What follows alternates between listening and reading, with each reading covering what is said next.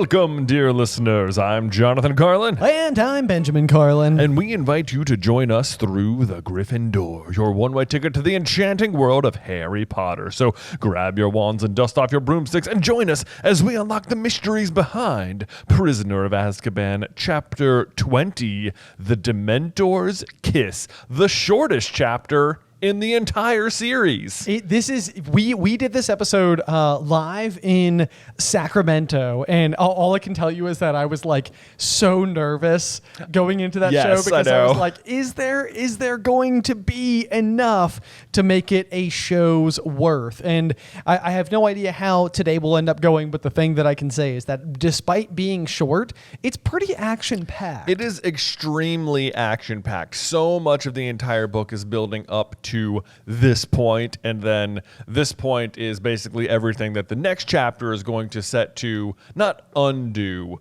but like relive. Yes, yeah. Kind of like recontextualize, so to speak. And I've definitely got some notes on that front in terms of how everything works within the wizarding world that I'd like to cover in today's episode. I think there will be some exciting thoughts to explore for this chapter, even if they're just fun thought experiments, if nothing else. So yeah, absolutely. But before we dive on in, we of course need to discuss the chapter art. Yes, we do. Which I personally, I think what we have depicted here is you have Harry, who is getting ready or is attempting to cast sort of like the non-corporeal Patronus. Yes. He is surrounded by Dementors, and there is someone laying on the ground next to him. There is, and there's a lot. There's so much happening in this tiny little picture. For one, Harry's wand is so long. This looks like the move in the films he makes when he takes the sword of Gryffindor to stab the basilisk. Yeah, like it is a tremendously, like he is holding a saber. A saber, but yeah, it's a very long wand. But perhaps even more importantly than his wand is that he is also wearing a cape. Yes. Why is he wearing a cape? Don't know. Because he's the hero, Jay. Because he's the hero. I know. Love the cape. And then on the ground, you can see somebody lying next to him, as you said, and it is so hard to get a good look at their face. They're wearing a striped shirt, and inside of the chapter, he's like rushing over to fight the Dementors off of Sirius. That's of course like the iconic scene in the movie. Yes. Yeah. But the striped shirt certainly like would align with anybody's sort of like clip art version of like, prisoner. Guy who broke out of prison. Yes. It looks to me more like Hermione. I agree. I think when you kind of get like, if you try and like look really closely at the face, it does look more like Hermione, though. Who is also in the scene. Yes, who in the book chapter is present at the scene and does collapse right next to Harry as well. Yes. So it feels like it would make more sense to be Sirius, but like to me, it's actually Hermione in the picture. I know. Yeah, it's kind of a silly one. So that one's sort of just a little bit like open to interpretation. Yes. And then of course the other iconic detail of this particular chapter art is all of the hooded figures in the backdrop that are all of the Dementors, just sort of like creating a wall of Dementors. And it is like this particular chapter art inspired a theory while we were on tour. And then also we've already actually made it on SuperCarlinBrothers here. Yes, which is death, like from the tale of the three brothers, crafter of the Deathly Hallows, a Dementor. Yes, almost like Dementor number 1. Like Chief Dementor. Yes, exactly. Yeah. Because I think when it kind of comes down to it, like when you imagine like a Grim Reaper like character, you sort of always get this like sort of skeletal like black cloaked figure. Yeah. And at the very least, we know that the Dementors are depicted as being, like black cloaked figures, but more of like with this like scaly, scabby sort of like skin texture. Yeah. They don't have eyes. They don't really see things. It's kind of strange. It seems like at times there are like moments where it seems like people are going and having discussions with the Dementors, and it's like, how does that all? How's that working? What are they saying? Do they go home after a long day's work to their Dementor kid?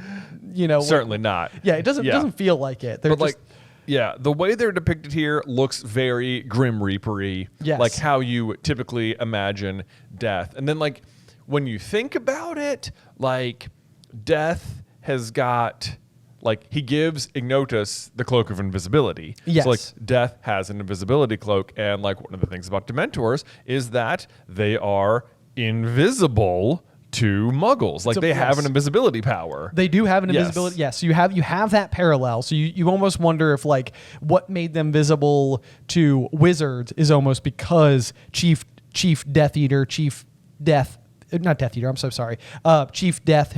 the first Dementor, gave away his cloak of invisibility. Could be that. And that is why the wizards can see them. Yeah, could be that for sure. But then you also feels like Death's a lot more cunning than your average Dementor.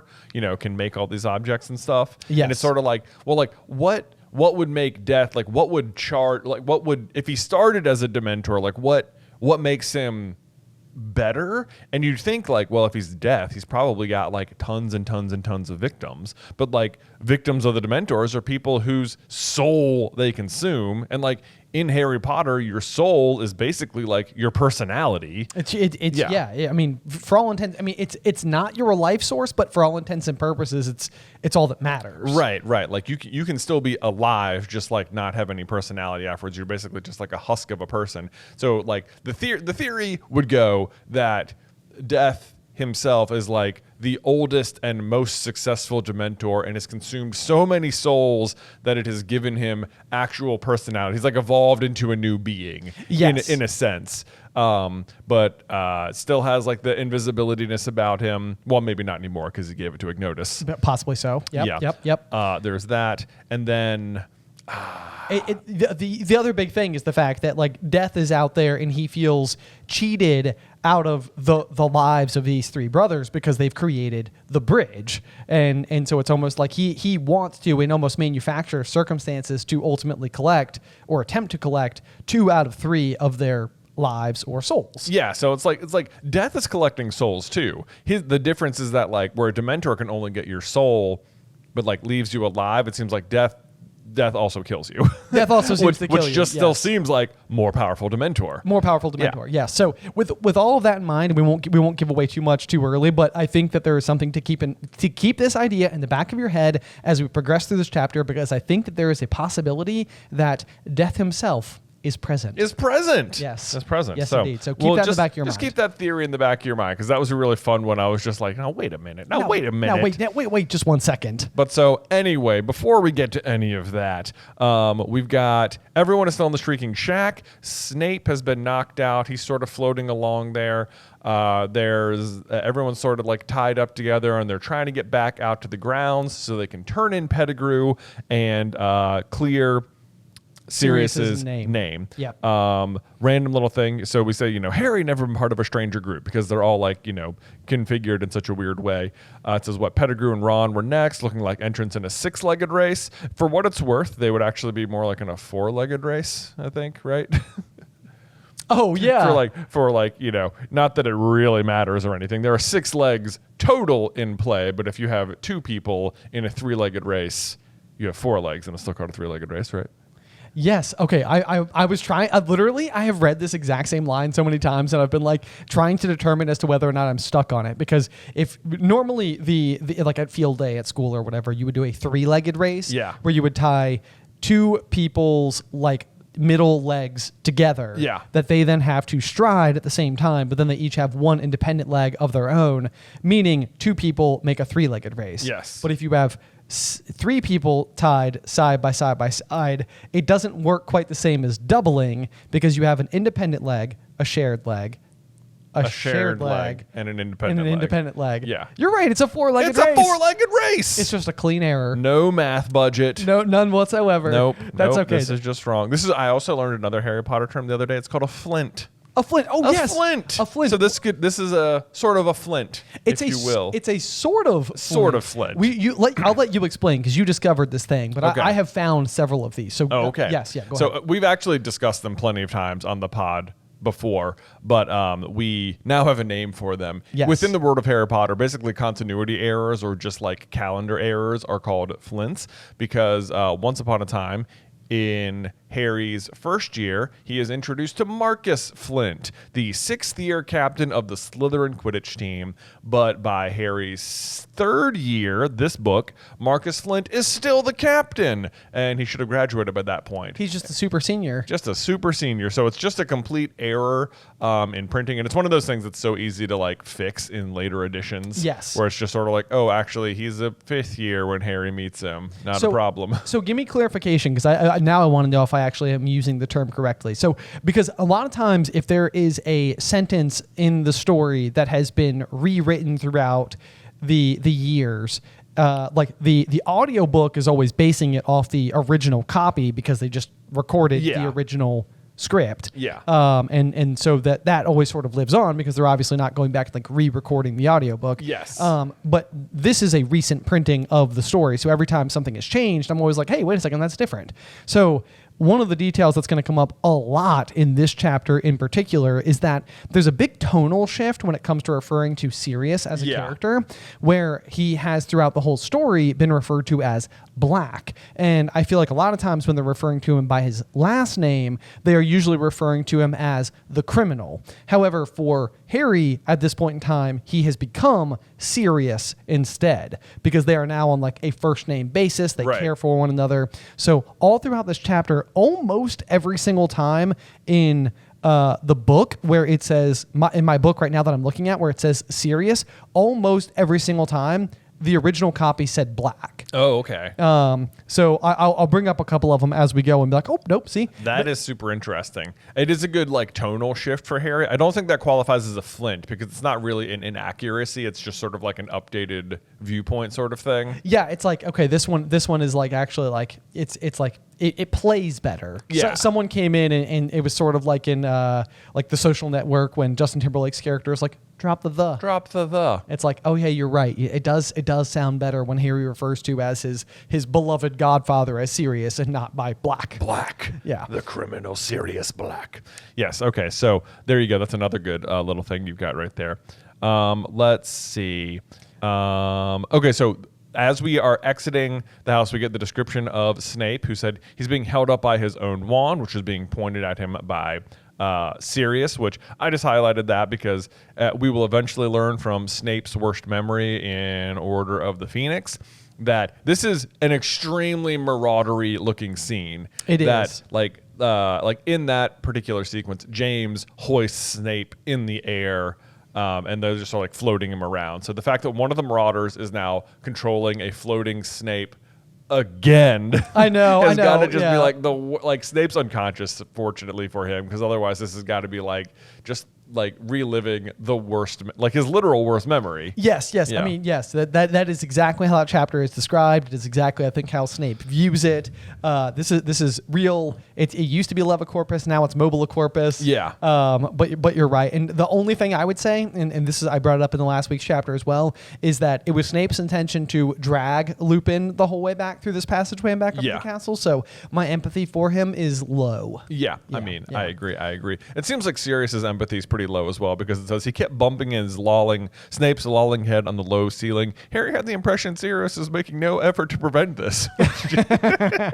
Which I love. He's just like, yep, whoops, don't. Oh, sorry about that. Don't. Whoops. Okay, and I'm so glad you read it that way because, Harry had the impression Black was making no effort to prevent this. Oh, okay. Yes, is what it says in the audiobook. Wow. Yep. Okay. So that's like one of those right there. There it is, right out of the gate. Yep. But so then we have just an extremely like pivotal conversation in terms of like how it will contextualize like Harry's, I don't know, outgoing viewpoint of like fairness and stuff, where he says like, you know what this means, turning Pettigrew in, and Harry says, oh yeah, you're free, and he says, yes, but I don't know if anyone told you, but I'm your godfather. And like this is where he offers basically to let Harry come live with him if he doesn't want to live with the Dursleys, and because in fact something happened to his parents.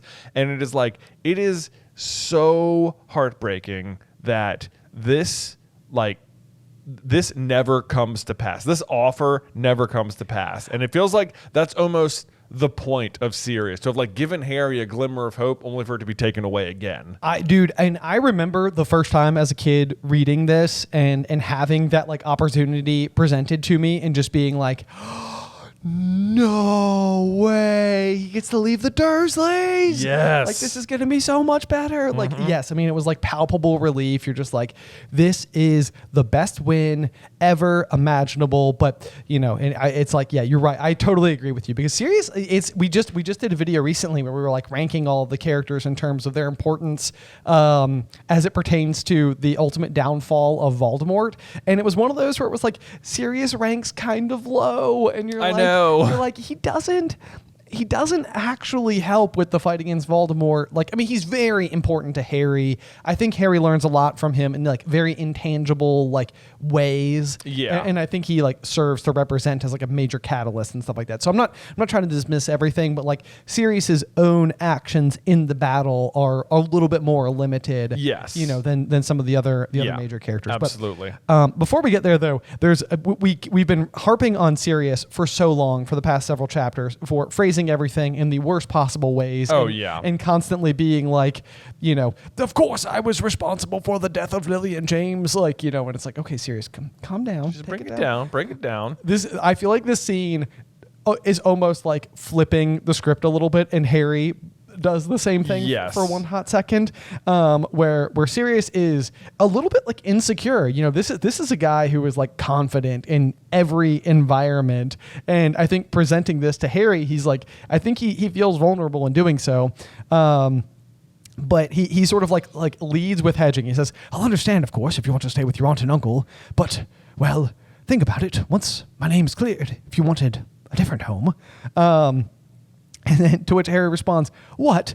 Live with you? He said, accidentally cracking his head on a bit of rock protruding from the ceiling. Leave the Dursleys. And then, you know, so it's like, from Sirius's perspective, it's like, I don't know how you're reading this. Like, of course I thought you wouldn't want to, said Sirius quickly. I understand. I just thought, are you insane? I know. And it's like, Harry, come on, man. Like, yes. Thankfully, he recovers quickly. Instantly. It says, yes, of course I want to leave the Dursleys. Have you got a house? When can I move in? Which, like, I was like, Sirius does have a house, I guess, number 12. Number 12 Grimmauld Place. Yep. But it's like, would that be where they went if Harry moved in, or do you feel like you just get a whole new place? I have no idea. I've always assumed that it would be number 12 just because Sirius does end up living there eventually, but I'm not sure if that's more because of the protective, you know, nature that like the long-standing Black history has like given to the place. Yeah. I want to say in Order of the Phoenix at some point, Sirius says something to that tone. Does that sound familiar to you? I think so.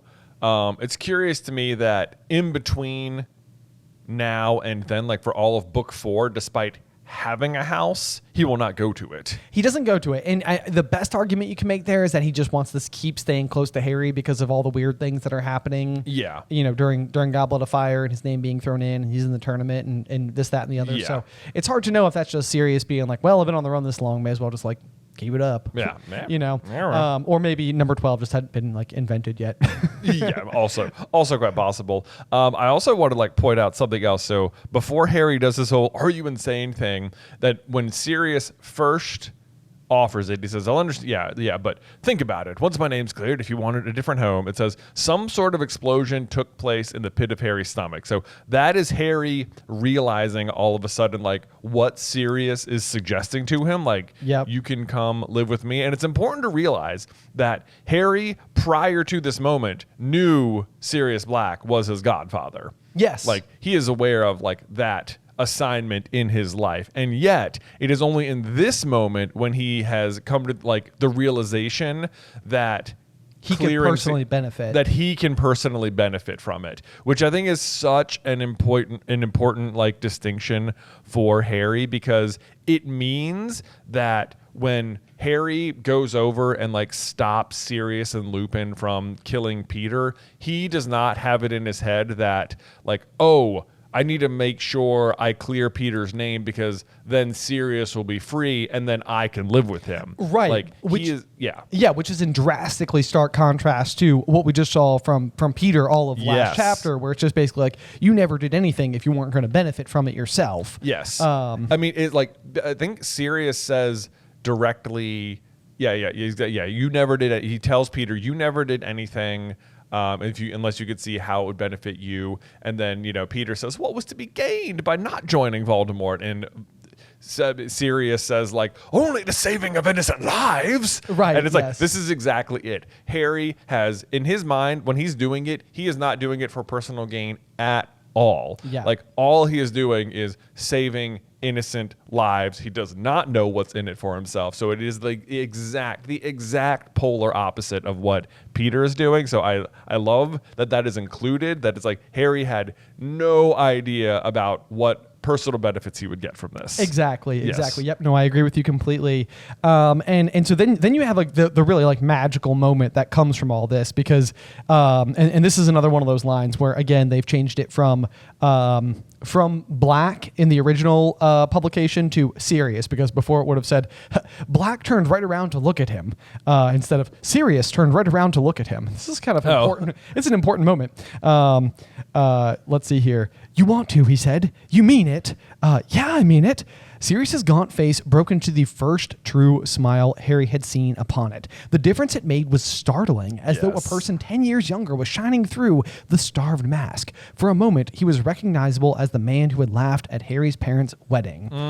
That is so important. That is so important. Because, like, the monumental detail that was so vital to Sirius being able to survive inside of Azkaban for all that time is because he knew he was innocent, but that wasn't a happy thought. Yes. This is the first time he is recognizable as the man who laughed at Harry's parents' wedding. This is Sirius having an extremely happy thought. The first happy thought he's maybe had in over a decade. Yes. So bear that in mind as we trudge forward through this tunnel. Yes. Bam. So let's see. So they finally get to the exit of the tunnel. Lupin, Pettigrew, Ron clambering up. It's surprising to me through all of this that like Pettigrew is being like so compliant a little bit, you know, because like it seems like if you're him, you're going to be doing like there's no reason not to try to run, you know, even if they knock you out again, like so what, like. You know, you're already dead. I mean, yeah, this is classic Peter too. You know, it's like he was at the point where he was in the last chapter going from person to person, starting with Lupin, his most potential helpful, because Lupin, I'm sure, has been the one who's been empathetic to him the most throughout the years. Then he goes to Sirius, who would have been his other longest standing friend. Then he goes to Ron, who was, you know, formerly his owner when he was a pet, and then Hermione, who had given him like 1 ounce of, you know, like devil's advocate, and then finally to Harry, you know, and you're just like, come on, Peter, like how can you be going like literally falling down the ladder of potential people who could help you in such an obvious fashion?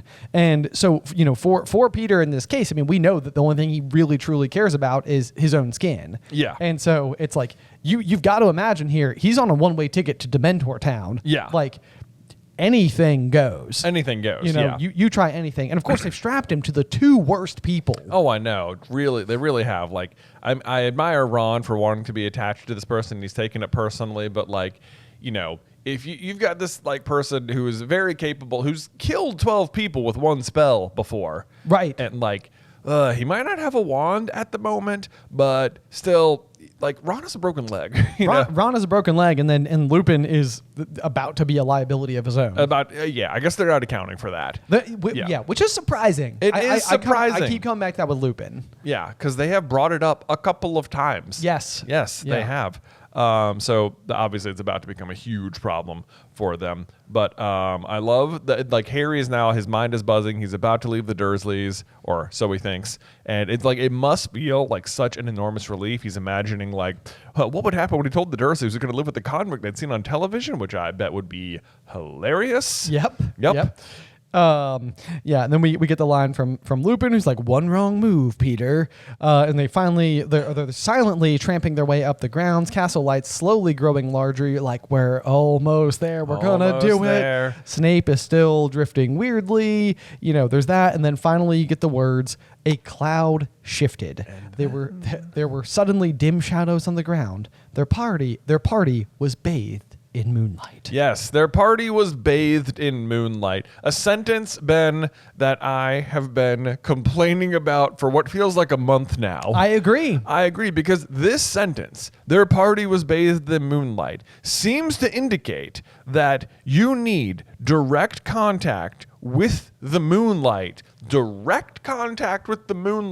in order to transform. Because whether that cloud is there or not, the full moon is up there. I agree. It does not feel like seeing the moon is necessary for the werewolf effects to take place. It doesn't seem like it should be. The fact that it is up there seems like what matters, but clearly the cloud shifted, and now they're bathed in moonlight, and now is when it is problem, because this is what causes Lupin to transform. Yes. Yep. And it says, Harry could see Lupin's silhouette. He had gone rigid. Then his limbs began to shake.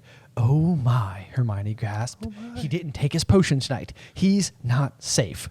And so, yeah, again, I think we maybe discussed this in last week's episode, but there's the possibility that what's going on here is that, like, the cadence that you take the Wolfsbane potion seems like it's the week leading up to and possibly during the full moon. So maybe what's going on here is that, like, Lupin was diligent, like 6 out of 7 days, and because he missed one, he's like more protected. But even then, the effects of the Wolfsbane potion sounds like he transforms into a wolf, but he gets to, like, keep his mind. Yeah. And in this case, he's about to transform into a werewolf because of the direct moonlight, and he's definitely not going to keep his mind. Yeah. So there's that. There's that. Yeah. The transformation seems confusing, to say the least. Yes. But either way, he's turned into a full-fledged werewolf now. He didn't take enough potion, but, like, you're right, because earlier in the book, Snape brings him one, and he drinks it, and he's like, "Thank you, Severus. I should probably have another one tomorrow." Right. And it's like,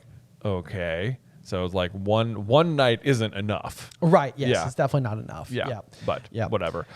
Sirius very bravely tells everyone to run, jumps in front, transforms back into the dog. It is, like, almost unbelievable that nobody gets bitten by Lupin during all of this. It is pretty unbelievable, and there's a few things that don't totally add up. I mean, not the least of which, because you've got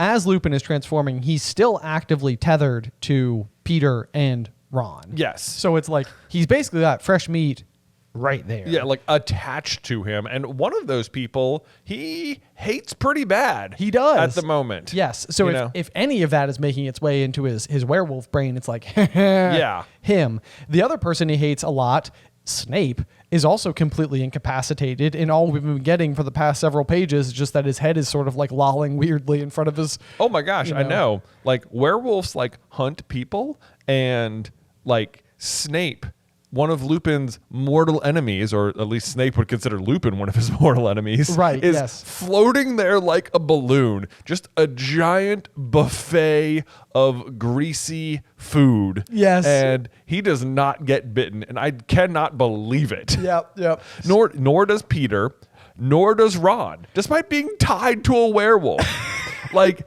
it is unbelievable no one gets bitten in this scenario. I know. But it feels like I would have thrown a real, like, Ron getting bitten would have been so interesting. It would have because been. then do you feel like they would have done, like, their own little marauder thing? Would Harry and Hermione have become animals too? Dude, a kid can dream. A kid can dream. There is nothing I want more than Animagus, Ron, Harry, and Hermione. Oh, or I know. at the very least, in this case, Harry and Hermione. Yeah. Yes. It would be so much fun. It'd be so much fun. Yeah. But alas, none of that happens because Sirius jumps in, tackles Lupin, is about to lose his fight with Lupin pretty bad. It's such a bummer too that he doesn't just, like, kill Pettigrew on accident here. Oh, I know. Yeah, that's the other thing as well. Yeah, it's like you've got somebody who, like, at the end of the day is about to go get a Dementor's kiss anyway. So if, like, what ends up happening is a, like, sort of out of control Lupin does it, it's like, are we really that upset about that? I know. I don't think I would be. Does Lupin even have to blame himself? Like, I'm sure he would, but, like, at the same time, like, would Harry blame him? Be like, nah, you sort of lost your mind there. Like, it really wasn't you. What were you to do? You know what would be the one thing I hadn't thought about for a long time though is it would have been a lot of page time and build up to this whole Peter Pettigrew situation if he just promptly died in this chapter. Well, it would have been a lot of build up. There's no doubt about that. In hindsight, what we would do is we would like look at this story and be like, we just spent a whole book getting the story about how Ron's rat is actually a person, only to discover, or only for him to then promptly die. Yeah.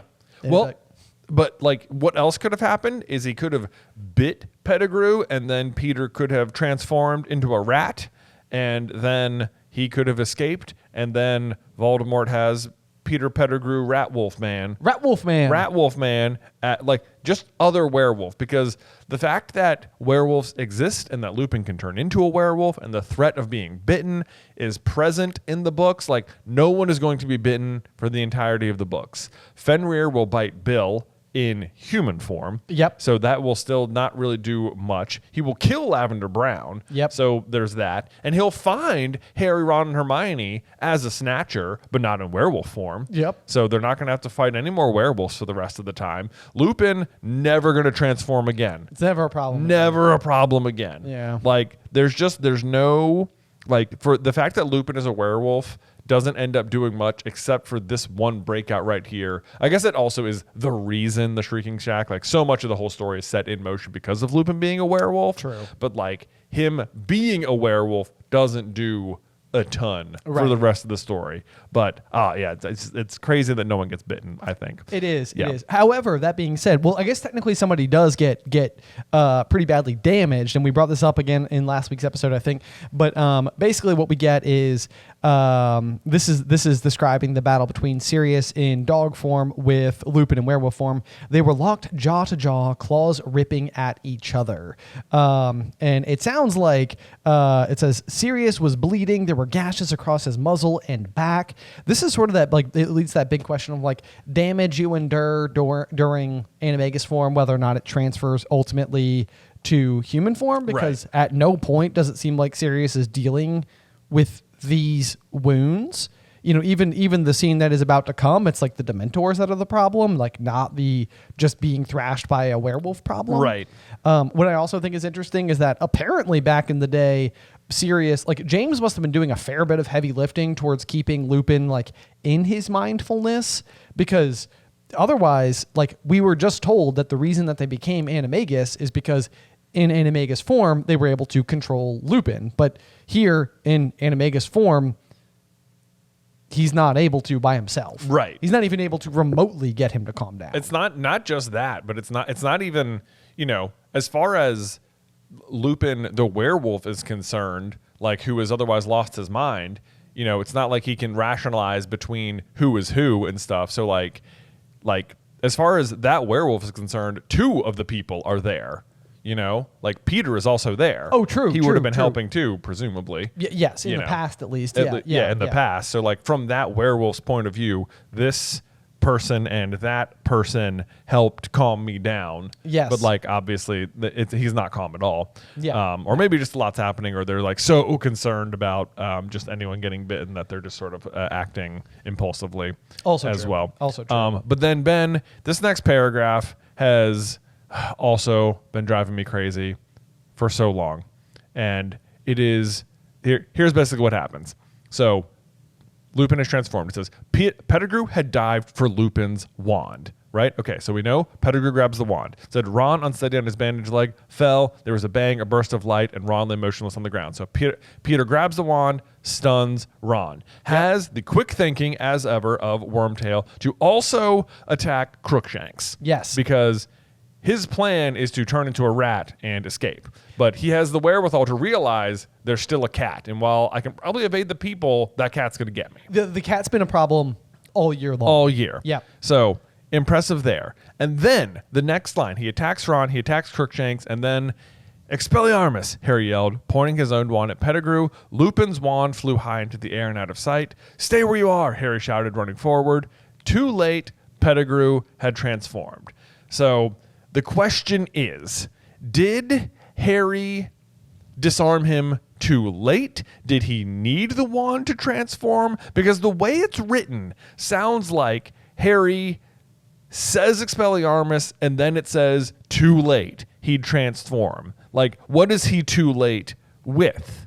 Right. You know? Like did he like, because, and this is sort of like in the movie, like you sort of see like Pettigrew sort of like point the wand at himself. And then I think it even gets like shot out of his hand maybe, but it's like he's already like slowly going down. In the movie, it's very clear he needed the wand to do it. Yes. Yeah. Because he points it directly at himself. So this, to me, it's almost like one of those things where it's like, it's maybe like meant to be left a little bit vague, because otherwise there is sort of that question as to whether or not, like, even in the prophecy, the phrasing that, the servant who will return to his master has been chained for 12 years. It's like chained kind of requires someone to be stuck somewhere. And so obviously when it's written, you're supposed to interpret the misdirect to be Sirius, who is very clearly chained in Azkaban prison. Yeah. Peter, however, if he can just transform at any point in time, he's not really chained in any way. Right. You know, it's like there's nothing really like absolutely keeping him there. It's mostly just that he's in hiding all the time. So right. And then the fact that he dives for the wand, I mean, I guess on the one hand, yeah, he needs to I mean, Ron's not really going to be much of a threat anyway. Crookshanks, this might be a hot take, and apologies. There's a piece of me that almost thinks that he could have like killed from like a big picture script writing standpoint. Like if you're writing the rest of the books. If you're writing the rest of the books, I might kill Crookshanks here. There already is going to be the like advent of the Marauders map, which Harry will like lose to Moody. I think next year. Mm-hmm. It's kind of like one of those things where sometimes it's like a little bit too like OP, so you kind of like take it away. Otherwise it like solves too many problems. Same thing with time turners, where like they're going to get like smashed during the Battle of the Department of Mysteries. To me, it's not that big of a deal. I'm not like advocating for cat death in stories or anything like that. It's mostly just otherwise you have to do something with Crookshanks for the rest of the series, and it seems like a way to just single-handedly do it in one fell swoop. I know, you're right, because it's also just like another evil thing you can have had Peter do. Yes, exactly. You know? Yeah. It's a very villainous behavior to be mean to a pet. Yes, to kill a pet. Yeah. Just ask John Wick. Yeah, right. Sorry. But so anyway, I agree with you though. So it's like, yeah, he's doing a lot of things here. I'm inclined to believe that Peter can't do it without the wand. I kind of feel like it's written that way too, because like it's the words too late. It's like it says, Harry, stay where you are, Harry shouted, running forward. Too late. He transformed. Like, what if Harry had said that earlier, he wouldn't have transformed, you know? Yeah. Like it's the combination of disarming and then getting there too late that makes it sound like you really. Now, I have seen the theory about this exact situation, because like if you just read about Animagus, in general, you don't need the wand. It's just at will. Okay. Obviously, Sirius can do it. So, yeah, we know that Sirius can do it because when he's in prison, there's no way in the world they're letting him live in Azkaban prison with his wand. Right. It is possible that Peter is capable of going back and forth at will as well, but in this unique scenario, he specifically needs the wand because of whatever spell they use to force him out of the transformation. That like, oh, I see what you're saying. Yeah, I see. Like, yeah. So like they've basically they whatever Lupin and Sirius pointed their wands at him, and they're like, it won't hurt as long as he's just a rat. Yeah, you know. I suppose there's a point to that. Like maybe it's almost like a safety switch that got turned on. It's like he had to like turn it off or something. Right. Yeah. Like they like forced him into like staying in human form. Right. Yeah. Right. Yeah. Whereas and then he needs the wand to like undo that. So that like that's a possibility as well. But like. I think you're right. Like to me, at whatever the situation, whether he normally can do it, whether he was under some sort of extra protection, I think in this moment he needed the wand to transform. Yeah, is what it looks like to me. That's what it looks like. If you disagree, let us know. But like I have gone back and forth on it a million times. Well, I don't think anybody out there is going to have any difficulty whatsoever coming to the conclusion that Peter sucks. I know. And so it's like, I love the world where Sirius is just better at magic than Peter. Know. Like, I know it's not like a sticking point in any way. Yeah, nobody. This is not stirrups on brooms. It's like, not. It's not stirrups on brooms. Yeah, it's just like I just don't know how to interpret it correctly. I know, because canon information says you don't need it, and the way it's written really makes it seem like he needed it. I agree with you. This is an unrelated question that I just have to ask. Do you think after Peter is given his silver hand that when he transforms, if he ever did into rat form again, that the little rat would have a silver hand too? Oh. Yes, I do think so. Yeah, I do too. Yeah, I think he'd have a silver hand. Kind of give him away. Yeah, he might clink, clink, clink, clink, clink. Yeah, it's actually not very helpful. But to that end, he'll never do that. He'll never do that. In the same way Lupin will never be a werewolf again, like, we will never see Peter as a rat again. He tells Voldemort, he's like, oh, you know I have a way with rats. And it sounds like he has been a rat again. But like we, the audience, will never deal with Peter as being a rat again after this particular moment. Yeah, please see my previous point about Crookshanks. It's sort of like, this plot device is over. Right. Like, it was a thing, now it's not a thing. It's a thing, and now it's not a thing. Which is like that very thing is what will trip you up in Goblet of Fire, because it seems like that is what happens a lot. Like, there's a plot device, it was a thing, we used it, it's gone. Right, yeah. And it's like, so in like Polyjuice Potion, that felt like a year 2 thing. Right. And now we're not going to use it anymore. But alas, we are. It's going to be the main plot device of Book 4. And I mean, Animagus form is also going to be a huge plot device for Book 4 with Rita Skeeter. Yes, with Rita Skeeter. Yes, you think like, oh, Animagus, that was last book. Nope, it's back. There's yet another unregistered Animagus running around. Yes. Okay, anyway, we'll trudge forward. See, this is exactly what we do with this chapter. I know. It's like you think it's short, and then it's not. It's not. There's so many things. There's like there's vague. I want clear explanations for how things work. I know. Yeah. So anyway, Sirius has basically lost the fight with Lupin or whatever, but Harry calls out to him, Sirius, Peter grew transformed. And this acts like a stimulant, for Sirius, who scrambles up again and tries to go hunt down Peter in the dark. Yes. Meanwhile, I love this line too. Harry and Hermione dashed over to Ron. So I like this line because like friendship is like a huge theme in this particular book. Yes. And like the like Sirius saying, he would have died for his friends or whatever. So like Harry and Hermione are like sort of at a crossroads. Like, do they help Sirius try and run Peter down or whatever, or do they go check out Ron first? And they both go over to Ron first. And I love that for both of them. Yes. I totally agree. It's also not totally clear what spell Peter cast on him. No, it's not. Yeah, and so Hermione asked, what did he do to him? Ron's eyes were only half closed. His mouth hung open. He was definitely alive. They could hear him breathing, but he didn't seem to recognize them. So this is always sort of like given me just like a very, very mild like obliviate. Yeah, like he didn't seem to recognize them. It's like, was he just stunned? Was he like obliviated in some way? Yeah. I guess they haven't really learned stunning spells yet. So maybe they would maybe it's just stupefied and they just don't recognize it. Yeah, like Peter can just do it like non-verbally. I wouldn't hate that. Yeah. Stupefy seems like all things being equal kind of like low tier ability, which even just sort of feels like it would be right in Peter's wheelhouse. It does. Plus, Lockhart's move last book was Obliviate, and it's just like the same thing. Also, Ron doesn't end up losing his memory long term at all. Yeah, so I think it's just a stunning spell. But again, I cannot believe he didn't kill Crookshanks, or honestly, for that matter, like Ron. Like, yes, I know. Yeah. I mean, and probably on some level, again, this speaks to just the way that Peter's mind does work rather quickly. Like, he's in a bind, and he manages to effectively disarm the two characters present who could have done something to probably slow him down. Yeah. So I mean, it is effective if nothing else. Let's see here. It does say Harry looked around. Black and Lupin both gone. They had no one but Snape for company. Still hanging unconscious in midair. Missing everything. Very unfortunately, because he's going to come to very soon. Very soon indeed. There is a tiny little it's a theory that was presented to us by a fan while we were on tour that I will bring up at some point because I think it's a little bit interesting. I think it gets disproved, but just important to keep in mind the fact that the two people who are left there are Snape and Ron in particular. Snape still currently unconscious. Okay. We'll continue forward. There you go. Let's see here. But then from beyond the range of their vision, they heard a yelping, a whining, a dog in pain. Sirius, Harry muttered, staring into the darkness. He had a moment's indecision, but there was nothing they could do for Ron at the moment, and by the sound of it, Black was in trouble. Yes. Sirius was in trouble. Yes, Sirius was in trouble. Oh, does it say Sirius? It says Sirius. Oh, okay. Yes, yeah. That time it says Sirius. Back to Sirius again.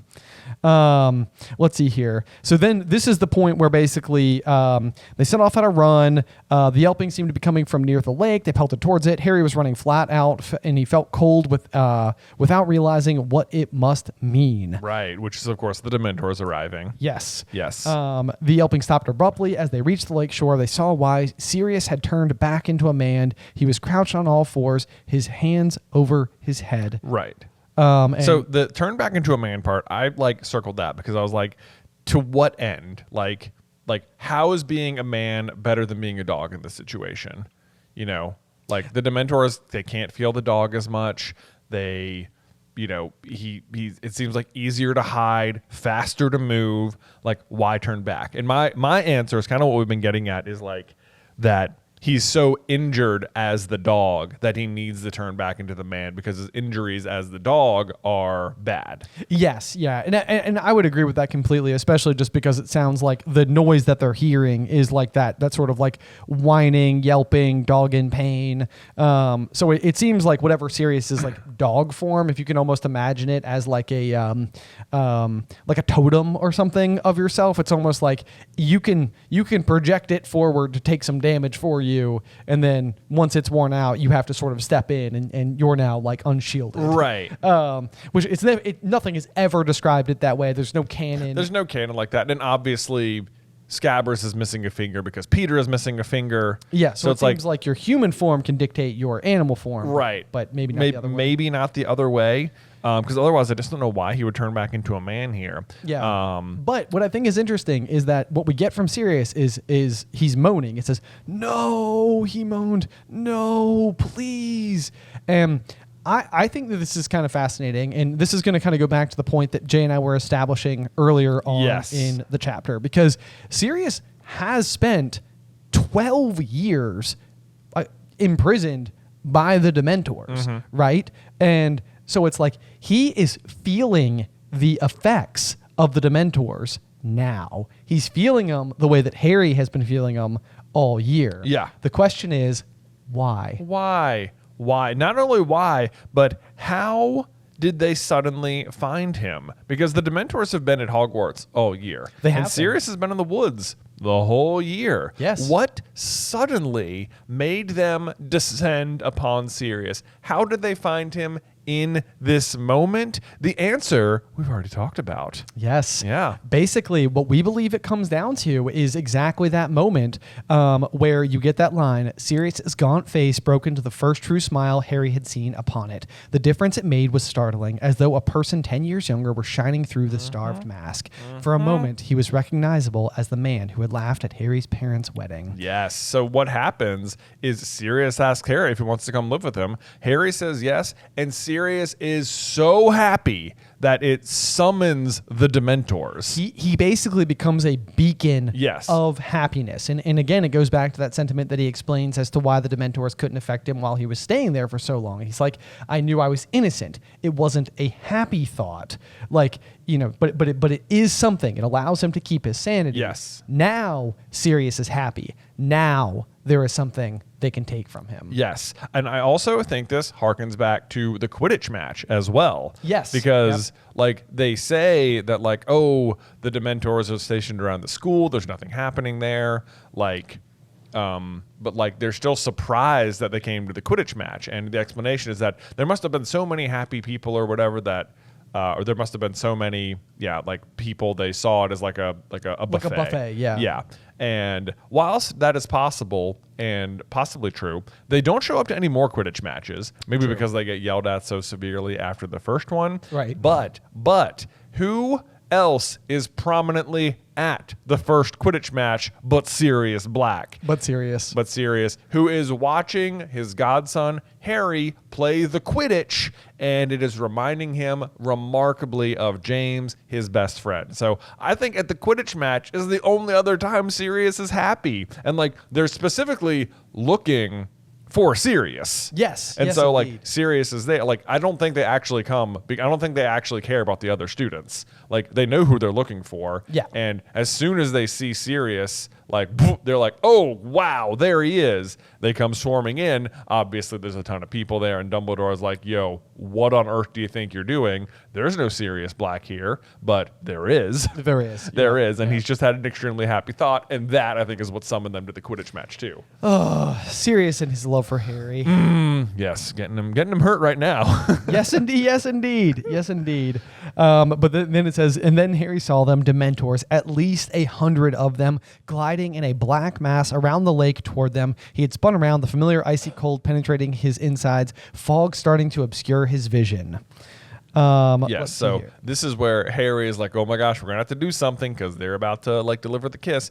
And so on the fly, he starts coaching Harry or Hermione how to try and cast the Patronus, which she has no idea how to do it at all. And he's just like, Hermione, think of something happy.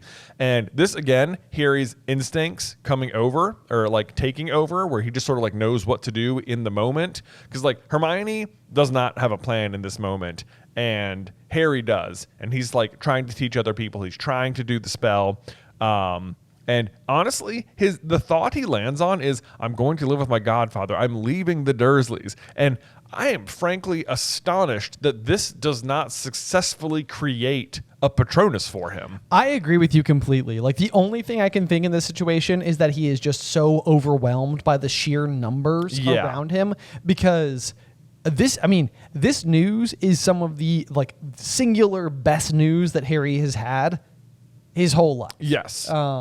So it, yeah, like, I mean, yeah. In like a couple of chapters, we're going to read a line where Harry is reflecting on the fact that Peter escaped, and he's like feeling bad, and it's talking about the reasons Harry's like mood is down or whatever. But it's like the main thing he's upset about is returning to the Dursleys. Yes. Like yes. he has heard the prophecy that Peter's going to return to Voldemort, that Voldemort's going to come back. Like, and he knows it's playing out.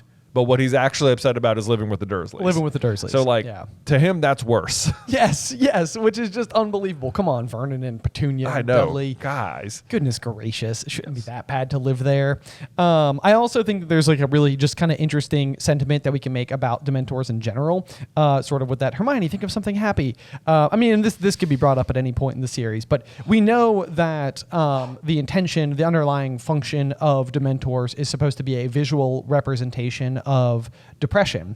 And what I think is so fascinating about it is that they feed on your happy feelings, and the way to combat them is by thinking of something happy. And it's like, this almost, in a way, is depression in a nutshell. Like, depression is like a weird roommate that gets to go and live inside of your brain that like takes all of your happy thoughts and shreds them. And one of the best things that you can do on any given day to combat your own depression is positive thinking, positive affirmation, positive self-talk. Yeah. So it's like, it's reminding yourself of the good things in your life, which is also the force needed to create the Patronus. So it's interesting because the thing they feed on is also the thing that is used to defeat them. Right. And that is how depression works. There you go. In a very simplistic capacity. There you go.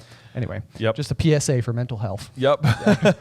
On that note, so Harry, or Hermione collapses next to him because she is unable to do the Patronus spell, and which is interesting too because Harry has been the one collapsing all year, and this is the first time Hermione will collapse. Yes. I mean, there are 100 Dementors here, but you'd think that'd make it just that much worse for Harry. So maybe his happy thoughts are like keeping him standing a little bit more. Plus, he's been practicing against the Boggart, so like maybe he just has like more experience. But I'm always curious that Hermione collapses when Harry doesn't here.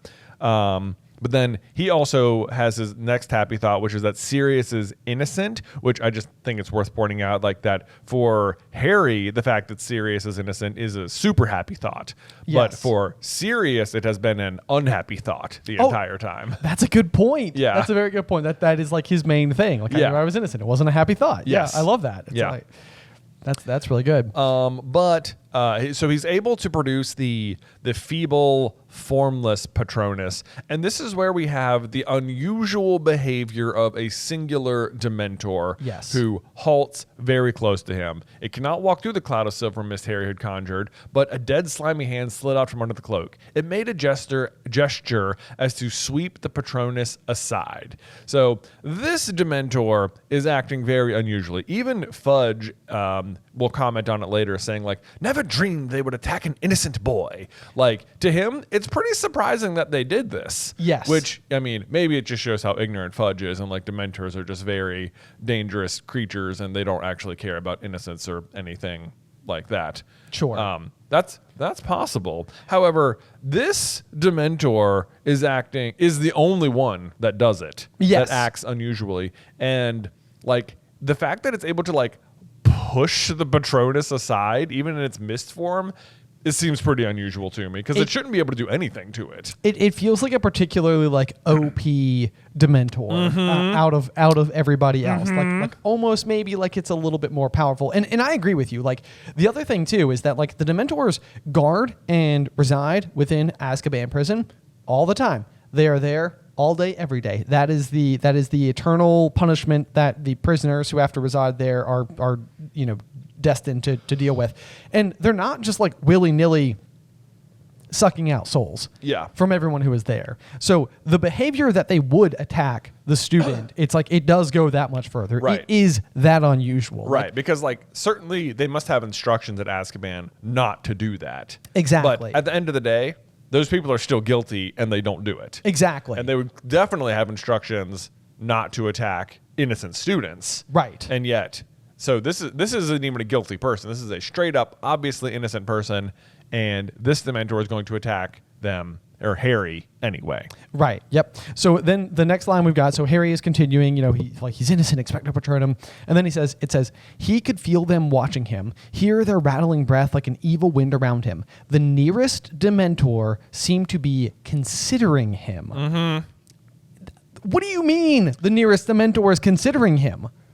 What does that mean? What does that mean? It doesn't seem like this is the type of thing for Dementors to do. Yeah, they don't have eyes. They have one-track minds. And then it says, then it raised both its rotting hands and lowered its hood. Where there should have been eyes, there were only thin gray scabbed skin that stretched blankly over empty sockets. But there was a mouth, a gaping shapeless hole, sucking the air with the sound of a death rattle. Ugh, creepy. So if you can't tell what we're getting at here, our potential theory is that this particular Dementor is capital Big D, not Dudley Dursley, but death. But death. Yes. And why would it be taking such a particular interest in Harry is also kind of fascinating, because what does it say the third brother ultimately did? It took the invisibility cloak. It went and spent all of life, or Ignotus was able to go and spend all of his life until one day he would go on to greet death like an old friend. Yes, but it doesn't give the cloak back. He doesn't give the cloak back. But so then what or who is this potential capital D Dementor looking at, if not Ignotus's last living descendant? Mm-hmm. So it's like, if he's considering him in this moment, is it like, Ignotus? Yes, like, wait a minute. No way. Because Ignotus gives the cloak on to his next of kin, and they continue to hide from death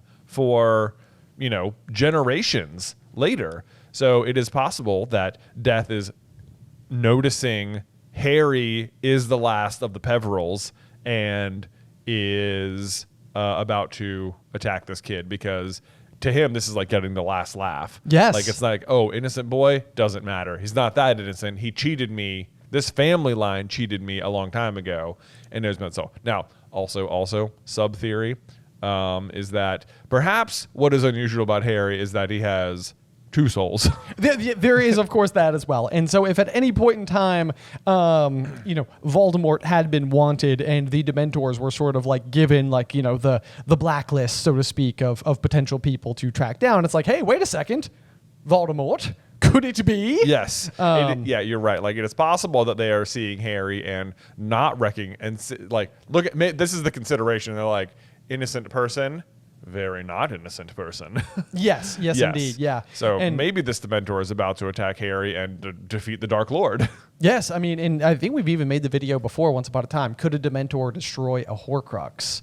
Like if it had absorbed the Horcrux into itself, the Voldemort Horcrux in this particular case, would that be the destruction of the Horcrux? And I think the answer to that question is yes. Yeah, I think so. Absolutely. Sorry, I'm yawning right there. That's okay. Not a boring thought. That's okay. That's okay.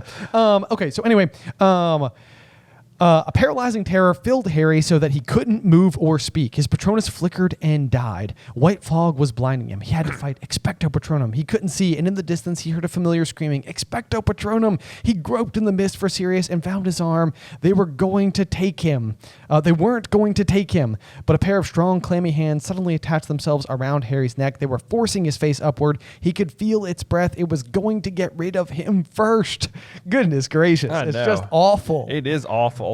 Also, I just want to point out that, like, in the movies, I am not, like, they do that thing where, like, the Dementors are, like, sucking on their face. Kind of vacuum cleaner. Kind of vacuum cleanering their face, like, from afar. But that is not what happens when they get the kiss. Like, they keep doing that to Sirius until, like, eventually his soul just sort of, like, decides, like, oh, that was enough suction. Guess I'll float out of Sirius's mouth now. Yeah. And it's a nice visual for the audience to be able to see the soul floating there.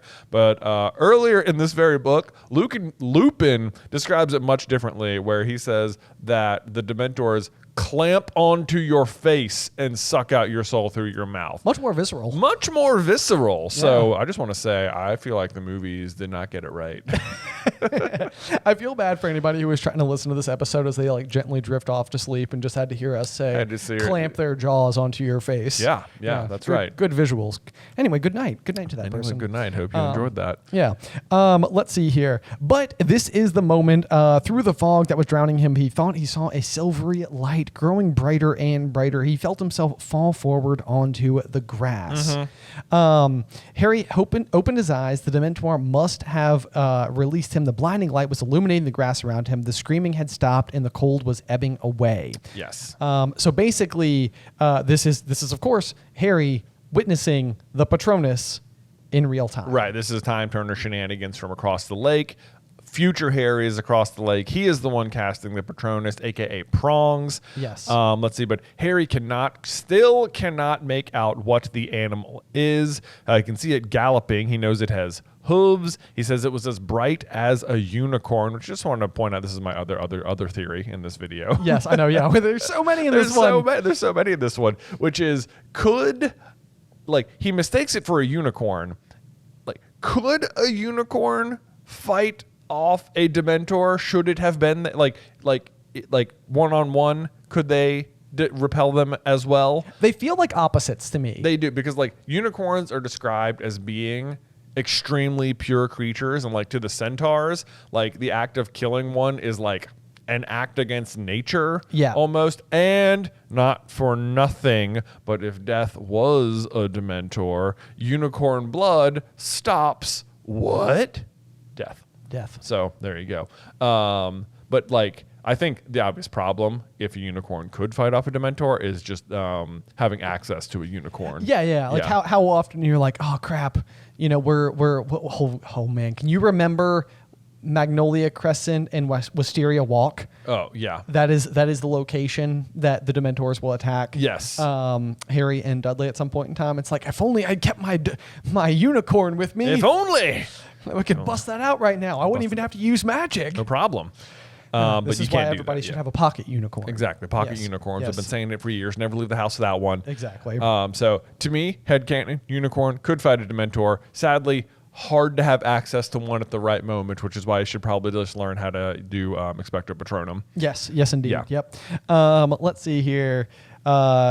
And it does also say, Harry watched it canter to a halt as it reached the opposite shore. For a moment, Harry saw by its brightness somebody welcoming it back, raising his hand to pat it. Someone who looked strangely familiar, but it couldn't be. And at that point in time, Harry finally can't handle it anymore, and he just falls forward and faints. Yes. And so this is, of course, like that moment where you, the reader, going through the story for the first time, cannot help but be like, is James there? I know. Like, because, I mean, at this point in time, you've largely been led to believe that Peter has been dead, that Sirius has been in prison, for like all of this time. And now, all of a sudden, you've got potentially like all 4 Marauders back on the Hogwarts ground at the same time together. It's yes. like, what could possibly explain how this could be the case? Or what is the world where there's a sitcom that involves Sirius's house living with his best friend James and his son Harry, and they all just have a good time together. Hearty laughs. Hearty laughs all around.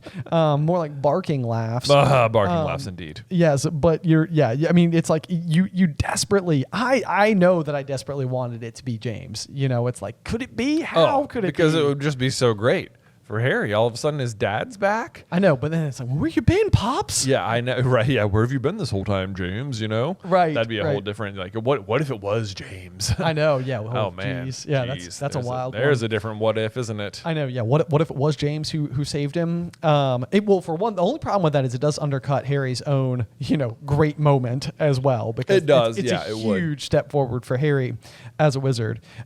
This is where we can examine that fan submitted idea just a little bit. Okay. I don't think it ultimately holds up. However, I do think it's interesting. One of the big things within the wizarding world that we've always done or always interpreted is that the way that time travel works is that everything that has always happened always happened. So like McNair always slams the axe down into the fence post or the pumpkin or whatever it is that he hits instead of Buckbeak. And it's like he does that the first time, he does that the second time. You just don't have all the context to know what's going on. Right. And the question posed by someone who we met on tour was basically like, what if that's not absolutely the case? What if similar things happen, but when you go back in time, it's almost like you can change what the outcomes or like who is involved with each of the outcomes. So maybe McNair does swing the axe and hit Buckbeak on the first pass, and then on the second pass it's like, well, Buckbeak's not there, so he still swings the axe, but this time he just destroys a pumpkin or a fence post or whatever. Right. So the idea here is that the person who's going to go and collect Snape, or is going to go collect Harry, Sirius, and Hermione, is going to be Snape with Ron. Right. And so this fan submitted idea is that in this particular instance, things aren't the same when you time turner, and in this particular instance, it's actually Snape across the way who casts his own Doe Patronus. Right, which then would also like canter and stuff like that. Could also canter. Yeah. And in that way, it's actually like Snape who is the one who is saving them against all odds from the very fate he was attempting to, Yeah. send Sirius towards anyway. Right. And what if Harry's collateral damage? Yeah. So anyway, I thought it was kind of interesting because it's sort of like a different way to interpret the time turneriness of it. However, I feel like in a couple of pages here, Snape is going to tell Fudge that's going to say, what amazes me the most is the behavior of the Dementors. You've really no idea what made them retreat, Snape. Nope, Minister. By the time I'd come around, they were heading back to their positions at the entrances. So it seems unlike Snape to me to not take credit. Especially when all he's doing is taking credit for as much of the heroics here as possible. Especially that, Yeah. yes. And at that point in time, absolutely zero time turner shenanigans would have happened. And Snape seems pretty jazzed about the fact that he's getting an Order of Merlin second or first class. So Right, yeah. So there's that. Plus, Harry seems to recognize the person across the lake as his father, and like James and Sirius or Snape don't look the similar. same. Yeah. It would be weird for him to be like, Dad? And it's like, no, it's me. It's me. Snape. I know. plus, Snape would be arriving on like the wrong side of the lake here. There's also that. There's also that. So yeah, he would normally otherwise have to be coming from the other side. Yeah. So not a perfect fit, but it's just sort of a fun thought. Yeah. Fun thought, but I don't think that's how time travel works in the wizarding world. I know. Yeah. I mean, it seems like the laws that we have established is exactly as I described it before. Everything that always happened. Yes. Yep. Everything that happened. Yep. Yeah. There wasn't a first time because Both even times. the first time, the second thing was already happening. It's all just a perspective shift. Yes. Yeah. Which we're going to be able to dive into in great detail in next week's chapter. Yes, we are. Hermione's Secret. Hermione's Secret. In the meantime, Jay, do you have a review for us? Well, I sure do. Let me pull it up here on my phone for us. Today's review says, you don't know what you're missing. Listen to this podcast. You know you want to. Hey, brother. Absolutely love this podcast. Cleaning my house becomes so much easier to bear now that I have this to look forward to every week. Love that the speed of this allows me to catch all those details I've missed all over the years. The cherry on top is my 1-year-old finds your voices very soothing and likes to watch the YouTube version right along with me. Well, that's amazing. That's amazing. Good that we have some soothing voices over here. Question. What if Harry had gotten caught and kissed by a Dementor? Would it have gotten the Horcrux soul or Harry's soul or both? So we kind of already answered this in today's episode, but I thought it was an appropriate question for today's episode. It is a great question for today's episode. So I think there's almost no way in the world that I can imagine that the piece of Voldemort's soul could be discernible separately from Harry's.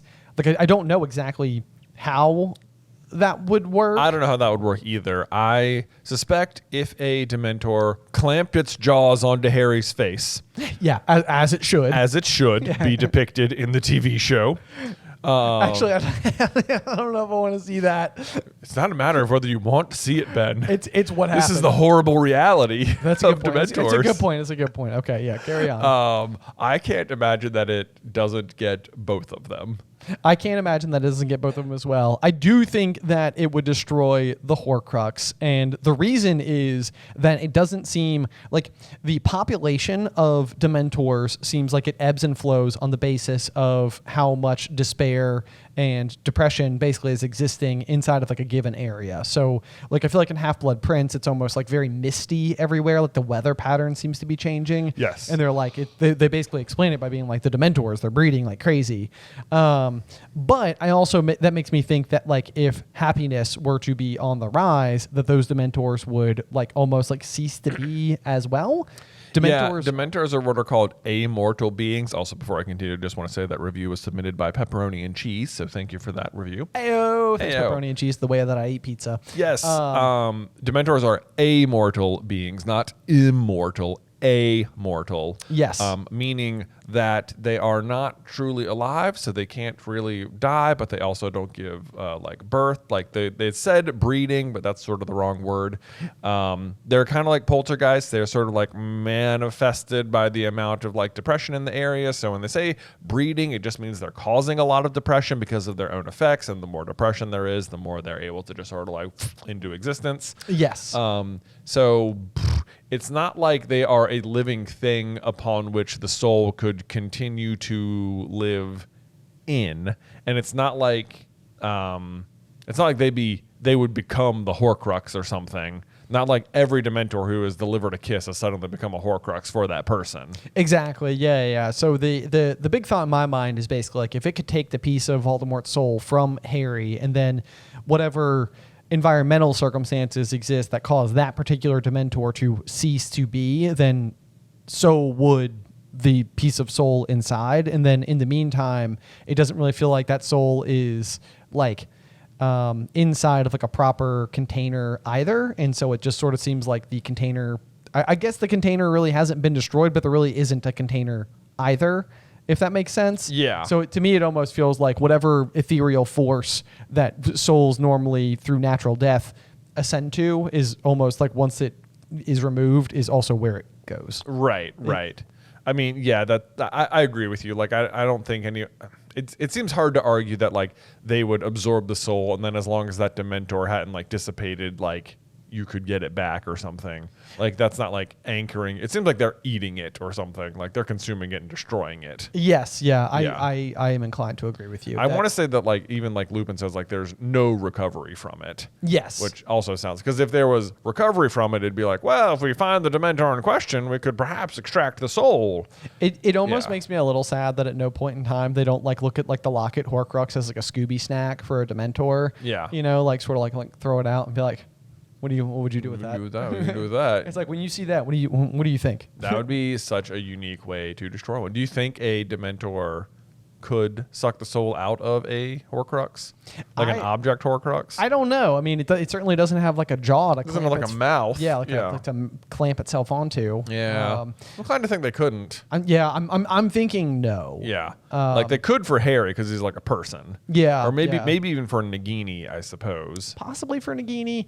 It's also kind of like one of those columns where it's like, while not everything that is capable of destroying a Horcrux is a good thing, i.e. like Basilisk Venom or Fiend Fire, it also, I don't want to give them the utility of being capable of destroying something so horrific. Right. So it's like, I think in my mind, it's almost like I'm like resisting even allowing that to be something that you could put like in their like plus column. Right. You know, like there is a feature of a Dementor. They technically can destroy Horcruxes. So that would be like my yeah. It's like I have like a moral objection to that scenario. To them being useful. Yes. Right. Whereas like but not so much that like the basilisk thing is useful. That is like destructive in the to quote like a Name of the Wind capacity. It's almost like it's destructive in a broken glass kind of way. It's only dangerous if you interact with it. Right. Whereas I think depression is dangerous regardless. Yeah.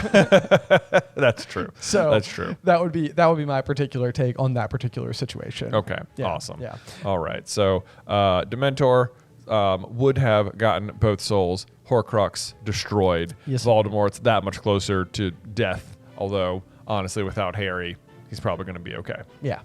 So there you go. There you go. All right. Well, I think that does everything for today. I think that does do everything today.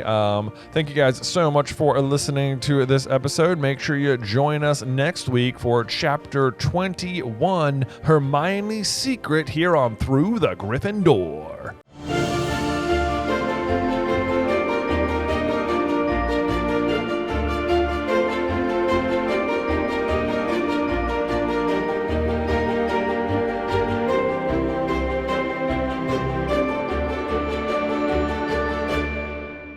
Welcome, dear listeners. I'm Jonathan Carlin. And I'm Benjamin Carlin. And we invite you to join us through the Griffin Door, your one-way ticket to the enchanting world of Harry Potter. So grab your wands and dust off your broomsticks and join us as we unlock the mysteries behind Prisoner of Azkaban, Chapter 21, Hermione's Secret.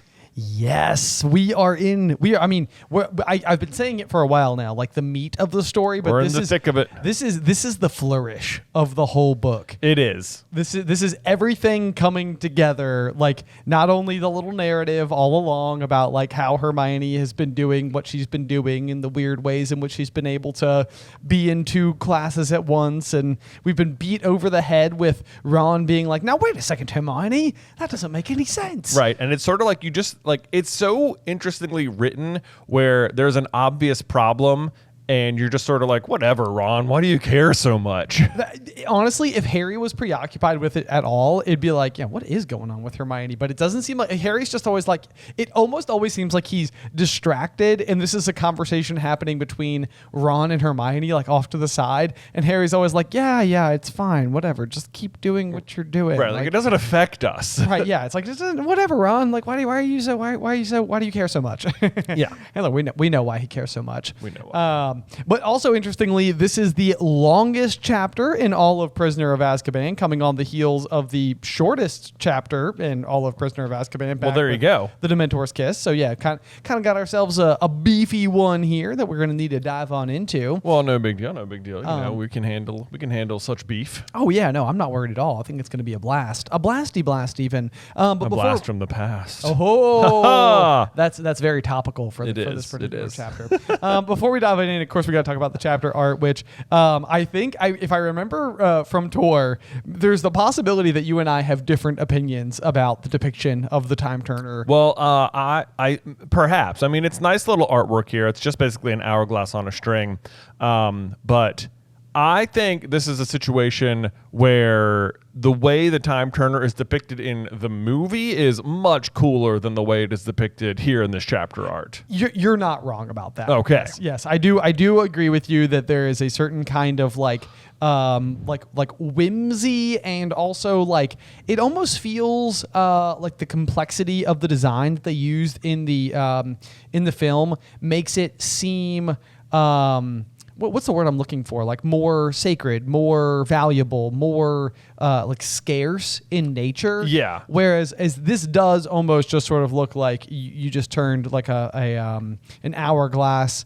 into a pendant. Yeah, into a necklace. And also, like, even the way Dumbledore describes it, he's like, 3 turns should do the trick, Miss Granger, or whatever. And it's like, 3 turns. Like, the one in the movie, it has, like, the little button on top that, like, spins it. And it's like, oh, yeah, that's a turn. Right. Like, you know, or it's, like, on hinges, so you could literally just be like, 1, 2, 3. You could even manually do it. This is like, what do you mean by turns? Like, flip it over the inside of the necklace, you know? Or do you have to sit there and wait for the sand to fall, and then wait for the sand to fall, and then wait for the sand to fall? Like, yeah. This is a fair assessment. Yeah. This is a fair assessment. But I do just sort of like the analog nature, I guess, of like a clock, as far as like the wizarding world is concerned, because like, you know, they don't have the technology quite as much of like more modern devices and whatnot. So I sort of like that version of it, but yeah, you're not wrong. I mean, in real life, hourglasses are hands down like one of my favorite objects. They're just fun to They're watch. so fun. Yes. I used to have one with magnetic sand in it, so that like as it poured, it kind of made this like really cool like statue because all the little magnety bits would like, you know, stick together. It was really neat. That is really cool. Yeah. So anyway, not the point of what we're talking about today, which is going to be Hermione's secret. Hermione's secret. Yeah. So jumping into the start of the chapter, we've got Harry overhearing Fudge and Snape talking. As I continue to read through the books, the amount of information Harry is able to gather by being asleep in the hospital wing is tremendous. People are constantly having important conversations right next to him. Constantly. And I think even it will be the case that that in exactly 1 year's time, he's going to overhear a very similar conversation between Fudge and Dumbledore, if I'm not mistaken. It is McGonagall and Snape and Fudge and Dumbledore. Okay, all of whom are going to be there after he returns from the maze in Goblet of Fire. And it's basically like when Fudge's tone has shifted. Has completely shifted. Entirely. It's like after Barty Crouch has gotten the Dementor's kiss, and they're all like, why did you do that? Right. And then he's like, Voldemort's back, Fudge. And he's like, what do you mean? No, that are you? No. He is not back. Can't be. But yeah, so that's certainly not the case right here, where Fudge is still pretty firmly on Harry's side of things. I think for the most part, he's definitely still got a bit of a soft spot for him there. But we get some also interesting dialogue from Fudge in general, which just sort of like makes him seem even goofier than he always seems. Anyway. He's very funny. The way he talks is funny. I mean, first of all, he points out shocking business, miracle, none of them died. Which, first of all, yes, is a miracle none of them died. Like, one werewolf out there, can't believe no one's bit, and 100 Dementors, no one hurt at all. Yes. Like, just we're all good, everyone's fine. Right. But then I love that he's like, never heard the like, by thunder, it was lucky you were there, Snape. Yes, by thunder it was. By thunder. Indeed. Thank you, Minister. Yes. Such a. I mean, it's so frustrating because I'm like, you're just being so falsely humble here, Snape. Oh, I know. Snape is just like absolutely loving this entire thing. And then this is something that as listening to it and just with my American ears, I don't know if this is like a British thing or not, but what Fudge says to him is, Order of Merlin, 2nd class, I'd say. 1st class if I can wangle it. Oh, wangle. Wangle it, not wrangle it. Yes. Wangle it. I literally I highlighted it and then wrote wangle? Wangle? What do you mean? I mean, it's like, there's two things about this. One, the word wangle is hilarious. It certainly is. I don't know if that's just like a British way of saying wrangle. I don't feel like I've never even heard that word. No, I know. Yeah. But the irony is that, at least here in the United States, our version of this would be wrangle it. Yeah. In which case, wrangling is usually like the process of like ensnaring something, you know? So it's sort of like, right. Like I think of like a cowboy chasing down like a cattle in a field. Like, if I can perform this tricky maneuver and wrangle this thing in, I might be able to work out 1st class. Exactly. Yes. Yes. If I can wrangle it, but no, it's wangle. Yes, but then on top of that, he says 1st class if I can wangle it, and it's like, what do you mean if you can wangle it? From who? You're the minister. You're the one like passing it out, right? Yes, it always feels like there is some other authority, like off-page authority figure that has to be like considered for some reason. Right. Whether it's because I think Dumbledore at some point in time, even in this chapter, is going to be like, "There's nothing I can do," and it's like,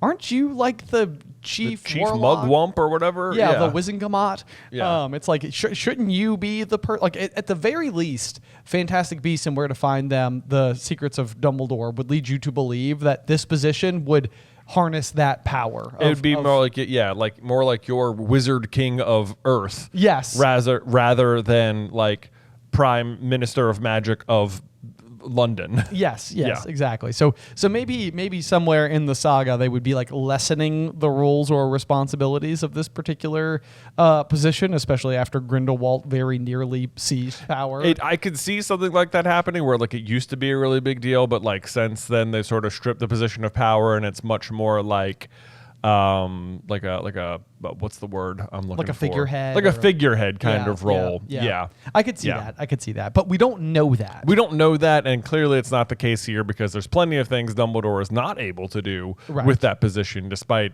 having it. Yes. Yeah. Yes.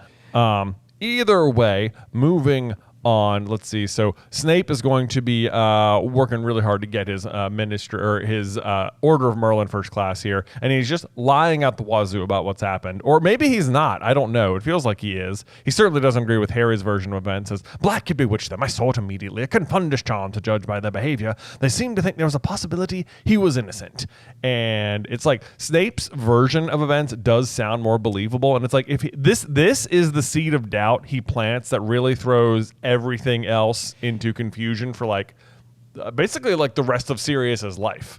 Yeah, pretty much, because I mean you it's like it's such a good, like it's interesting that he reaches for this because it's such a powerful defense, because it's going to just undermine any and everything that either Harry or Hermione is about to say. Yeah. Because it's like he has bewitched them, so they can't tell like right from wrong in this particular situation. So just don't listen to anything they say. And of course, Fudge basically is just like, pitying them in this situation. Like he just feels empathy for like the danger that they've been in. So it's like he's like, we don't need to listen to what they're saying. They're clearly out of their minds. Right, exactly. They've had such a difficult night. So yeah, Snape, I mean, I'm going to say plays it well, but what I mean is frustratingly makes things confusing. He absolutely does. Yeah, he just like really undercuts any credibility Harry and Hermione are going to have for the rest of the chapter. And then he also says like they weren't responsible for their actions, which it makes it seem like he's on their side. Basically, he's vouching for them right here just so that he can make a counterpoint against them in the very next sentence where he says, they obviously thought they were going to catch Black single-handedly. They've gotten away with a great deal before now. I'm afraid it's given them a rather high opinion of themselves. And I'm like, for one, it is a well-earned high opinion of themselves based on what they've accomplished thus far. And for two, they do not have a high opinion of themselves. No, not at all. They could. they certainly could. It's like, yeah, please see Harry in the Hog's Head in Order of the Phoenix when everybody is attempting to ask him for help. And he's like, I'm not that good, guys. Yeah. And they're like, Harry, yes, you are. Yeah. And he's like, well, it all sounds impressive when you put it like that. And it's like, because it is. Because it is, Harry.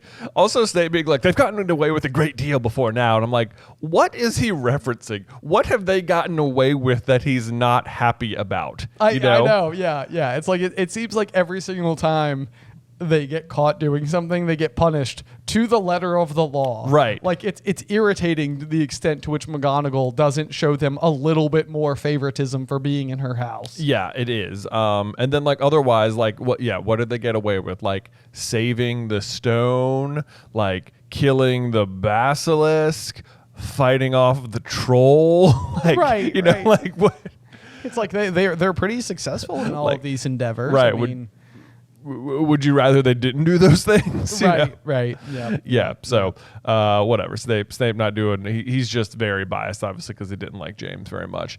And then you gotta love Fudge here being all like, "Oh yes, well, Harry Potter. We've all got a bit of a blind spot where he's concerned," which ends up being some tremendous verbal irony just down the line here. I know. Yeah. But I mean, it does. Even in this particular situation where Snape is being like, "Yeah, they're getting away with so much stuff stuff. Like Fudge himself in the situation is like, I did kind of let him off for inflating his aunt earlier this very year. Like, right. So he has also been responsible for basically extending a little extra empathy towards Harry's situation extremely recently. Yeah. But yes, you're absolutely right. Yeah, like 1 year from now, this perspective from Fudge is going to 180 completely, and he will be kind of a pain in the butt, and he will have blind spots in every other direction. Yes, he will. He would have he's going to switch to having like Voldemort blind spots. Yes. Yeah. Yes. Yep. But then let's see here. Snape is like, I try and treat him like any other student, and I'm like, as if, Snape. As if. Straight up false that he treats him like the other students. Right. It's because it's like, even especially if he's being specific about Harry in this situation, but the extent to which he is mean to Hermione in particular, who is otherwise just a fantastic student. It's right. It is clear cut case that you do not treat this group of people the same way you treat every other student. No. In fact, Snape, I think I dare say you have the most bias towards your students of anybody. Of any teacher. Yeah. Yes. Hands down, he does. So not great. Just straight up lying to the minister here.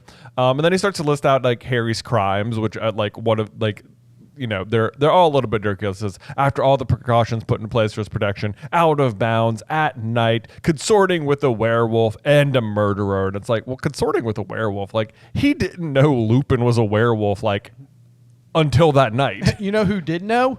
You, Snape. Yeah. You were the one brewing him the right, haven't you been, colluding with a werewolf all year? Right, you're consorting with a werewolf, not Harry. Harry just found out. I love how we also tax on that, like, and I have reason to believe he's been visiting Hogsmeade illegally too. It's just like, and he's got unpaid parking tickets. That's exactly what it is. It's like Snape, one of these things is not like the rest. Not the same.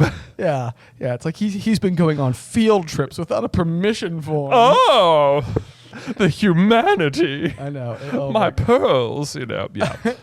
Oh, man. But yeah, the Fudge's response is just sort of like, well, Snape, we'll see. This boy has undoubtedly been foolish.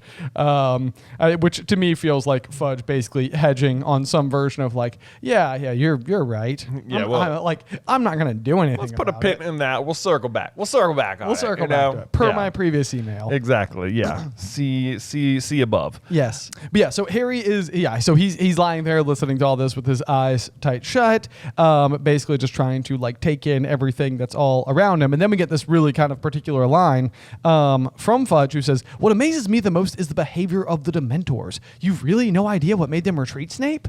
And this is, it's kind of interesting because Snape is like, no, mister, by the time I'd come around, they were heading back to their positions at the entrances.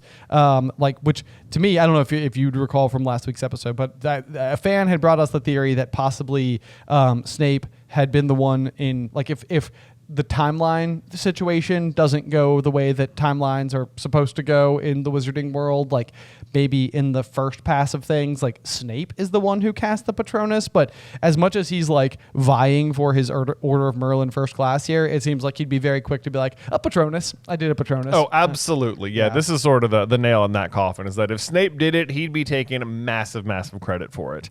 So like the other thing here is that like it's surprising that he didn't see the Patronus, because they're quite bright white, and he arrives like so quickly after everything happens. Like it's hard to believe he didn't see it if he was already heading down there. Right. So it seems like it's possible he's lying, although I don't know why he would. But the other thing is that like he said, like they say, you really had no idea what made them retreat, and it's like there's only one thing that works. So it's unbelievable that they can't figure out that someone cast a Patronus. I know. Yes. Yeah. No, you're definitely right. Especially because we know for a fact that Snape can cast a Patronus. Snape can also do it. Right. So it's like, why did you ever learn how to do it if not for at least 50% this reason? So we could send secret messages. Basically. That is the other reason. I was going to say, is there even another thing they do? And it's like, I guess they do that other thing. Right. Well, which if you're in a secret order, especially like the way in which he communicates with like Dumbledore in particular, it wouldn't surprise me if that's the case, that he'd be sending some version of Patronuses to communicate information with Dumbledore at some point in time. But either way, just very unusual. There's also the other other odd behavior of the Dementors, which we brought up in the last chapter as well, is just the fact that they would have attacked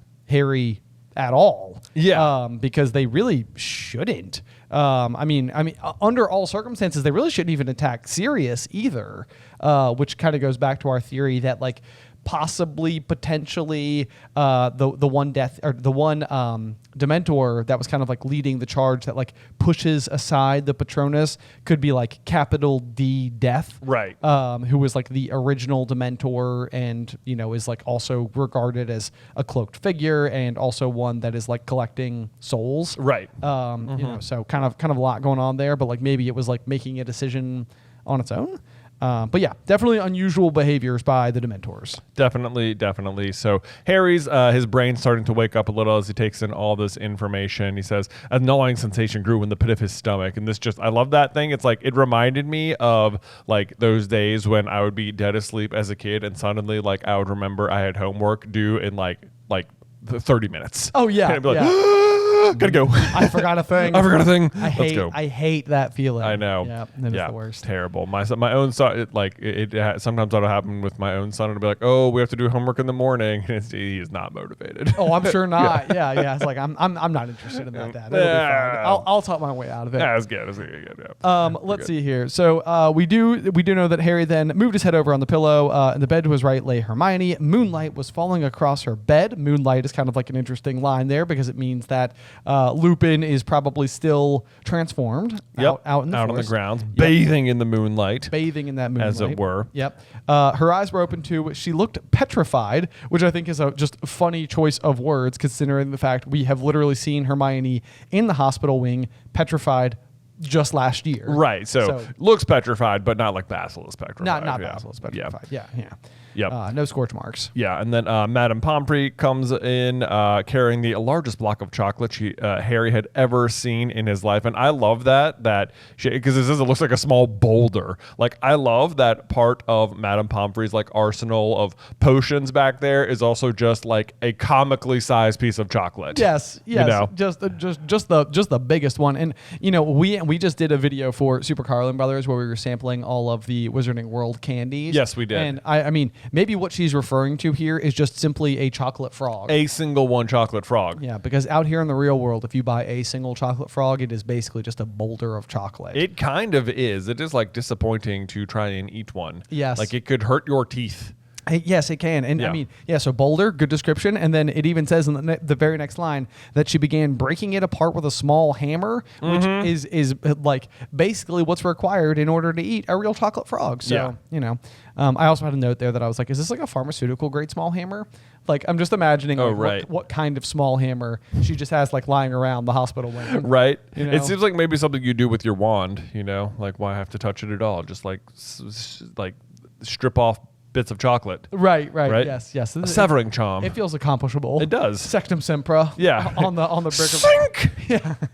Surgical spell, you know. Yes. Yeah. Let's see here. How's Ron? Said Harry and Hermione together. And Madame Pomfrey responds with, he'll live, which she responds grimly. Yep, yeah. Love that for a prisoner. Just kind of like hailing back to that grim imagery a little bit. She does also say that Harry and Hermione will be staying until she is satisfied that they are better, to which Harry responds by literally getting up right away and putting on his glasses and picking up his wand. Yeah. It's also patently untrue. This is like more verbal irony here as they are not going to be staying there at all. Not even one bit. Not even one bit. They're going to be out. Of exiting big time. Back in time. They're not even going to be in the same, time as you. Right. So there we go. But Harry gets up. I need to see the headmaster. So straight to business. And she's like, oh no, he's occupied. They're upstairs with, Sirius. The Dementors are performing the kiss any moment now. So what's interesting here is that Madame Pomfrey is not disturbed by the act of the Dementor's kiss. Yes, and I mean, not just that, but also the fact that she's willing to disclose this information to these kids. Yeah. In this particular situation, it feels like maybe a little bit of like a professional overshare. It does. I mean, maybe like given the circumstances and everything, she's like just trying to make them feel better, feel safer. But you're right. Yes, it also seems like the kind of thing that it does feel like Madame Pomfrey in general would just be is the deliverance of a Dementor's kiss. I know, like because she even mentions like the way she has the chocolate ready. She's like, has he had any chocolate yet? You know, like she knows how to deal with them. She's like, it doesn't seem like she likes them very much, but like, I guess, I don't know, maybe it just reflects more of the Wizarding World's opinion on Sirius. I think that's probably a lot of what's going on. Is it's just sort of like, you know, this is like known criminal number one. I mean, you know, like Dumbledore himself sort of like testified against him. Like, you know, there's a lot going into it where like probably everyone Madame Pomfrey trusts has assured her that this is somebody who is in fact dangerous, because really even everybody we trust, including Lupin up until like 3 hours ago, would have been like, yeah, no, he is a bad guy. Right. You know, so it's everybody across the board is sort of like uniformly sharing that opinion. So I guess that's probably what's going on there. Yeah, but at this point, Fudge has heard Harry get up, and I love how he walks in. He's just like, Harry, what's this? You should be in bed. Has it had any chocolate? Which, one, I think it is surprising to me that Fudge knows about the chocolate with the Dementors. Yes, like, I agree. He seems so blustering all the time and kind of like incapable that I'm surprised he knows this sort of like niche maybe it's not a niche remedy, but...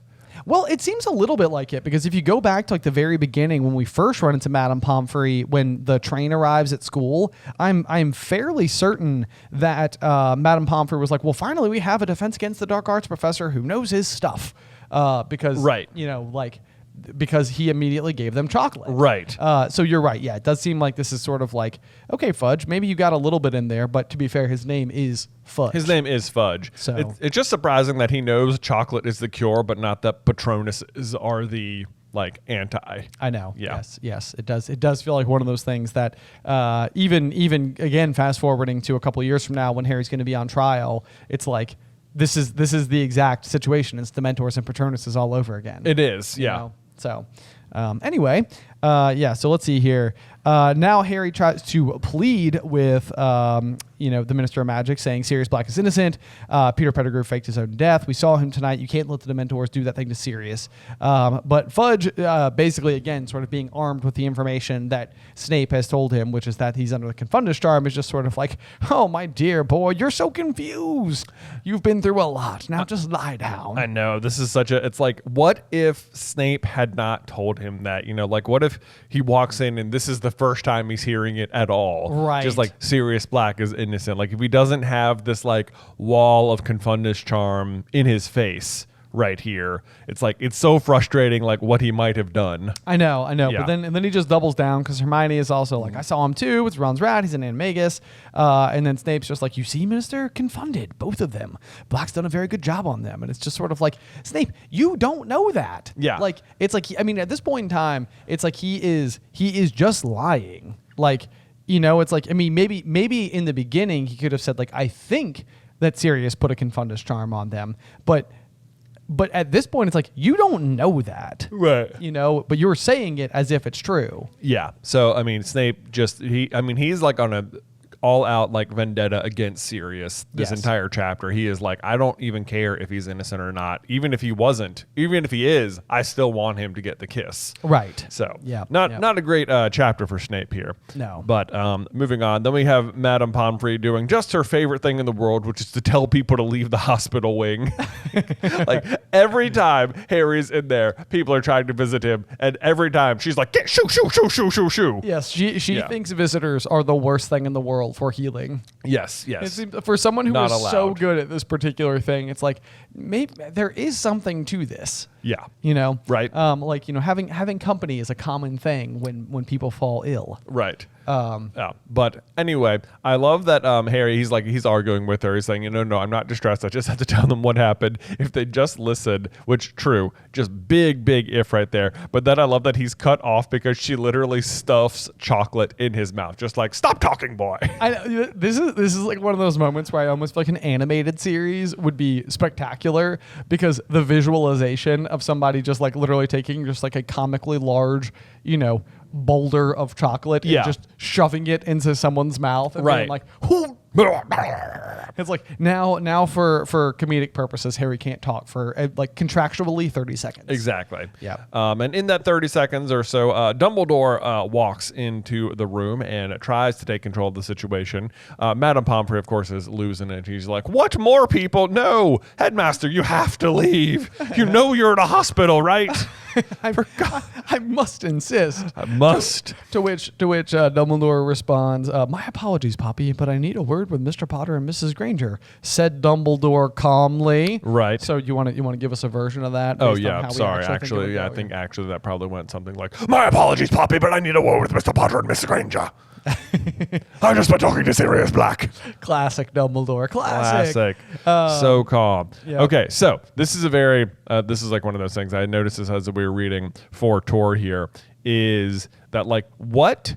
So he at this point, Dumbledore has not talked to Harry or anything to get his version of events. Correct. He's only talked to Sirius. Right. Right. So the question is, what makes Dumbledore believe Sirius is it? Like, why does Dumbledore believe Sirius in this moment? I know this is like a particularly, because I wrote a kind of similar note where it's like, Dumbledore, you always feel like is kind of all-knowing, and you do always sort of feel like he's got this like X factor of like knowledge or background information or something. And it's like, is he just operating on instincts here? Is there something in particular that Sirius said that like all of a sudden like made everything else click into gear for Dumbledore? Because it does sort of seem like that is what happens with Lupin. Like Lupin basically is like having like a moment where he's like talking out loud and he's like, unless you changed places right. and didn't tell me. Right. And it's like that moment for Lupin is like, oh my gosh, right. This changes everything. But Lupin also then has the further proof in the room that Peter is there. That's also true. Right. True. But so here's what I think is happening. Yeah, lay it is on like me. What makes Dumbledore believe Sirius in the situation is because Sirius blames himself for the death of James and Lily.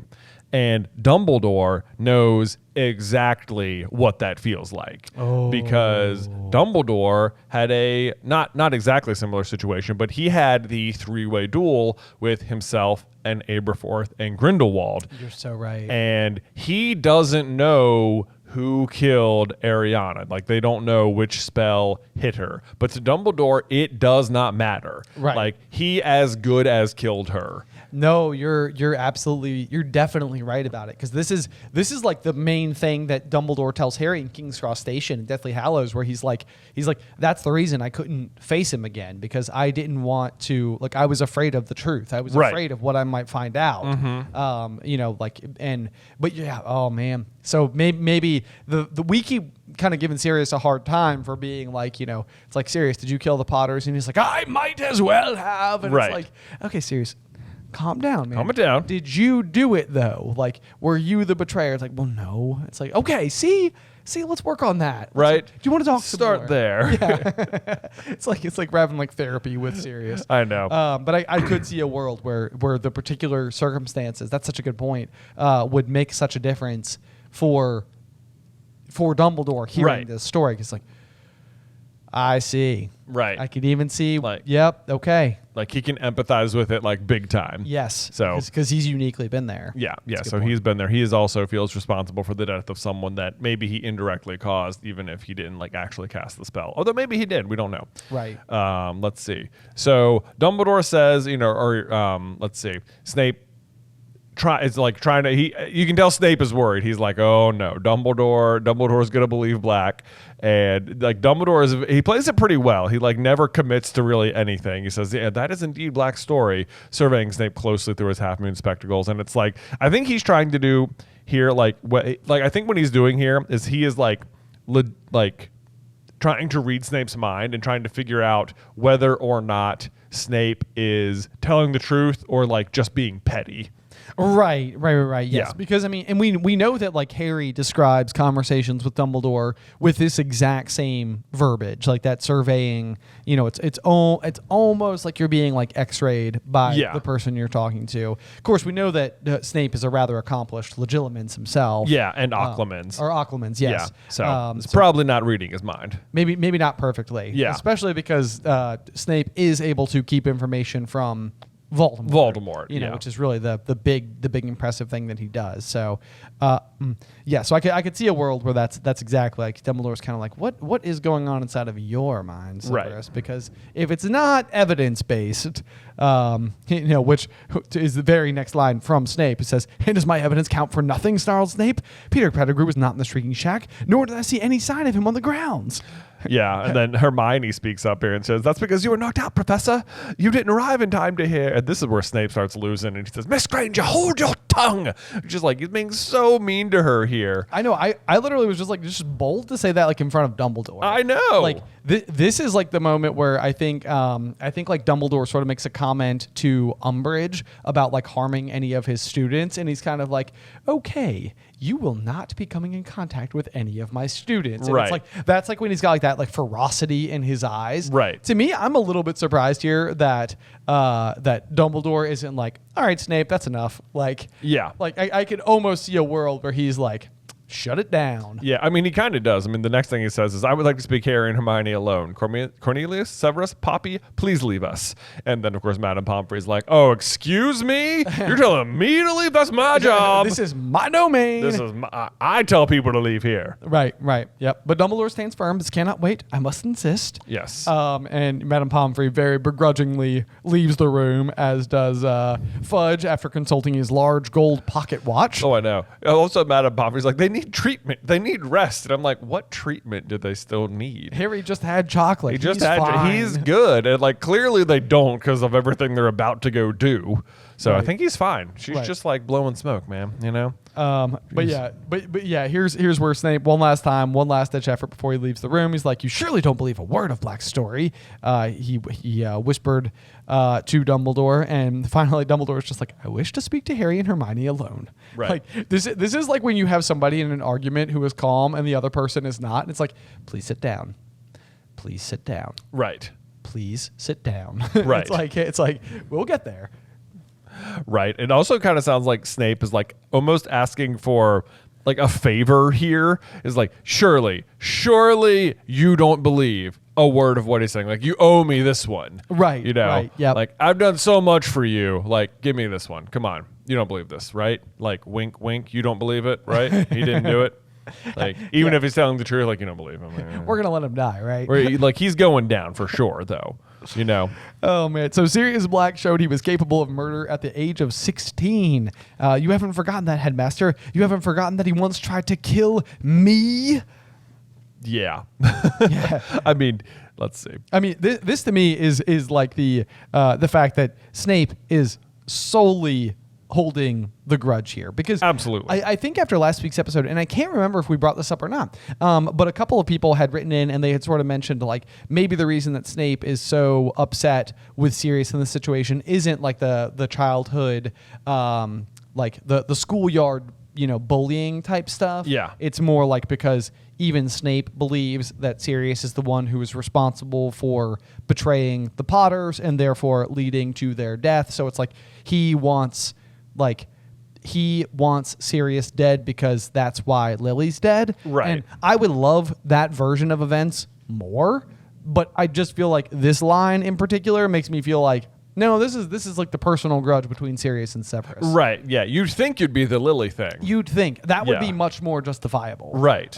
But it doesn't really seem like that's like what he's leaning on here. And I guess it is like the biggest secret of the whole saga. So it's like, it's hard to tell how mysterious he could be, like alluding to such a detail. Right. Like maybe like it's possible. I mean, it's possible that you, the reader, are just, it's like it's written this way so that you, the reader, doesn't get any like hints about Snape's true feelings for Lily. Right. Like can't, or that Snape has like enough wherewithal to like conceal that from Harry or I guess we know Snape doesn't want that information getting out, but that doesn't ever seem like there's a super good reason for it. But that even he once tried to kill me. It's like, what did he? Right. I mean, basically what we're talking about here is the time that Sirius attempted to lure Snape down into the Whomping Willow so that he would come across Lupin, who was fully transformed as a werewolf during the full moon. And had Snape basically encountered that, the idea is that Lupin would have just killed him right then and there as a werewolf. And this is also the like sort of aforementioned, like James once saved Snape's life. And I think that like Snape argues that James was just like saving his own skin in this particular situation. But the age of 16 thing is sort of like vital because it also is sort of like James would have been an animagus at this point. Yeah. And James regularly is spending time around Lupin in his animagus form while Lupin is in werewolf form. Yeah. So it's like James's life really wasn't in danger or shouldn't have been in danger. Yeah. In that particular, unless he was so determined to protect his secret that he could become a stag that he was willing to die. Right. To not let that information come out. Unless what he means by saving his own skin is that like James like didn't want to get in trouble. I guess that's for fair. Snape's, you know, damage or whatever. Right. But boy, that'd have been such a different story if Snape had become a werewolf or something. That would have been such a different story. That'd have been pretty good, you know? Yeah. But can vampires also be werewolves? I don't know. Maybe not. I don't know. Half vampire, half werewolf, half wizard. Crazy. It's more just fun headcanon, just in case anybody thought I was taking that too seriously. So anyway, let's see here. The next thing that happens is Snape does finally leave the room, and immediately upon doing so, both Harry and Hermione just burst into speech at Dumbledore. Yeah, just supposed to like spout like word vomit on him. Just, you know, we saw Pettigrew. Lupin turned into werewolf. He's a rat. Pettigrew's front paw. It wasn't serious. Blah blah blah blah. And like Dumbledore has like unfortunate news for them. And he's just like, okay, that's all great. Here, listen up though. We don't have much time. Right. And it's like, it is interesting because like he needs to get this part out quickly because like the way the time turner is going to work is like if Sirius gets. If they do the kiss, there will be nothing they can do. Right. Like that will always then have happened. But if they go back in time before it happens, they still have a chance to like stop it and get him out of there. Right? Right. It's not like if he gets the kiss, they can turn it back and then change it. It's not like yes, right. Exactly, yes, because everything that's happened has always happened. Right. The other thing on that exact note is that I think at this point, Sirius is free, which is kind of fun. Oh, you're right. To think about. Yeah, you're right. You know, because like in timeline wise, this conversation is only going to happen for like a couple of minutes. He's about to take them outside or he's about to like, you know, lock them in or whatever. And then the moment he turns around, they're about to walk up and say, we did it. And it took them like 10 minutes to get back from Sirius's tower to the hospital wing. Yes. Yeah. So at this point in time, Sirius is already He's free. gone. You're right. Oh, that's so weird to think. Isn't that kind of trippy? That is. Yeah, you're right, though. He is already gone, even as they're saying this right now. That's really funny. But Dumbledore is like, you know, you guys got to stop talking because we don't have much time. And it's like, I like how it's interesting here because this is like that rare situation where like Dumbledore like can't just fix everything by being Dumbledore. Right. And he's sort of saying like, you know, there's not a shred of proof to support Black's story except your word. Street full of eyewitnesses swore they saw Sirius murder Pettigrew. Let's see. And then like even like Professor Lupin, like, you know, the fact that he's a werewolf, the fact that he's old friends with Sirius, like people don't trust him. They're not going to trust teenagers. It's like so much like prejudice and like the power of the press is against them. Yes. I mean, this is like a really shining example of like the sentiment that like perception is reality. Yeah. A little bit where it's kind of like, you know, it's like the word of two 13-year-olds is not going to be enough to convince anybody. And like I myself gave evidence to the ministry and like, you know, Lupin is a werewolf and they used to be old friends and people don't really like werewolves. And the fact that they were friends means maybe he would like, you know, defend them. And then there's also like Snape, who's sort of like a reputable person in the, you know, like whatever. And his version of events is far more convincing. It's like all of these things it's like nobody is really emphasizing the facts. The problem is that it's all just so like hearsay based. Right. You know, it's like your account versus his. Like he's a fully grown wizard and he's been a professor for 16 years at Hogwarts and, you know, like is reputable and your kids. Like, right. You know, it's just like that. Unfortunately, that's weighted more. Right. You know, it's like, and it's like, it's so weird that like the truth is there and like there's nothing they can do about it. Right. Yeah.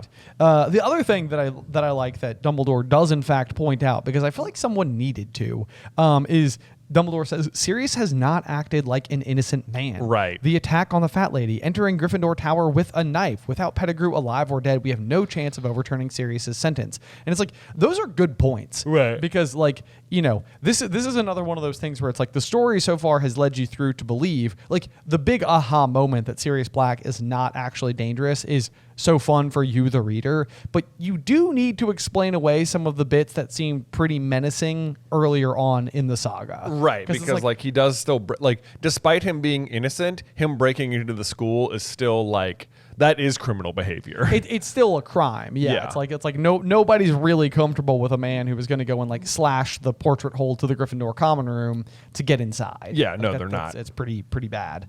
But anyway, so then they do ask kind of like the number one question of the moment, which is, but you believe us? And Dumbledore says, yes, I do.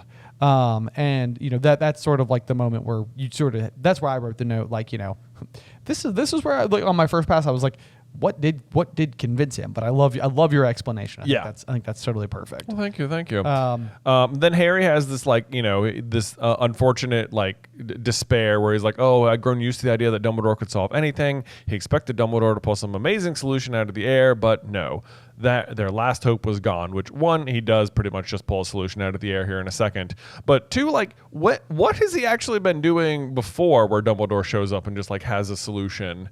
You know, like I guess he shows up and like pulls Quirrell off of Harry. Yes, you know. Yes, there is that, and that is like a moment that he shows up in time. I mean, I guess if you want to count like Fawkes and like Harry's, you know, faith in Dumbledore calling Fawkes to his aid, that like, still seems like more of Harry's doing. I mean, it is more of Harry's doing, but I mean, it's a little bit of both. I mean, right. It's an agent of Dumbledore's who comes and blinds the basilisk. He has it set up. Yes. Yeah. I mean, Harry really doesn't beat the basilisk if Fawkes doesn't come down there. Oh yeah, no, he really doesn't. Yeah, because I mean, then he has to look at it. Yeah. End of story. End of the road. Actually, though, he could just talk to it. Like, Tom Riddle's like, it will only listen to me. And it's like, actually, you're less Horcrux than Harry is, as far as I can tell. Yeah, so, right. I actually think it would listen to Harry. He just doesn't even try. Right. Yeah, because there's the piece of Voldemort's soul, which Voldemort doesn't know about. Right. And so it probably would have been one of those things where Harry's like, stop. And then Tom Riddle in the diary would have been like, oh gosh. Uh-oh. Why is this working? I know. It is such a bummer he doesn't even try, because it really should work. I know. Yeah. It would have been cool. Even if there was just a moment where like Harry like breathed it out or something, and like Harry wasn't sure why, but the basilisk seemed to recoil just a little. Yeah. It'd be like, okay. That was weird. Now we're in chamber, even though we're supposed to be talking about prison. I know. I'm sure we brought this up 1,000 times then too. Yep. But whatever. You know, it's all connected. It's all connected. Exactly. Yeah. But yeah, so what Dumbledore says is what we need is more time. And then Hermione sort of has that moment where she's like, oh, yeah, I have this extra powerful thing that can be used for not just classes. Yes, and now we finally get to use it for good. Yeah. So then Dumbledore gives us a piece of very important trivia, which if you ask me on tour, I promise I will not remember. Oh, I know. I should be able to. But Sirius is locked in Professor Flitwick's office on the 7th floor, 13th window from the right of the West Tower. Goodness. It's too many details, but it is 7 and 13. It is 7 and 13 because when in doubt in Harry Potter, it's always 7. When it's not 7, it's 13. And when it's not 13, it's 12. And then when it's not 12, it's 11. Yeah. But yeah, from the right of the West Tower, you know, that's a tricky one. I do think I've locked in Professor Flitwick's office. Yeah. I feel like we've gotten that one wrong. 7th floor, 13th window from the right of the West Tower. We know it so well now, and somebody will ask the question. I know. I will look at them like deer in a headlight. I'm yeah. like, I don't even know what you're referencing. Yeah. Like what? I know. Yep. But yeah, then Dumbledore says you must be seen. He emphasizes this a couple of times. And it's one of those weird time travel things where, like, I think I brought this up before, or possibly in the live show when we were doing the same chapter, but I don't think you can be seen at this point, because if you had been seen, then you already would have by this moment. Right. Like they would already know. Like this is again, I mean, maybe it's hard to know. It's a chicken and the egg situation. Like maybe they go on to not be seen because he's so emphatic about not being seen. Right. But all of time has already passed up until this moment, and they haven't seen themselves, which means that they didn't, and they never will, and they never could. Right. Like, there's nothing that they can do that can change anything once the time turner goes into effect. Right. Like the number of times Harry's like, well, I want to go and stop Pettigrew. I could grab him right now. I could just do it. It's like, no, you cannot. Right. Like time will not permit you to do it. Right. Because you didn't. Unless you already did. Unless you already did. Right. Exactly. Right. So anyway, that's me being majorly nitpicky about time travel. Yeah. So anyway, let's see here. So then Dumbledore says, I'm going to lock you in. 5 minutes to midnight, Miss Granger. 3 turns should do it. Good luck. Yeah, and this is this must be so funny for Dumbledore, because basically he's on this side of the door. He says, good luck, goes through the door, turns around, and Harry and Hermione running right back up to him. Incredible moment. Incredible moment for them. Yeah, he only has to wait like 5 seconds to know if it worked. Exactly. Yeah. Yes. So it's like for him, this is like immediate payoff. Yeah. Immediate gratification. You don't have to sit and wonder. Like it's like the time traveler trick where it's like, if time travel is real, then I am going to remind my future self to come back to this moment right now. And then Darn it. I guess it's not real. Yeah. We almost just discovered time travel. We almost did. Here on Through the Griffin Door. Right. Then as we turn the page, there's an important note, which is that it is 394. Oh, this is page 394. Yeah, so very fun. As a reminder, if you sign up for an annual membership of Through the Griffin Door, then we will send you a page from one of our books. And now that we're wrapping up Prisoner of Azkaban, there's some amazing marked up pages here from these copies that will be going out. But on this particular page for me, I literally have turn to page 394. Yeah. And so sadly 394 is not when you learn that Lupin is a werewolf, which is what Snape is trying to teach them in that particular lesson, but it is the page you learn about the time turner. I know, yeah. So better than nothing. So better than nothing. It is an important page. Yes. So that is very funny. I still think that they should change the page number he's referencing to based on the copy of the book, that it is always that he is referencing the page in book. I agree 1,000%. Yes. It would be the most fun, like it'd be the most irritating thing from like a bookbinder's perspective or like the publishers. Yeah. I don't know who's responsible for these particular aspects of making a book happen, but it would be so fun. Yes. Because it'd be like one of those details where it's like, why is the number always different? And it's like, oh, I see. Because it's what he's trying to teach them. Yes. It's so a very meta joke. Yes. You'd have to be such a leaned-in fan to understand all the layers of what's going on there. I know. But anyway, we are those people, so that's what we want. Exactly. So anyway, Hermione pulls out the time turner, throws the chain around Harry's neck, doesn't explain anything, and then they flip it over 3 times. And then this is what's kind of interesting, is that it says Harry had the sensation that he was flying very fast backwards. A blur of color shapes rushed past him. His ears were pounding. He tried to yell, but he couldn't hear his own voice. But where they land is, he says, he was standing next to Hermione in the deserted entrance hall, and a stream of golden light was falling across a paved floor from the open front doors. So, like, I don't understand why they're in the entrance hall and, like, not the hospital wing in this situation. You're completely right. Like, this doesn't make sense unless there is, like, a small degree of internal apparition power that's also, like, associated with the time turner, and, like, maybe this is part of, like, the technology such that you don't end up like landing somewhere where people might be. Like, you could almost destinationify your request. Like, it's almost like, Hermione is like thinking to herself, like, oh, okay. Do you know what I mean? Like, yeah. Or if, like, I wonder if it's like tuned so that anytime she does the time turner, it always comes to the entrance hall or something. Oh, I guess that's also possible. Yes, like she's pre-selected like her respawn point. Right. I guess that could be the case, something like that. Yeah, I mean the reason that I could see it being feasible, not just for plot convenience, but I mean the idea of time travel and how much they emphasize this idea of not running into a former version of yourself is also the idea of not showing up. Like, Hermione's been using it all year, so the idea that she's never respawned somewhere where somebody else happened to be seems like it could be like a potential right issue. Like, she needs like a private spot to arrive in. Yes, exactly. Like, you almost need like a phone booth or something you can go into that's got like blackout curtains, so you can like step inside and be like, okay, this is where I start and exit from every time. But anyway, yeah, somehow they do move, which seems to defy the laws of time turners. Right, so time and space turner. Yes, time and space turner. Yeah, exactly. Then they turn around and Hermione immediately pulls Harry into a broom closet. And it says that he pushed him inside among the buckets and mops. To which is just like, I'm like, why does this broom closet even exist? Like, brooms have a completely different function in this world than being used as like sweeping apparatus. Yeah. And so you're kind of like, is this like for Filch specifically? I mean, I guess it must be, because otherwise it's like, why do they even need buckets or mops? You know? Right. Yes, exactly. Just magic away the mess. Right. Precisely. Yeah.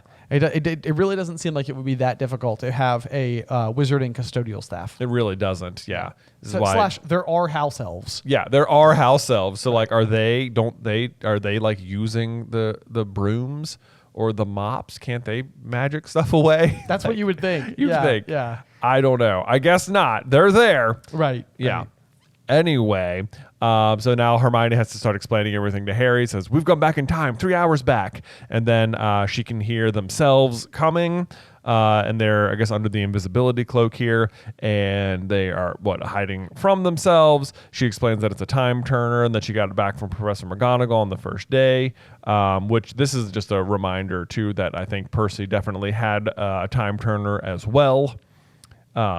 Oh, yeah. I mean, basically, like, it kind of goes back to this idea that if you're taking all of the lessons that Hogwarts offers, you almost have to have one. It does say that McGonagall had to write all sorts of letters to the Ministry of Magic so that she could be permitted one, and that she was a model student, which would also fit for Percy. So, yeah. You know, it's like whether or not Percy's like a fun hang is a completely different story. He's not someone who gets into trouble, though. Yeah. So definitely tracks there. Big on the rules. Yes. Yeah, so I think that definitely happened, but let's see. Then Hermione seems like, okay, this is a funny thing.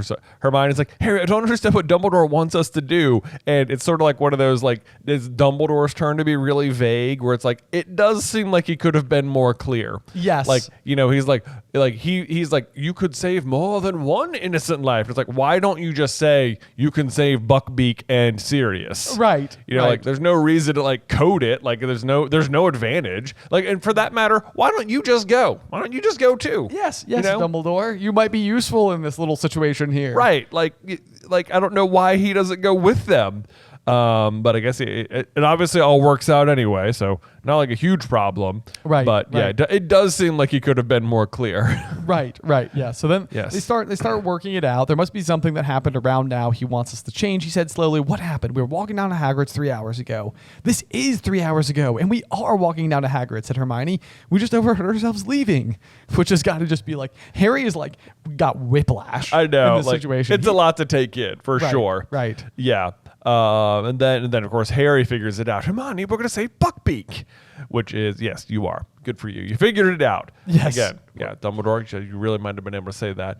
But Harry puts it all together. We're going to fly Buckbeak up to the window, rescue Sirius. Sirius can escape on Buckbeak. They can escape together. All of that Dumbledore could have told you with no consequence at all. Right. Yeah. We can see very clearly that one paragraph is sufficient to put the whole plan together, because Harry just said it. We We got to fly Buckbeak up to the window and rescue Sirius. Sirius can escape on Buckbeak. They can escape together. Done. Boom. Yeah. Easy peasy. Easy peasy. But I guess for the fun of the reader, it's neat to watch them sort it out on their own. Of course. Yeah.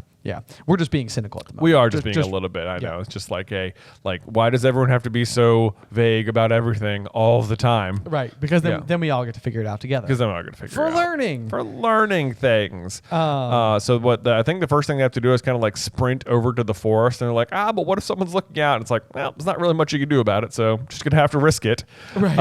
And then I just highlighted this. I think it is such a funny little inclusion. So they both are basically sprinting from the castle to the forest right here, and it says, safe in the shadows of the trees, Harry turned around. Seconds later, Hermione arrived beside him. panting, meaning Harry is just a way faster runner than Hermione. Seconds faster. He has put serious ground between them. Right. This would have been funny to just like watch. Yeah. It's like they're both trying to be stealthy, but clearly Harry is just a bit faster runner. Yeah. Yeah. But which makes sense as he is like an athlete and stuff for the school. Yes. And he's built like a seeker, which, it seems like is tall, thin, gangly. Good sprinter's build. Right. Yeah. No doubt. But I love that it's just included. Like in case you were wondering, like how they arrived in the forest, like Harry got there way faster, and Hermione's like kind of out of breath. So panting, in fact. Panting. Yeah. Oh man. They make their way silently through the trees, keeping to the very edge of the forest. Then, as they glimpsed the front of Hagrid's house, they heard a knock upon his door. This is them, right? Yeah. Okay. Yes, it's us. We're wearing the invisibility cloak. Let us in and we can take it off. You shouldn't have come, Hagrid whispered. Harry correctly identifies that it's the weirdest thing you've ever done, which, God, it must be. To just be like spying on yourself. Right. And not having even put together yet that like you were spying on yourself the first time, which I guess Harry will eventually realize, but... Okay, so Harry suggests they go and get Buckbeak like right now, and Hermione says no, we got to wait for the community to get there. They'll think Hagrid set him free. We got to wait until they've seen him, which good foresight. Yeah, I mean, it's pretty good thinking on the fly here because this is the other thing, I guess, like that would be going on. Like I guess I was kind of curious about this all throughout the year. Like if Hagrid had just set Buckbeak free, then would Hagrid be held responsible? Like separately for the actions of Buckbeak, because Buckbeak will ultimately fly away and it doesn't seem like he suffers any consequences anyway. I think he would just be in trouble for having set him free. Right, so maybe that's like a different charge. That's like a different charge altogether. So it's like a very fine line that it feels like the book is attempting to walk, where it's like we need to make sure that it is very clear that Hagrid had done everything necessary and it is just a fluke situation and Buckbeak completely did it on his own and everybody had the opportunity to see it. It's like good foresight by Hermione to be like, no, we've got to make sure they see that he's tied outside, but like they don't know that is all going to work out that way. Right. That they're going to like look out and see and then go back to having conversations. I mean, it will work out very perfectly. It does, yes. But that being said, this is one of those instances that they do differently in the book, and I actually think I like better how they do it in the movie. So basically, the next line that we're going to get is, at that moment, there was a crash of breaking china inside of Hagrid's cabin. And this is a moment that happened, several chapters ago. But in the movie, what they have going on here is like the committee members and Dumbledore are coming down and like they are attempting to alert themselves that the committee members are coming down. And in order to give them the heads up, I think Hermione throws a rock in Hagrid's window, which shatters the china. Yeah. And I actually think that that's kind of like a fun bridge between the two time zones a little bit, even if in real time they think that what has happened is the china broke because Hagrid gripped it too tightly or something. It's like, but that's not the case. It's sort of like, no, Hermione did a thing. Yes, Hermione did a thing, but like in real time, you'd have no reason to interpret it as anything other than simply like Hagrid broke it. That must be what happened. Right. What else could it be? Yeah. It's also like I do love the way they do it in the movie because they like zoom in on this one particular rock that has like this spiral snail pattern thing on it. Yeah, like and a you're sort of fossil. but it's like Hermione notices it the first time and then she like looks down and finds it the second time and realizes, oh, I threw the rock. Yes. And it's good that Hermione realizes that, but like then later on, she seems confused about Harry kind of doing the same thing with the Patronus. Like Harry is like, "Oh, I cast the Patronus." Oh, right. Yes. And she's like, and he's like, "Does that make sense?" And she's like, "I don't know." But it's like this is the same trick. Yes. You guys both do the same thing. Harry's is just a bit showier. Right. Exactly. Yeah. Less rock shaped. Right. Yeah, but you did realize that like, oh, I was here the first time and I did it the last time. Exactly. Let's see here. So now is the moment when Harry is basically like, what if we just run in there and grab Pettigrew? And this is another one of those things that I think like someone in the story needed to ask the question, because otherwise all of us, the readers, would have been like, why didn't they just do it? Yeah. So then, of course, Hermione explains, we're breaking one of the most important wizarding laws. Nobody's supposed to change time. Nobody. You're her Dumbledore. If we're seen, we'd only be seen by ourselves and Hagrid. Harry, what do you think you'd do if you saw yourself bursting into Hagrid's hut? Said Hermione.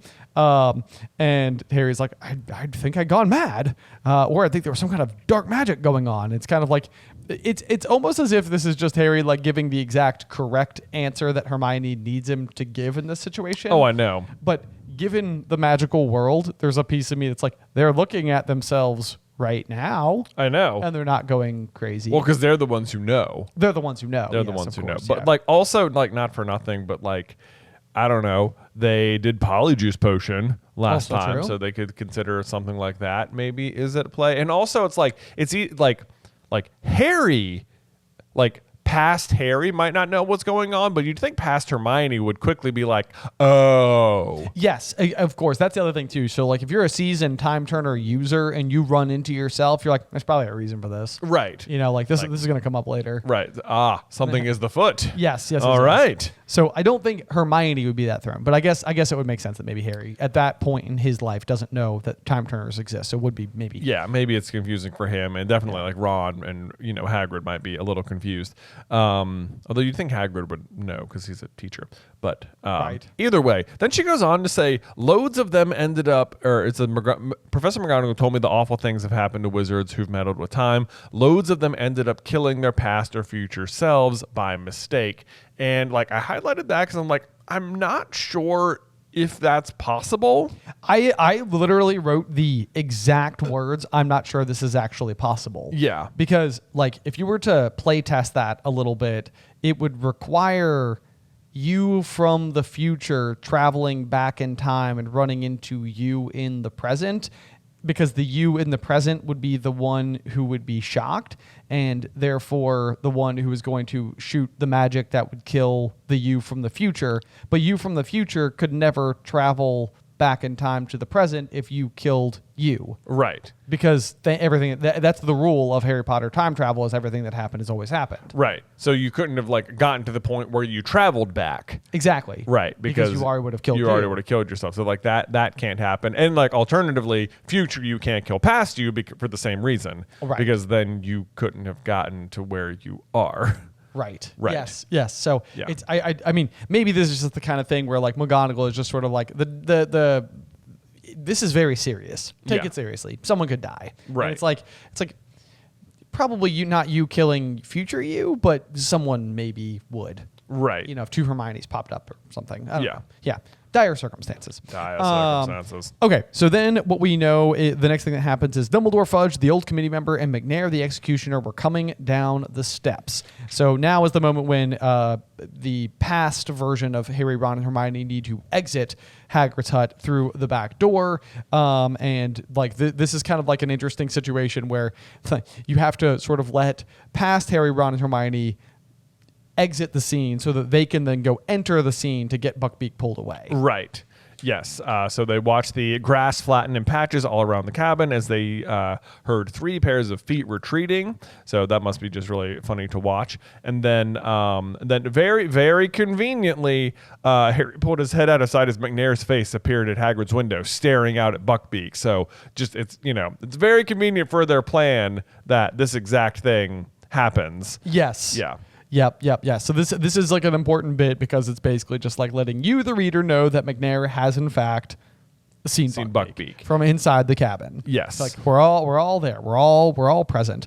And then I love this like line from Fudge, who seems like he is just hating his life for having to do this particular thing. We are have to read you the official notice of execution, Hagrid. I'll make it quick, and then you and McNair need to sign it. McNair, you're supposed to listen to. That's procedure. It's right. Like, what a flimsy procedure. Right. I know. I was like, I guess you got to do everything by the book. It's almost like I'm surprised Fudge even knows all these like pedantic pedantic procedures for how to execute an animal. I know. It's like, it seems a little below your pay grade, you know? It almost certainly seems like this old, wizened ministry official who is with them is supposed to be saying all of the things that Fudge is saying. Right, yes. Why is that character there? Right. It does seem like that should be his role. Yes. Yeah, to do that. It's like, yes, Fudge. Maybe someone higher up needs to witness it, I guess. I don't know. Right. But whatever. Let's see. Then I highlighted this as well. It says, it is the decision of the committee to dispose of dangerous creatures that the hippogriff Buckbeak, hereafter called the Condemned, which I just crossed out and wrote Witherwings, because that is in fact what he is hereafter known as. Yes, exactly. Well, very, very weakly known as very Witherwings. weakly. I don't think there will be a single mention of Witherwings where it's not like Witherwings. I know, yes. I'm going to eagle eye this for the rest of the series because I want to know if there's any instance where the codename Witherwings works. Right. By the way, codename Witherwings would just be a great name for a different podcast. Oh, would. Codename Witherwings. If anybody wants it for free. There you go. You got it. Yep. Okay. Let's see here. Yeah, we also get the mention of Walden McNair's full name, and he will, in the next book, be revealed to just be a full-on Death Eater. Yes, indeed. Yep. So Walden, that's a little piece of trivia that I guess you can kind of keep in your back pocket at any point in time. It's like, what is McNair's first name? Yep. Walden. Yeah. So then it also says that Hagrid has to sign the form, which I was just like, well, what if he refuses? like, nah, I'm not gonna do it. Not gonna do it. What if I don't? Then what? I'm not interested. Yeah. I don't want to do that. You mean you can't do it if I don't sign here? Well, I don't know what to tell you. Afraid not. Hagrid's about to filibuster them. I know, right? Although Dumbledore's not about to. Let's see. So, because they, a little bit down the page, they're like they were still 10 feet away from the forest in plain view of Hagrid's back door. And it says, "One moment, please, McNair," came Dumbledore's voice. "You need to sign too." And this is the moment where, like, in the movie, it feels like Dumbledore is like really like taking some time and like enjoying the scenes and whatever. It feels like at this point, Dumbledore knows shenanigans are afoot. Yes. He doesn't know what they are per se. Right. But like it seems like him doing this little stall feature right here is sort of like, you know what? Something's happening. Something is definitely happening. Yeah, it's like this is we've talked about it several times, but it's almost just like Dumbledore's aware, like, I'm involved in something. Like, I don't know how. I don't know. Like, but I think I'm going to enjoy this. I'm going to have a fun evening. Something's going on. Because, like, Lupin later will say that, like, he was staring at the Marauders map because he thought that Harry, Ron, and Hermione might go down to Hagrid's because of the trial. Right. So it's like, it's sort of the same thing where it's like, if Lupin suspects it, it's reasonable enough that Dumbledore also would suspect that Harry, Ron, and Hermione are out there. Doing something, yeah. Yeah, and if, like, Dumbledore, like, you know, he might look out there and be like, Buckbeak's still there. Hold on. Like, I have a feeling somebody's here, you know? Yes. Yeah. So even if what's actually going on is without the Time Turner shenanigans, maybe it's just the type of situation where Dumbledore believed Harry, Ron, and Hermione might. There's a scene in Chamber of Secrets when at some point, like, Dumbledore just literally says the line, like, help will always be given to those at Hogwarts who ask for it. And he, like, his eyes, like, sort of, like, flick to the corner where, like, Harry and Ron are underneath the cloak. Yeah. And so it's, like, it's clear that Dumbledore can detect them under the cloak. And so it could be the case that, like, he suspects they'll be down there. He can tell. Maybe he can just see them. Maybe you can just see them. Yeah. Oh, that is one of our. Oh man, we should. I can't believe another video on this yet. Is that can Dumbledore see through the cloak? Oh, because I think because you'd say, like, well, what, like, why would that be? And it's like, don't forget, Dumbledore is a master of one of the Deathly Hallows. Does being master of one let you see through the other? It'd be kind of interesting because it also would pair very nicely with our Marauders map theory, which is that only Marauders can see other Marauders on the map. Yeah. So it'd be like a similar kind of magic at play, like a similar kind of, like, caveat. Yeah. You know? Yes. Also kind of feels like it works with, like, the Mirror of Erised scene a little bit. Yeah. Absolutely. Because there's also the scene where, Dumbledore's kind of like, back again, Harry. Yeah. And, Harry's been, like, out in the, like, so clearly it seems like there's something about Dumbledore and his ability to track Harry despite the fact that he's under one of the Deathly Hallows. Right. Yeah. Yeah. So anyway, yeah. So he does stall here. He says, "1 moment, please, McNair. You need to sign too." And so this gives Harry just enough time to get Buckbeak into a grudging trot, and they had reached the trees. Yay. Harry looked over his shoulder. They were now blocked from sight, and just in time because it seems like everybody walks out at that very moment. Yes. And McNair is he cannot believe it. It says, "It was tied here. I saw it just here." Then Dumbledore, this is another thing. This is another part where it seems like he's in on something. Yes. He says, "How extraordinary," said Dumbledore. There was a note of amusement in his voice. So it's like he's not surprised. He must know. Yeah, it's like he knows something is the foot. Yes, Like- absolutely. Yes. And then now is like the incredibly like odd behavior of McNair.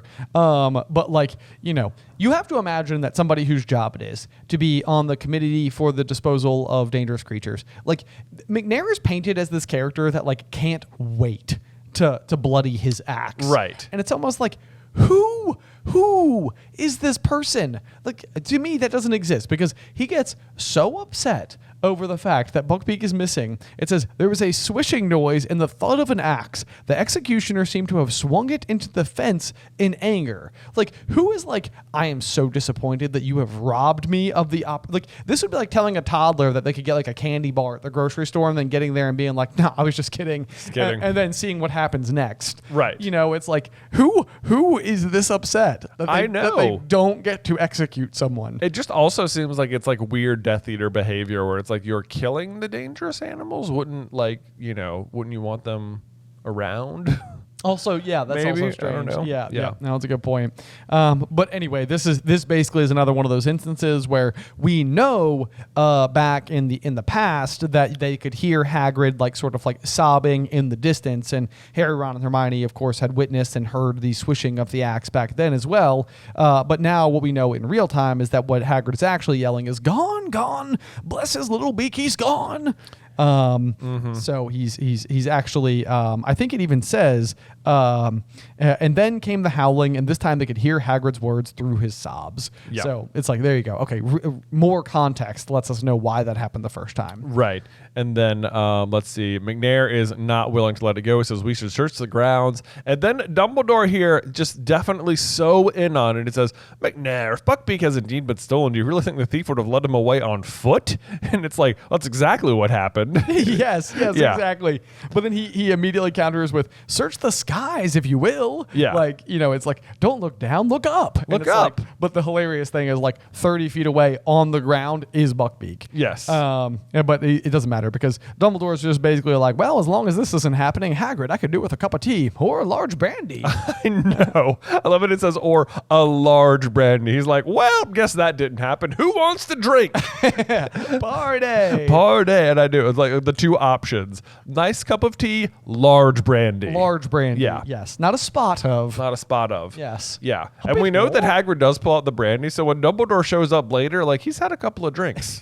You know? He You think was that's buzzed. I know. You think that's like, yeah, you think that's informing his plan with a time turtle at all? He's just like, you know what? I would go with you guys, but like had a big brandy down in Hagrid's. It's like, Not time travel, not good for the stomach on yes. alcohol. Yeah. Dumbledore does go back with him and immediately pukes. Yeah. It would seem so un-Dumbledore-like. Oh my gosh, that'd be so funny. Yeah, I imagine he goes to bed that night and he's like, "That was a weird decision. I sent teenagers back in time." I know. Wow. Yeah. Can't believe that one worked, Dumbledore. Good on you. Right. Time turning under the influence. You got to Yeah. be more careful. You do, yeah. Okay, so let's see here. So then Harry and Hermione listened closely. They heard footsteps, the soft cursing of the executioner, who is still not over it. Not over it. Now what? Whispered Harry, looking around. "We'll have to hide in here," said Hermione, who looked very shaken. "We need to wait until they've gone back to the castle. Then we wait until it's safe to fly Buckbeak up to Sirius's window. He won't be there for another couple of hours. Oh, this is going to be difficult." Yup. Yeah, so they have like a very action-packed like first 15 minutes of time travel Right. and final 15 minutes. But for 2 hours, they basically sit there and do nothing. Just kind of sit there. Yeah. Yeah, right where apparently Lupin's going to run. And, Yes. the entire time they don't realize that that's where they are. But I guess they do get to watch some fun stuff happen because they see Ron, who drops Scabbers and then chases him. Then Sirius enters the scene, bowls Harry over, which I'm still surprised he does that particular part of it. I know, yeah. That's another one of those, like, Sirius has not acted like an innocent man. It's like, Sirius, you're pretty good as a dog. What are you doing knocking Harry over? I know, why are you knocking Harry over, man? Just go right for the rat. He thought he broke his ribs because of that. I know, you hit him hard. Yeah. Right there. Then Harry gets to watch himself get walloped by the tree. And then what? Then they're about to like try, or I guess Harry wants to run out, but there is like a comical parade of people between Hagrid's hut and the castle and the tree, like keeping Harry and Hermione from like moving. Yes, absolutely. So it's almost as if like had the evening gone rather differently, like maybe the opportunity to seize Peter would have been on the table. Yeah. But on some level, this is explaining why that wasn't possible the first time either. And basically what you have going on is like the group of people who had gone down to Hagrid's hut are sort of eventually going to make their way back up to the castle, and then you're also going to have Lupin come sprinting down to the stone steps towards the Whomping Willow, and then eventually Snape as well will do the exact same thing. So It's sort of like the whole 2 hours that they're sitting there, like when things are sort of like happening, people keep going by in either direction. Yeah. So first up is Dumbledore, McNair, and Fudge and the old committee member making their way back up to the castle. And they say out loud, if only Dumbledore had come with us, which is just like, yes, why didn't he go with them? That's what we keep saying. Yes. Yep. If only. If only. But then just before they can do anything else, Lupin comes out, enters the Whomping Willow. And this is like the worst, most confusing line. It says, clouds were obscuring the moon completely, which just does not seem like it should matter. But here you have it. The moon is out. Lupin is outdoors. The clouds block the moonlight. I know. I feel like there's a piece of me that is almost like worried that we're like harping on this particular detail like way too hard. But it's just like, I mean, the writing is on the page. It's right there. It is not like we are attempting to like misinterpret it. Like I don't even think we're being that critical of it. It's just sort of like, if you're a werewolf and it's a cloudy night, then you're fine. It's sort of like, guys, this affliction is just, it's like either the reaction to it is just way overblown, which I wouldn't put it past, the wizarding world and prejudice and all that type of stuff. But it's just like the limited window of time in which you could become a werewolf is so small. It does seem like it. It does seem avoidable. Yes. I will say, there have been times, like even this past like week or so, where it was just the full moon in real life. Yeah. Like where I've like walked out in the morning and I could look up and like the moon was just like fully still there. True. In which case I would be like, you know what? Even if I was a werewolf and I was like, cool, night's over. And then I walked out and be like, uh-oh. Oh, darn it. That could have been a problem. Yes, that's a good point. I've actually done the exact same thing. Yeah. Just this very morning when I was driving out to school, she was like, look, the moon. Yeah. And I was like, Lupin. Like, that would have been a problem. That would have been a problem. Yeah. Okay. But so maybe there are some more niche scenarios here. But like all in all, it feels like the sort of thing. If you're a werewolf, about morning moons. Like you're aware of that as a potential problem. You've studied astrology at least a little bit. You're up on that, and you're sort of like, there's like a 3-day time period where I'm just not allowed outdoors at all. Unless it's cloudy. In which case, like, whatever. Even partially cloudy, it seems like. Yeah. Because this cloud's going to move. Yes, it will. Yeah. As clouds do. Anyway, so then Harry is sort of like, how can you stand this? He's asking Hermione. He's like, I'm just going to go grab the cloak, which is another one of those things where it's like, Snape can't use the cloak if I just go and grab it.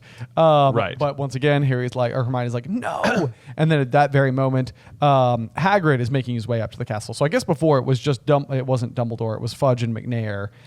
Maybe going up there. So now it's going to be Hagrid who's going up there, and he's singing as he makes his way up to the castle, and he's got a large bottle swinging in his hands. Yes, so he did go for the brandy. Right. Yes. It was like a fun sight. Yep. I know. I also just love though that Harry is like, what if I just dashed out and grabbed the cloak, and Hermione's like, Harry, we mustn't be seen, and I'm like, you'll be invisible because it's invisibility cloak.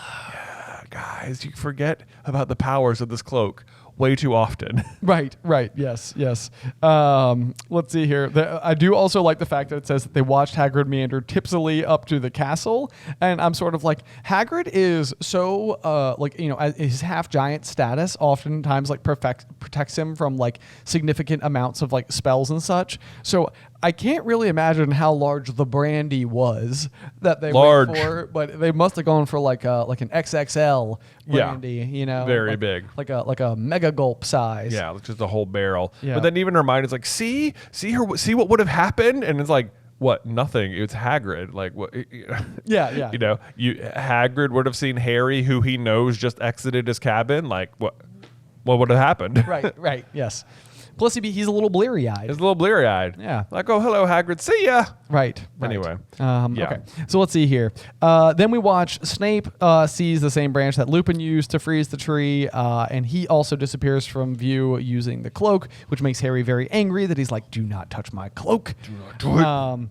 And then Hermione says, Harry, there's something I don't understand. Why didn't the Dementors get serious? I remember them coming, and then I think I passed out. There were so many of them. Yes, indeed. And this is sort of the moment where this is another big like Harry and Hermione moment, because it's not uncommon for Harry to keep things to himself, but I feel like he immediately goes and like sort of goes kind of vulnerable with her. He's like, he does. He explains what he had seen, how the nearest Dementor had lowered its mouth to Harry, and then a large silver something had come galloping across the lake and forced the Dementors to retreat. Yeah. And Hermione's like, but what was it? Yeah, surprising she doesn't know. I know, yeah. And there's only one thing it could have been: a real Patronus, a powerful one. Yeah. And this is another one where it's like Harry is just like, he's kind of just being straight up with her. Like, I know, yeah.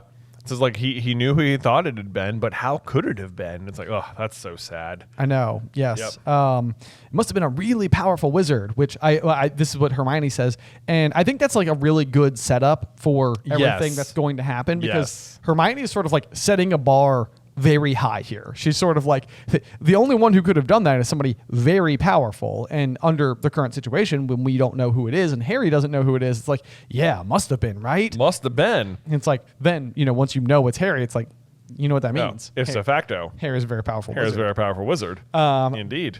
But then Hermione is sort of like, could you see anything? And Harry's like, yeah, I saw him. And who did you think it was? And Harry's like, I think it was my dad. And it's like, oh man, I know. And then she's gazing out at the mixture of alarm and pity, and he says, Harry, your dad's dead. And it's like, I know that. Oh, I think it was a ghost. And it's like, then this is so tricky. It's like, but from where I could see him, it looked like him. I've got photos of him. So it's like, one, I love that because like even Harry sees himself in James. Yes. Which is really cool. Yep. 100%. But it's just like, there is part of you when you're reading it, it's like, is it possible that James was there? Because like Peter and Lupin and Sirius were all there. And like it feels like all the Marauders are back, on the same night. Is it possible? Is he there? I know. I mean, that's the huge question, because I mean, it's like Peter is supposed to be dead. Sirius was supposed to be in prison. It's like realistically, two of the three who we've already seen really shouldn't have been there either. So it's like, what are the extraordinary circumstances that we haven't seen so far that could allow James to be there? I know. And it's like everything you thought was true wasn't. So what if James wasn't dead? It feels possible. And you know what? I gotta commend like the brilliant writing here too, because this is a situation where what's being teased in front of us is so tantalizing. Yeah. Like this is the kind of thing where it's like, if you're watching a show, it's like, oh, I want that. I don't know how it's gonna be the case, but I want James to show up tonight. And what the story is not going to give us is James. Oh yeah. It's going to give us something better. And it's like that is impressive wool over your eyes. It is. Because I mean, even now that I'm reading it, there's still a piece of me that wants to be James. Oh, I know. Even I'm though like, maybe I know this time it will be. Yeah, exactly. Maybe the pages have changed. Yeah, who knows? Right. Yeah, it's not. Let's see. So it says Harry had felt sure for a moment before he lost consciousness, but they are going to have to wait for another hour before they come back out of the shrieking shack. And now, like, they start seeing everyone come through, and Harry's heart starts beating very fast because Any moment now, the cloud is going to move aside and show the moon, which again doesn't feel like it should matter, but obviously it does. Right. Let's see. So then he has like the frustrating thing, like, we're just going to let Pettigrew escape all over again. And Hermione brings up, great thing. How do you expect to find a rat in the dark? And it's like, well, on the other hand, like, maybe by knowing which way he goes. Exactly. I know. Yeah. Or by like using Buckbeak, the giant animal you have next to you. Right. I know. Like, that like eats ferrets. Yeah. You know, it's like, how different are rats really? Right. We did just actually use that exact explanation in our Ron and Hufflepuff series, where we had Ron go back in the Time Turner shenanigans with Harry and Hermione. Yes. And knows where Peter goes. And because we have a third person in the park, in fact, I even bet that's the reason that Ron gets stunned by Peter, is specifically so that we don't have a third person who can be participating in this situation. I think so. So that's probably why, that plot wise, like from like a writing perspective, again, why you do that. Anyway, so Hermione has to remind him, we came back to help Sirius. We're not supposed to be doing anything else. Harry's like, fine. Then they realize, like, oh no, Lupin's going to run into the forest right at us. And so I think it's funny, they didn't realize that in the last hour or whatever. This works out because this is like a different thing from the movie that I always like forget, because it seems like how they do it in the movie just sort of like makes sense. But Harry here decides, like, oh, we have to run back to Hagrid, so it's empty, so we can run inside and we'll just hide in there. And this is how Harry is going to separate himself this time away from Hermione and Buckbeak, so he can go like cast the Patronus by himself. But like in the movie, Hermione is just like there with him when it happens. Yeah, which I kind of like better a little bit, that like she witnesses it all go down. Yeah. It's pretty cool. It doesn't even seem necessarily, strictly speaking, required for her to not be there, right? I guess like maybe she would have stepped in and been like, no, don't do it.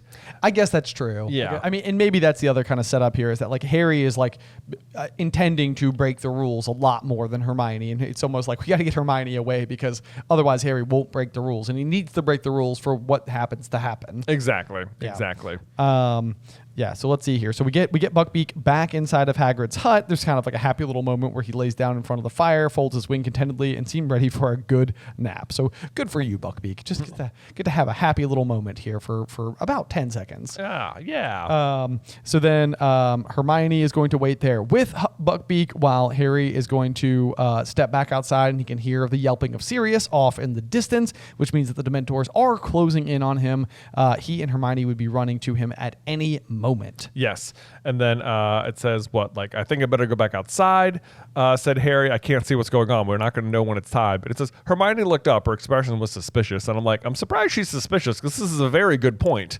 Like, you need to see what's happening. Also true. Or how you're going to make the rescue. Right. Yeah.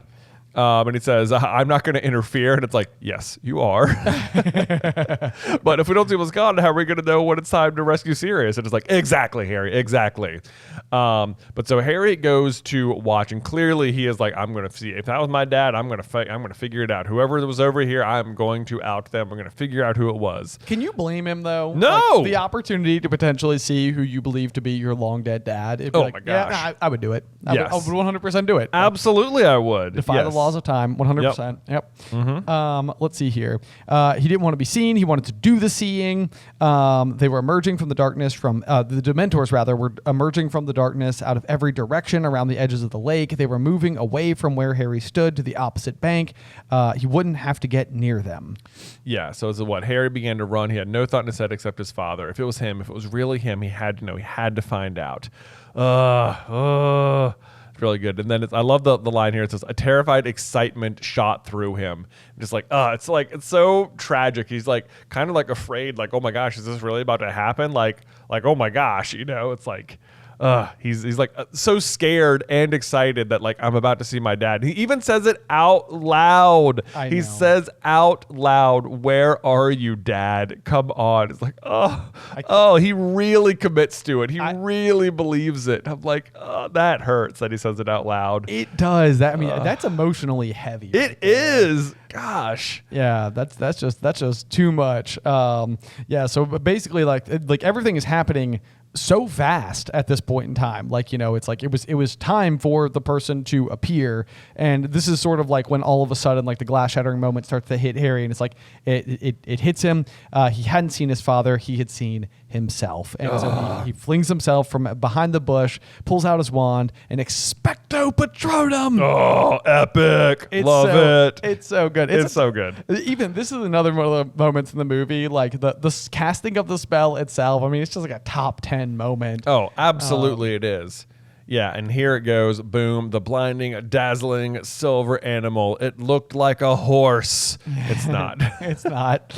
It was galloping silently away from him across the black surface of the lake. He saw it lower its head and charge at the swarming Dementors. Oh, I wish I'd done this in the movie, too. I know. I don't know why. Like, they do not get the Patronus right. They don't. Like, they even in Prisoner of Azkaban, they show the stag Patronus the first time around. Yeah. And then the second time around, they don't show the stag. They just show this like big radiating wave, right? Like the shock waves of the shock waves or whatever. And so I don't know why it's like you could clearly make the stag. Maybe it was harder to like have it like dash around or make it like look good. I don't know. This is something I really feel like the like orbs like thing, like the pulsing light. I think is like it's not like I get maybe like visually it like it's like a way for it to like hit a huge number of things or something. Right. But it seems like I don't know. It just seems like I always imagine it like attacking the Dementors like with its antlers or something. I agree with you completely. Yeah, absolutely. Yeah. No, I think that I'd be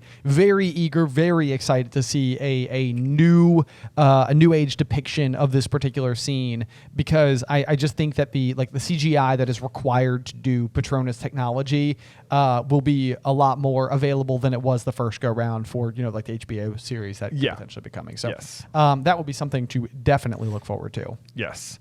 So yeah, here's hoping that whatever in 2030 when season 3 comes out or whatever. I know, we're a ways off, but that's okay. There we are. But so the stag is basically going through. All the Dementors are scattering, retreating into the darkness. They were gone. There's a really good line here. It says, the Patronus turned. It was cantering back toward Harry across the still surface of the water. It wasn't a horse. It wasn't a unicorn either. It was a stag. It was shining brightly as the moon above. And it's sort of like that line is sort of like encompassing, in a way, like all 3 of the Marauders, just excluding the good Wormtail. ones. Yeah, the good ones, because you've got the stag Patronus itself, which is shining as brightly as the moon, which feels very like Lupin. Yeah. And together, those elements were protecting Sirius. Yeah. So it's sort of like it's really good phrasing in that one concentrated sentence. Yes. I love that. So that's just like a good, amazing Marauders moment. Woo!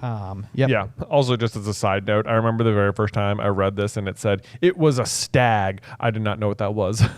Oh, I know. Yes, I know. Yes. Like I think in America you would just say it was a buck or a deer. a buck. A buck. It was a 10-pointer. Wowee. Woo! That's what we need is Southern Harry. We need Southern Harry. Yeah, Pete Malfoy, Gator male. Gator male. All right. Prongs, he whispered. So this is Harry realizing that Prongs is his father, and why his father got his name is because of the prongs that are the antlers. Yes. On the stag. Let's see here. Hermione immediately is like scolding him. It's like, what did you do? You said you were going to keep a lookout. And he's like, yeah, I did not. I just saved all our lives. And he says, then Hermione's like, what? Did anyone see you? And he's like, yes, I saw me, but I thought it was my dad. It's okay. It's like, I already knew. Remember how I told you before it was my dad? It was me. It was me. Yes. Yeah. So it's like funny how like at the beginning of these 3 hours, Harry is like having a lot of trouble piecing it all together. And now like he's like, no, I understand time travel. I got it. It's on lock. It's no problem. I could do this any day. Yes. Yeah. And it's very, very interesting logic. I mean, Hermione points out it's very advanced magic, and Harry's like, yeah, but I knew I could do it this time because I'd already done it. Does that make sense? She's like, I don't know. Yeah. That's very confusing. It's hard to process. Yes, it does make sense after all. Yep. Then at this point in time, Snape has regained his consciousness. So I guess to be fair, this kind of goes back to like what we were talking about at the beginning of the chapter, where he's like, I don't know how the Dementor or why the Dementors behave the way that they did. It's like he's only just now woken up. So I guess he missed the whole scene. Missed the whole scene. Yeah. Then gets there, and now he takes them upstairs. Right. So let's see. And then what happens next? They see McNair, the executioner, going to get the Dementors. After waiting another, 45 minutes before they get up there. And you'd think... this is another weird one where it's like McNair is like so excited. He's like, oh man, we didn't get to kill Buckbeak, but there's going to be a Dementor's kiss tonight. But like from McNair's point of view, Sirius is a Death Eater, right? So you'd think he'd be a little more pro-Sirius in this situation. You sort of would. Yeah. It's like he's definitely just jonesing for a killing. I guess so. Or a Dementor kiss in this particular case. But you're right. Yeah. It's like you would think that if this is the person. I mean, I guess maybe a piece of what's going on there is sort of like what they say. Like about Peter. Yeah. Which is that like the they like blame him for Voldemort falling. The double crossed or whatever. Yeah. Because okay. Voldemort also falls that night. So I guess there's a piece to that. Okay. But either way, I do think it's a good point. Let's see. So now is the moment. They get on Buckbeak. Hermione's holding Harry very tight around the waist. And I love when they start flying. And she's like, oh, I don't like this. I really don't like this. Which it's always a good humble Hermione a little bit. Not great at everything. Not great at everything, yes. Until book 7. She definitely does not like flying. Yeah. Because I think even like when she's on the Thestrals, she might even have the exact same like words of dialogue. Like it's very possible. I think that she is like very uneasy about flying on the Thestrals. But then you kind of have this like amazing moment where they like glide quietly up towards the upper floors of the castle. And they are like finding the exact spot that like Sirius has been kind of like stashed away in. Harry says, he's there. And Black looked up and Harry saw his jaw drop. I bet. He leapt from his chair, hurried to the window and tried to open it, but it was locked. And then Hermione has this moment where she's like, stand back, which is kind of hilarious just given the spell she's about to use, because I think in the movie she uses like bombarda. Yeah, she like actually blows up the door. Yes, exactly. This time, however, she's like stand back, Alohomora. Yeah, hold on, let me fiddle with my keys. Yeah, it's like anticlimactic, like click, click. Yeah, right. The window sprang open. How? Said Black weakly, staring at the hippogriff. Get on, there's not much time, said Harry, gripping Buckbeak. So basically, yeah, it's just sort of like now everything's happening. The Dementors are coming. McNair's gone to get them. Let's say I love that one of like Sirius's first concerns is what happened to the other boy, Ron. So it's like it's very similar to like when Harry and Hermione have to decide whether they're going to like go and chase after Peter or go check on Ron, and they go do that first. And it's like even Sirius right here is like, oh wait, where's the other guy? Right. Yeah. Yes, so it's like the before even saving myself, it's right. Like, yeah. What happened? Yeah. So, but just more friendship on display in this chapter, which is just such a huge theme in this particular book. Yes. And let's see. Harry's just basically telling him to get out. He says, we'll see each other again. You are truly your father's son, which, coming from Sirius, the highest of compliments. Yes, indeed. And I mean, it's really kind of funny too, because I mean, like even Harry might kind of like understand this sentiment. Like he might actually be able to like receive it. Because I mean, it is very high praise. Like, it feels like the kind of thing that would be like so difficult under any other circumstance to be like, I don't know if I've quite lived up to that yet. Just as like an individual, but Harry did just think he was his own father and did just because of that perform a huge piece of magic. That's true. So Harry's kind of like, I don't know, no big deal. No biggie. Kind of like flicks his hair back around his head. Yeah. But so then anyway, as they fly off together, Harry continues to gaze after them until a cloud drifted across the moon and they were gone. Oh, I guess Lupin's okay now. I guess, Lupin's like, oh, wherever he is. What like, happened? Oh, we're good. Yeah. Yeah. How long does it take? Is it like you get struck and then you're stuck as wolf for a certain amount of time, or is it just as long as the moon is on you? It's hard to say. Hard to say. Yeah. Really, no one could possibly know. Right. Yeah. But yeah, so that brings us to the end of chapter 21 in Hermione's Secret. It does. The end of this chapter kind of like perfectly mirrors the end of the Norbert chapter as well, where they're kind of like standing on top of a tower. They've helped someone escape, and they're like watching people fly off into the distance. Yeah, that's true. Yeah, the difference that time though is that they get caught, and this time they will not. Yeah, how about that? We'll take it. They're better at it. In fact, they were assigned to do this task. Yes. By the headmaster. By Dumbledore. Dumbledore. Yeah. There we go. Okay, well, Jay, do you have a review for us before we close out today? Well, I sure do, Ben. All right, let's see. This is from Sam from Ravenclaw 202. It says, great show. Loving the show so far. Can't wait for Goblet of Fire. I've got an idea for a what if. What if Tom Riddle Sr. stayed with Merope Gaunt? How would the story change if Voldemort had parents and maybe even knew about Hogwarts ahead of time? Oh man, okay. Let's think here about what would have to happen. So, what we know is that in the typical saga, Merope is using a love potion to ensnare Tom Riddle Sr. Indeed. And Dumbledore sort of theorizes that at some point in time upon becoming pregnant, or they get married, and then sometime upon becoming pregnant, Merope is basically like under the potentially delusional belief that because of the circumstances that maybe Tom would just love her, and when the potion wears off that like he would just stay anyway, and right, is just sorely mistaken. Right. He just comes to and is like, what? See ya. Right. So I guess like that's sort of like what leads Merope to effectively dying of like a broken heart, right? Something like that. I mean, she like gives birth and then kind of like, I guess like dies in childbirth. Yeah. The kind of curious question here would be like, if Tom Riddle Sr. were to do that, does it change the circumstances so drastically that somehow, some way, Voldemort is the product of some kind of love, even if it's a little bit unusual in its circumstances? Still not a very comfortable situation. It's definitely not a comfortable situation, but if he's like willing I guess if he's willing at least to stick around for the sake of his son. Yeah. Like then that probably changes the trajectory of Tom Riddle's life in a way that like would have rather massive ramifications. I think so. It kind of feels like if that happens, it just seems like it feels like the only reason Tom Riddle Sr. stays is out of some like unconditional fatherly like responsibility or duty or obligation. Yes. Out of like, it's no matter what, even though I don't like the circumstances, like that's my son kind of situation, which indicates a certain amount of like love. Yes, caring. Caring. And if Voldemort experiences that like at all, it seems like it changes basically everything. Right. Because it seems, and again, it's like very dicey waters really to like, give too much contemplation, but like you kind of can't imagine that this is the first ever time that somebody has been like the product of like a love potion in terms of like a child being born. Yeah.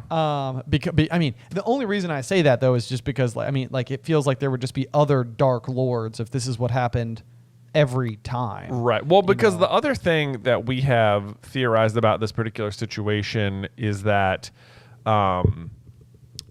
because what happens is she gets pregnant and then she releases Tom from the love potion and then he leaves and then she gives up on magic. She like represses her powers. She like starts like repressing her powers. So there's been like part of the theory is that not only is he like conceived out of coercion, but then Merope like forms an Obscurus inside of her while she's pregnant, right? And then like Voldemort kind of like merges with it and is like born, and like Obscuruses are like magical cancer, and like Voldemort is sort of like a walking magical cancer, but they are extremely powerful, so it would also kind of like explain Voldemort's insane power level compared to other people. Yeah, which and I think that makes a lot of sense too, because like it never seems like as cunning and ambitious and nearly successful as Grindelwald is during his era, he's still attempting to recruit Credence, who is an Obscurus, to basically use as a weapon against Dumbledore. Right. And so the idea here would almost be like, why does everybody regard like Voldemort as so much more powerful? And it's almost like Voldemort is Grindelwald and Credence formed into one entity that has all the power of Credence and all the cunning of Grindelwald. And so, yeah, like I think to me that makes a lot of sense. Yeah. And so, yeah, if Tom doesn't leave, then you don't have that particular infusion, Tom Sr. that is. And at that point in time, you probably just have like a very... You probably still don't have like a super loving family situation. Probably don't. But you probably don't have like Dark Lord level powers. Exactly. Yeah. And I suspect that maybe like you'd end up having something more similar to like a Draco Malfoy type thing, where like Tom Sr. sort of is going to have like a lot, like people don't like the riddles as it is. Right. They seem kind of like the Malfoys or the Dursleys. Like a muggle form Yeah. of them. And then I guess Merope seems like the least terrible on some levels of the remaining Gaunts, by comparison to like Morphin and Marvolo. But you're also going to have like that heritage to like the pure blood Slytherin line and all that type of thing. So it's like, is there still going to be sort of like a bizarre variation of what that prejudice looks like in a young Tom Riddle? Like, is he going to try to cling to, I mean, is this like, I'm almost getting like Umbridge vibes a little bit. Like, yeah, I don't know. Like I can, it's really hard. It's a tricky question. I mean, I can see a situation where like Tom like just sort of takes his son and like, I don't know, brings him to like his parents' house or something. Right. And then like still just like raises him away from Merope, and then Tom grows up and finds out that he's a wizard and figures out that he was stolen from his mom and that she was the witch, and him resenting his Muggle parents. But like if he stays around, then there's not the Obscurus thing, which we don't know is like a confirmed reason for his power. It just seems like it makes sense. But there's a possibility that he would develop an Obscurus if he's living under the Riddles. Oh. Because then you'd have a situation where you potentially would have like a family that would attempt to like repress. If we're going to draw the parallel between the Riddles and the Malfoys, then Muggle Malfoys, in my mind, are almost more Dursley-ish in nature, because Dudley and Draco also share parallels. So I would almost assume that they would try to like squash the magic out of him. Yeah, or I mean, they would even have good reason to not like magic more than the Dursleys. More, yes, true. Yeah, you're right. I can actually see maybe he has an Obscurus, but then it's less like, I don't know, like would then he end up more like Credence, where he's like able to like control it, or does it just like kill him? I know, that's a good question, because then maybe you have like a Voldemort that has like a different kind of extreme power. Because I mean, if we're going to assume that Tom Riddle has a natural knack, for how he can, like handle his magical abilities and stuff, then it does seem like he'd be able to outweigh Credence, who's otherwise just not really being guided by anybody in a super significant way. Right. So then you probably do have a Tom Riddle who can use these powers, and probably does still end up optionally either by way of like murdering his family still as a wizard, or just abandons them altogether and just lives his life as a wizard. Or just like accidentally explodes on them.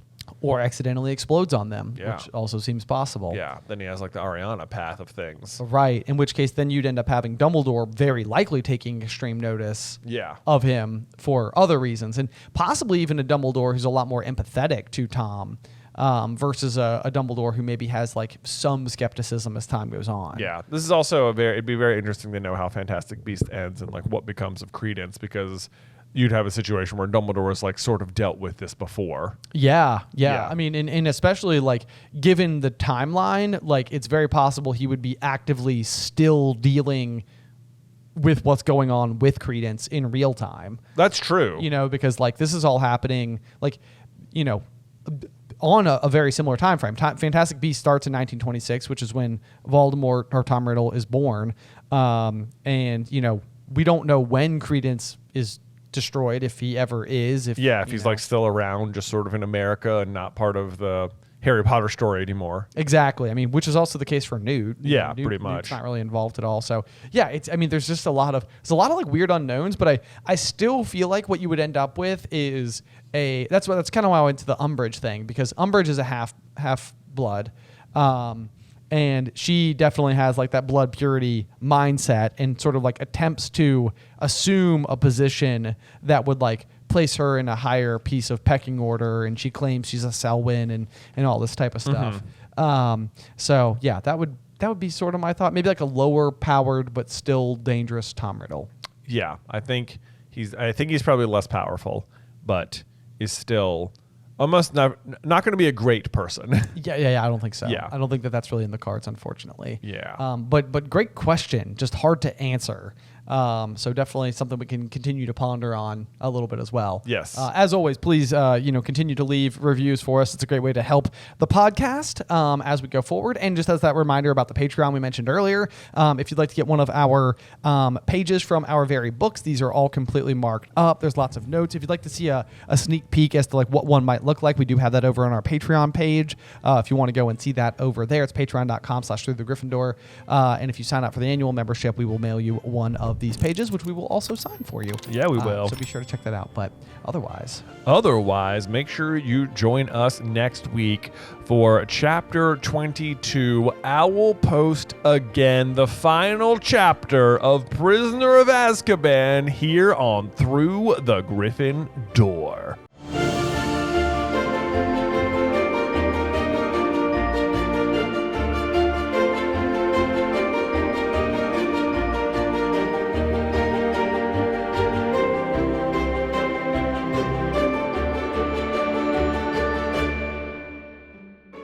Welcome, dear listeners. I'm Jonathan Carlin. And I'm Benjamin Carlin. And we invite you to join us through the Griffin Door, your one-way ticket to the enchanting world of Harry Potter. So grab your wands and dust off your broomsticks and join us as we unlock the mysteries behind Prisoner of Azkaban, Chapter 22, Owl Post Again. We are at the end. It's the last chapter. Holy cow, I can't believe it. I feel like Prisoner flew by. It flew by. It feels like we just started not just Prisoner, but the entire show. I know.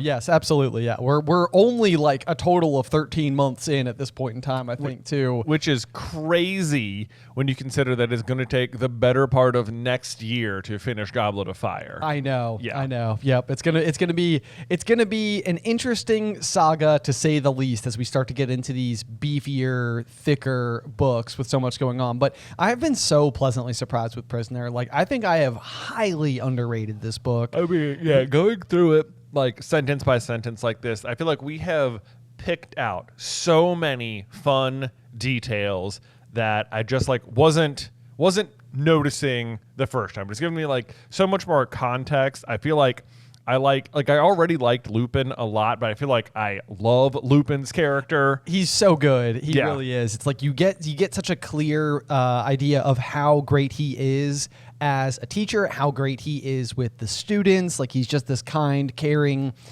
person, which has been really fun to like just sort of like live and bask inside of, because we've all had that like one teacher who just like made a difference in our lives, and it's like, that's Lupin. That's Lupin. In some way, shape, or form, it's Lupin. He makes a massive difference in Harry's life. But yeah, otherwise, you also mentioned that like we've picked apart this book and found so many like interesting like little like snippets and doodads, and I honestly think even like the notes that I'm taking are becoming so much more elaborate as we go. Like, my pages are just covered in ink at this point. Oh, absolutely. Like, I was going through some of our pages from the Chamber of Secrets and Philosopher's Stone earlier today, and like the comparison is laughable. It is. Yeah. Yes. It's like, I don't want to pat ourselves on the back too much, but I do want to venture to say that I think we're like getting better at this as we go. I mean, for sure, we've been doing a lot of episodes, and it's expected that maybe you get a little more adept at it as we go along here. And it's really just been such a journey getting to the end of book 3 here. Like, when we started this podcast,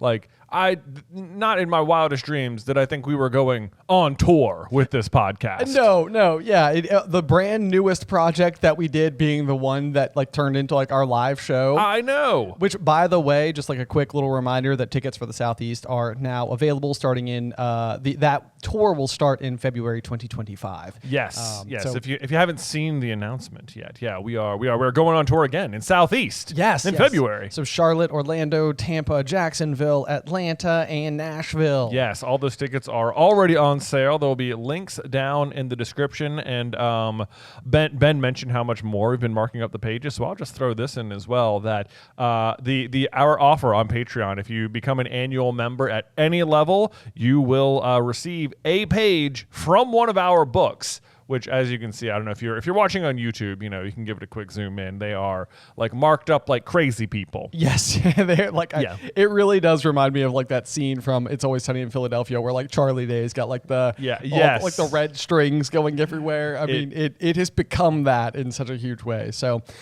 without any further ado, we can start our analysis here of chapter 22. Otherwise, we'll just keep announcing our pants off. No, right. We should get to the content here.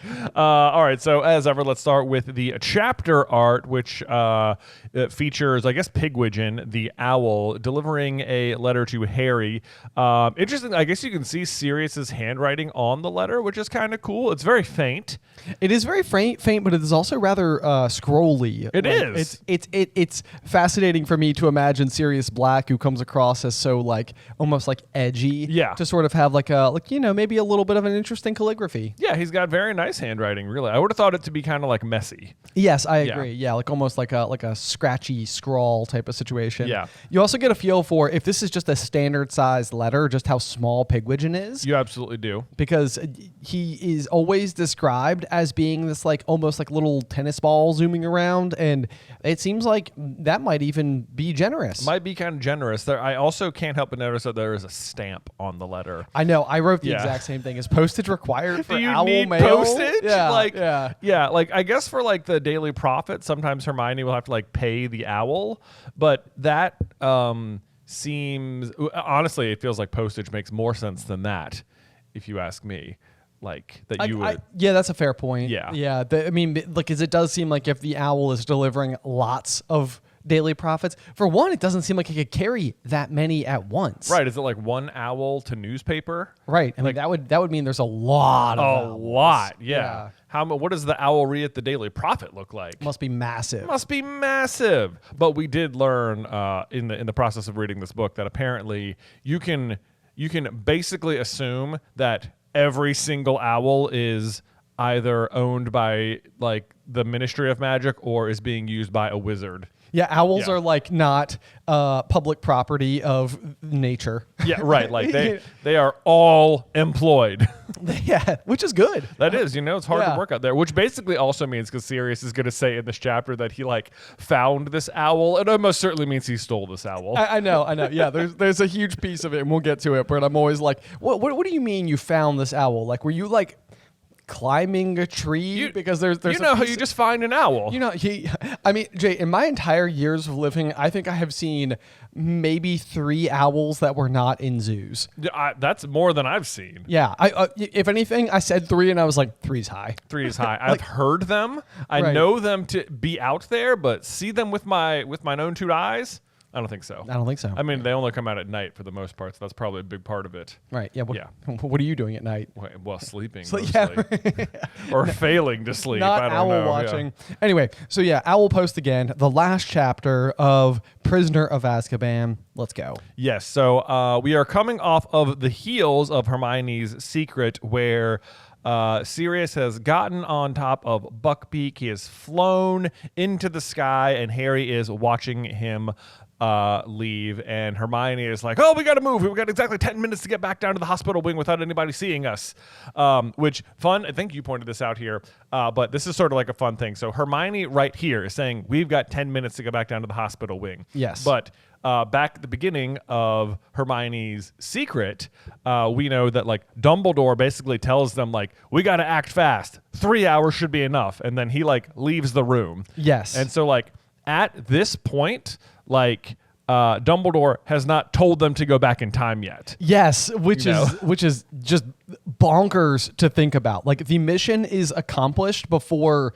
they have even started the mission. Right, but they still have to go complete it. But the good news is that they will always complete it because they've always completed it. Exactly. So it's nice to know that it's like you can kind of like rest assured. It's like it worked. The plan worked. So yes, so that's great news. Harry though does sort of have this like moment where he's having to wrench his gaze away from the sky because like he's sort of like Sirius's freedom in this situation it's sort of like a double-edged sword for Harry because it basically is like he is watching his own freedom also fly away at the same time. Because, exactly. Like there was this brief moment where Harry thought like I'm going to get to go and live with Sirius Black. I'm not going to have to live with the Dursleys anymore. And so it's like this is tough for Harry. Like it's huge for Sirius. It's obviously what he wants to have happen, but he is losing something here. He is losing something. And I was trying to think about this because like it is so rare that like in like fiction or when you're watching a show or something that the characters will bring up a desired outcome that doesn't come to pass. That's a good point. Like if you're watching a show and they're like, we got to find this treasure or whatever, like they're going to find it. Right. Like they're going to have a million twists and turns and things are going to go wrong left and right, but like they're going to find it. They're going to find it.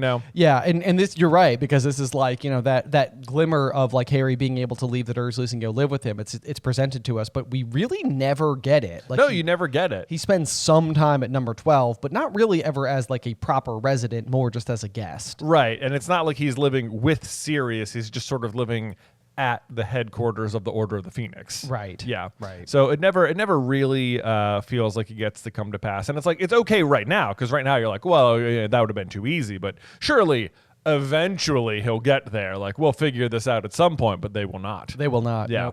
Nope. But then from there, Harry and Hermione have to start their descent back down through all of the spiraling staircases and get back to the hospital wing so that they can sort of like close the loop, so to speak, with Dumbledore and not really leave any room for their having like left to be discovered. Right. So he's in the process of like locking the door when they're going to arrive back and be able to walk back in.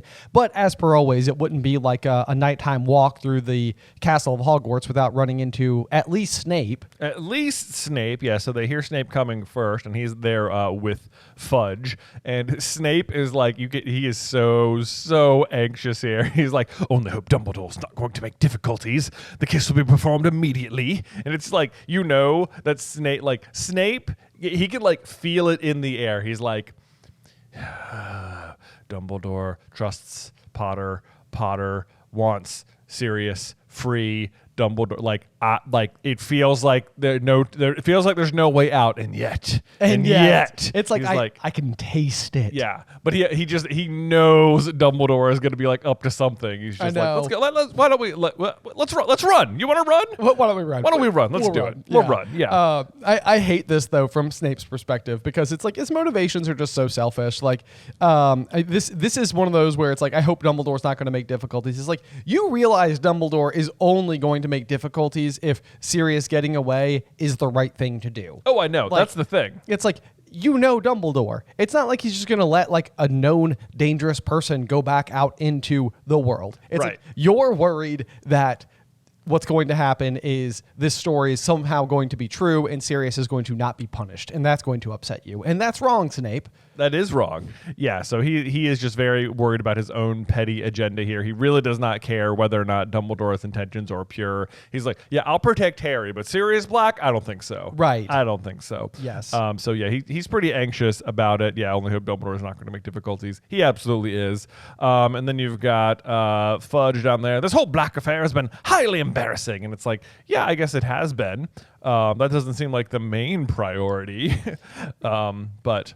Yeah, he sort of shows like a little bit of those like true Cornelius Fudge colors a little bit, where he's like, I can't tell you how much I'm looking forward to informing the Daily Prophet that we've got him at last. Yeah, it's like his first instinct upon capturing a convict isn't just like, the danger has subsided. It's like, I can't wait for the good press. Right. Yes, he is way more concerned about like being able to get the good press out of it than he is that he has cleared the danger. Right. Like, yeah. His greater concern is that he will look dumb, not that people are safe. Exactly. Yeah. Yep. And then I love his line. It says, and once young Henry's back in his right mind, I expect he'll want to tell the prophet exactly how you saved him. I just highlighted that. It was like, Fudge is so dumb. Right. I know. Yeah. I was like, oh yeah, that's how that would go. Yep. Exactly. Like, exactly. It's funny to me because we know so well, and it's probably slightly unfair to Fudge, who doesn't know the dynamic between these two nearly as well. But it's like, Fudge, you have no idea. You have no idea. Yeah. It's like these two. There's no way in the world Harry would go on record and be like, yeah, Snape helped me. Yes. Like, yeah. Even if it was true, even if Sirius had been a murderer and was about to kill Harry and Snape walked in and actually saved him, he also would not do it. I don't see Harry giving that interview, not for 1 second. Nope. Yeah, but even Snape knows that. It's just like Harry got a glimpse of Snape's smirk. He's like, yeah, that's not going to happen. Yeah. But of course, not only did they run into Snape and Fudge, but then, of course, they run into Peeves, which is just such a random obstacle they run into when getting back to the hospital wing. Like, he doesn't really stop them at all. It's just like I guess we needed a reason for 10 whole minutes to have passed. Yeah, I know. Yeah, it's like maybe it would just be like it's unsatisfying to just be like Hermione and Harry walked quietly down the deserted hallways until they got back to the room. Dumbledore was standing there locking the door. That's it. Yep. It's like, no, yeah, of course we've got to have all these like obstacles just in case we make a video game out of this someday. Exactly. Yeah. Then you're like, oh, we're almost there. Turn the corner. Oh no, it's Peeves. Get past Peeves by pressing A or something. Flipendo. A percentage of people got that reference. They did. Yeah. They did. If you've played any of the Harry Potter video games, Flipendo.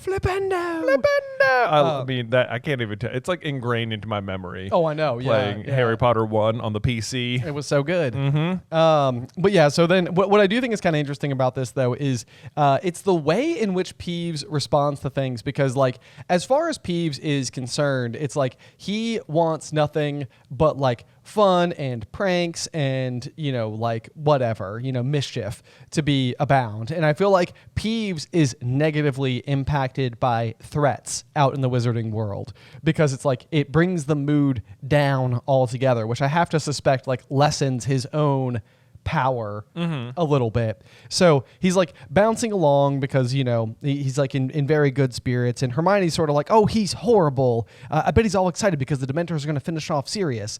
But to be fair to Peeves here, this is actually like very similar to how Peeves will ultimately react to the downfall of Voldemort himself. That's true. Like he's like singing like this like cackling song that's like, we got him, we won, now we can have fun. And I can't remember exactly what the words are, but it's something got moldy. Yes. Something like that. So anyway, at least he's a little bit consistent is what I'm going for there. Yeah. That's true. That's true. Yeah, there you go. All right, Peeves. And then, like, Hermione brings up, like, oh, if we don't get back inside that door before Dumbledore locks it, they're like, it's like, she's like, oh, I don't want to think about what's going to happen. And it's like, nothing, right? Like, what happens if you don't get inside the door? If you get in the door before you leave, you'll see yourself, right?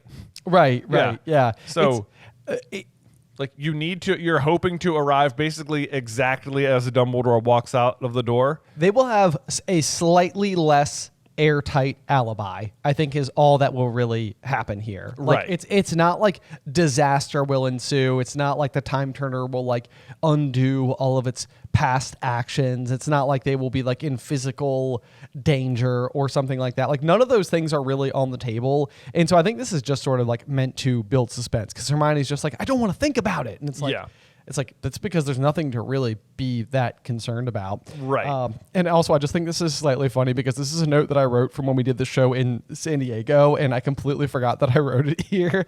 But it says, I don't want to think about it, Hermione moaned, and I underlined it and wrote LOL from 30 feet behind.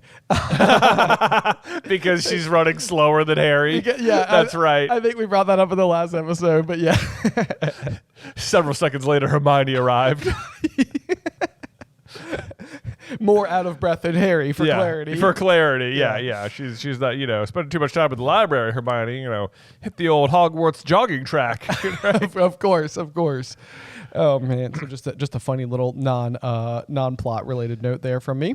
Okay, let's see. So they're creeping along. The door opened. Dumbledore's back appeared. So this is basically them like appearing on the scene where Dumbledore is saying his like departure advice, like you must not be seen. Yes. Like that is like what he is saying to them. Right, and then he says that to them, closes the door, turns around, and there they are again. Yes. So Dumbledore backed out of the room, closed the door, took out his wand and magically locked it. Panicking, Harry and Hermione ran forward. Dumbledore looked up. A wide smile appeared under the long silver mustache. Well, he said quietly. We did it, said Harry breathlessly. And I just think that this must have just been such a fun moment for Dumbledore. Yeah. To like experience. Like it would be such an unusual thing to almost like be like, hey, there's this very complicated, very important, big task that I need you to go do. Okay, all right, ready, go. Did you do it? Right. Like it's like he gets the immediate gratification of being like, here's an assignment. Good luck. Hope you figure it out. I know it's going to take a whole lot of ingenuity, but like, and how'd it go? Yes, I know. It's so fun for him, and I love it. Just as Dumbledore beamed at them, like he's just so proud. He is. Yes. He's like he really trusts them because you know what? Because he didn't go with them. It feels like he could have gone, but he didn't. And yeah, like they just totally knocked it out of the park. Well done. Yes. And like I guess this was his plan the entire time, like hoping to walk out there and basically see them so that he could let them right back in and lock them in. So that had to have been his plan the whole time. Yeah, I think so. So it kind of seems like that's basically what's like going on is that like the lock will only lock once. So in the event that like Madame Pomfrey can like hear this from the other room, because she's about to like endorse their alibi that they never left. Yeah. And so that's sort of like the big thing. But anyway, yeah, absolutely amazing timing because they're like listening through the door to be like, yep, I think you've gone. Time to go on in. Time to go back in. Yep. Yeah, so they walk back in, and you're right. Out comes Madame Pomfrey. She's like, did I hear the headmaster leaving? Am I allowed to look after my patients now? So again, for her, this has also been only like 10 seconds. Exactly. As well. Like, essentially nothing has happened. But then it says she was in a very bad mood. Harry and Hermione thought it best to accept their chocolate quietly. I know. To which I'm just like, oh, darn. I know. I love the idea that she's just like standing over there, forcing them to eat chocolate. Like, we're sorry. We'll eat our candy now. I know. Yeah. I can't wait for my daughter Addison to read this page because she's like, wait a second. Wait, what's this? Candy? Chocolate? Candy? Anywhere? I want a chocolate, please. Yes. Yeah. Yes. Yep. And then, sure enough, just a couple minutes later, they hear a distant roar of fury echoing from somewhere above them, which is, of course, Snape realizing that Sirius has escaped, and he knows exactly what is up. Immediately, Snape just turns and heads right back to the hospital wing. He is mad. Yeah. This is it's like, can you imagine, like, because they just ran from 10 minutes away. So however loud Snape is roaring here is loud enough to be carrying through this like stone castle at night, like all the way down to where Madame Pomfrey is like, now really? Yes, I know, right? So he is that angry. And then you get to hear some Fudge talking to him. He says, he must have disapparated Severus. We should have left somebody in the room with him. Which, one, it is simply ridiculous that Fudge doesn't know you can't apparate or disapparate inside of Hogwarts. And two, you absolutely should have left somebody in the room with him. Like, yes. What are you thinking? Right. What are you thinking? This guy's already escaped Azkaban and you left him in a classroom. Right. Like, I'm glad Sirius got away. However, if this is a real criminal, terrible. Absolutely. Like, what you didn't leave anyone outside the door. You know he can do magic. You know he already escaped your prison with the Dementors. Right. Like, I wouldn't even surprise me if there was just a spare wand in the classroom, you know? Yes, I know. Wait, and you're totally right about the separation, and this is a fun note from last week's episode or a couple weeks ago. I think there's a scene where we were giving Fudge a little bit of credit because he comes in and he sort of is like, have they had any chocolate? Yes. And we're like, okay, Fudge still knows like some some things, but somebody did write in and they were like, remember Fudge was the one who always had to go and visit Azkaban because like that's when he gives the Daily Prophet to Sirius. So he may only know about the chocolate because he himself has needed to take the remedy before. That's true. Upon his visits. And I was like, haha, now we can take away a little bit of credit we gave to Fudge. I know. Which I like. It's so funny that like when you think about Fudge, you think of him as just like a guy who knows nothing when he's like, you know, the president, basically. I know. Oh, you yeah, know? I know. It's just unbelievable. Yeah, it's like he seems so incompetent in every single way. Right. Yeah. Yeah. Classic Fudge. Classic Fudge. But yeah, so Snape, who is keeping his voice very calm here, screams, "He didn't disapparate! You can't apparate or disapparate inside this castle. This has something to do with Potter." He's like, Severus, be reasonable. Harry has been locked up. And it's like, I'm not sure Fudge actually knows that. I don't know. Yeah, right. He left, and then Dumbledore was like, I'll lock you in. Right. So, yeah, I don't know. I guess he's just assuming that's what happened there. Maybe, but the very next line is just 3 letters, which is bam. To which I like to think that Snape has kicked in the door. I think so, too. Yeah. Yeah. Yeah, just like total heel of the foot, just like really, you know, roundhouse He's kicked mad. it. Yeah, he's not magicking open that door. He kicked it. He's it. that mad. Yeah. Yeah, Fudge, Snape, and Dumbledore came striding into the ward. Dumbledore alone looked calm. I just highlighted that and said LOL.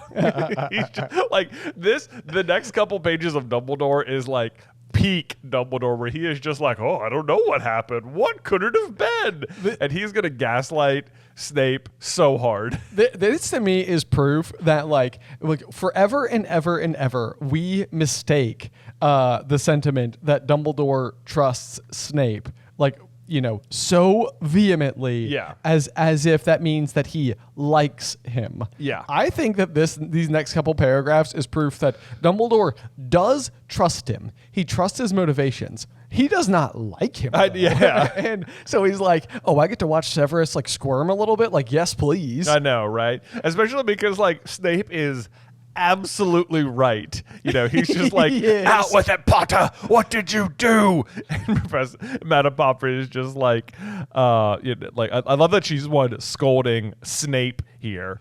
She's like, Professor Snape, control yourself. I literally wrote, Poppy, not afraid of anyone. Not afraid of anyone. No, not whatsoever. Not Dumbledore, not the Minister of Magic, not Snape, a former Death Eater. Yeah, and that Fudge even Fudge is sort of just like, be reasonable, Snape. This door's been locked. We just saw. They helped him escape. I know it. I know. Oh my gosh. Yes, they did. They did. They absolutely did. Snape knows it. Yeah, I know they did. I love Fudge when he's like, calm down, man. Like, it just doesn't sound like him at all. No, I know. My note there was odd for him to be the voice of reason. I know. So you're talking nonsense, and it's sort of just like, it's funny that Fudge is calling out someone for talking nonsense when that's all he's gonna do. Almost the entire rest of the time we know him. Yes, indeed. But yeah, then he continues yelling like he did it. I know he did it.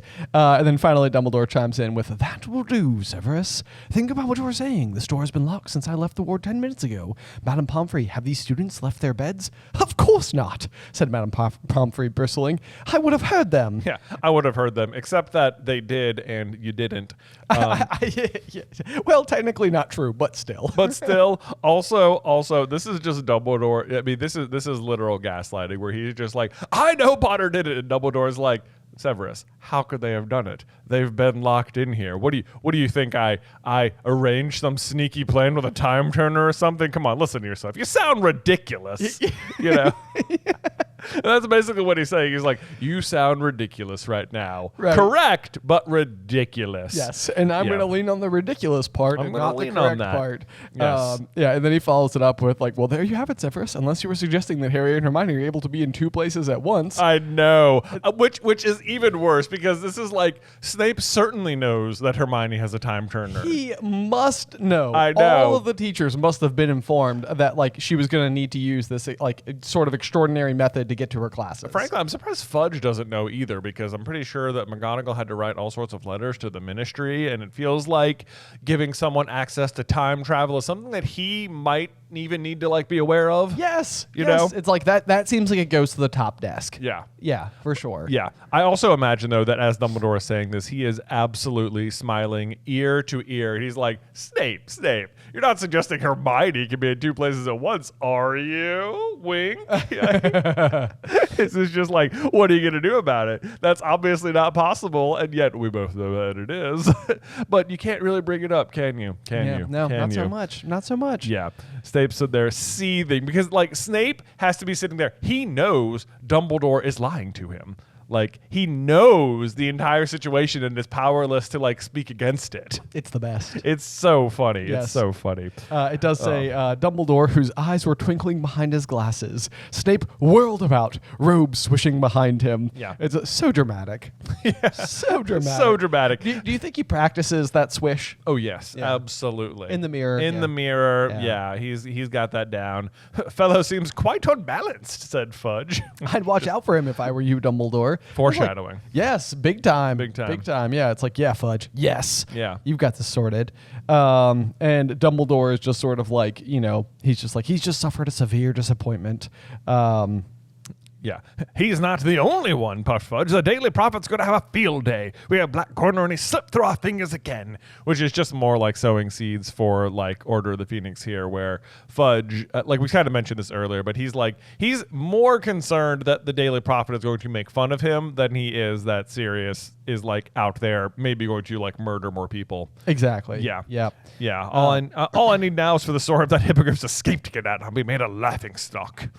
Yeah. Yeah, that's what people care about. I'm sure, like, this is another thing. It's like the general wizarding public, like, they must not care at all about, like, about a Buckbeak. pet at school. Yeah, no. Yeah. That's not a concern to your average citizen for sure. Especially because like anybody who even knew about hippogriffs would be like, it sounds like he just did all the wrong things. Yeah. Right. Like Draco. I mean, because that's the thing is like Lucius is literally just bending the advisory board or whatever's will to what his perspective is. Yeah. Like he is just forcing them to do what he wants. Yeah. So, anyway, at this point, though, is when Dumbledore says, and the Dementors, they'll be removed from school, I trust. Oh, yes, they'll have to go, said Fudge, running his fingers distractedly through his hair. Never dreamed they'd attempt to administer the kiss on an innocent boy.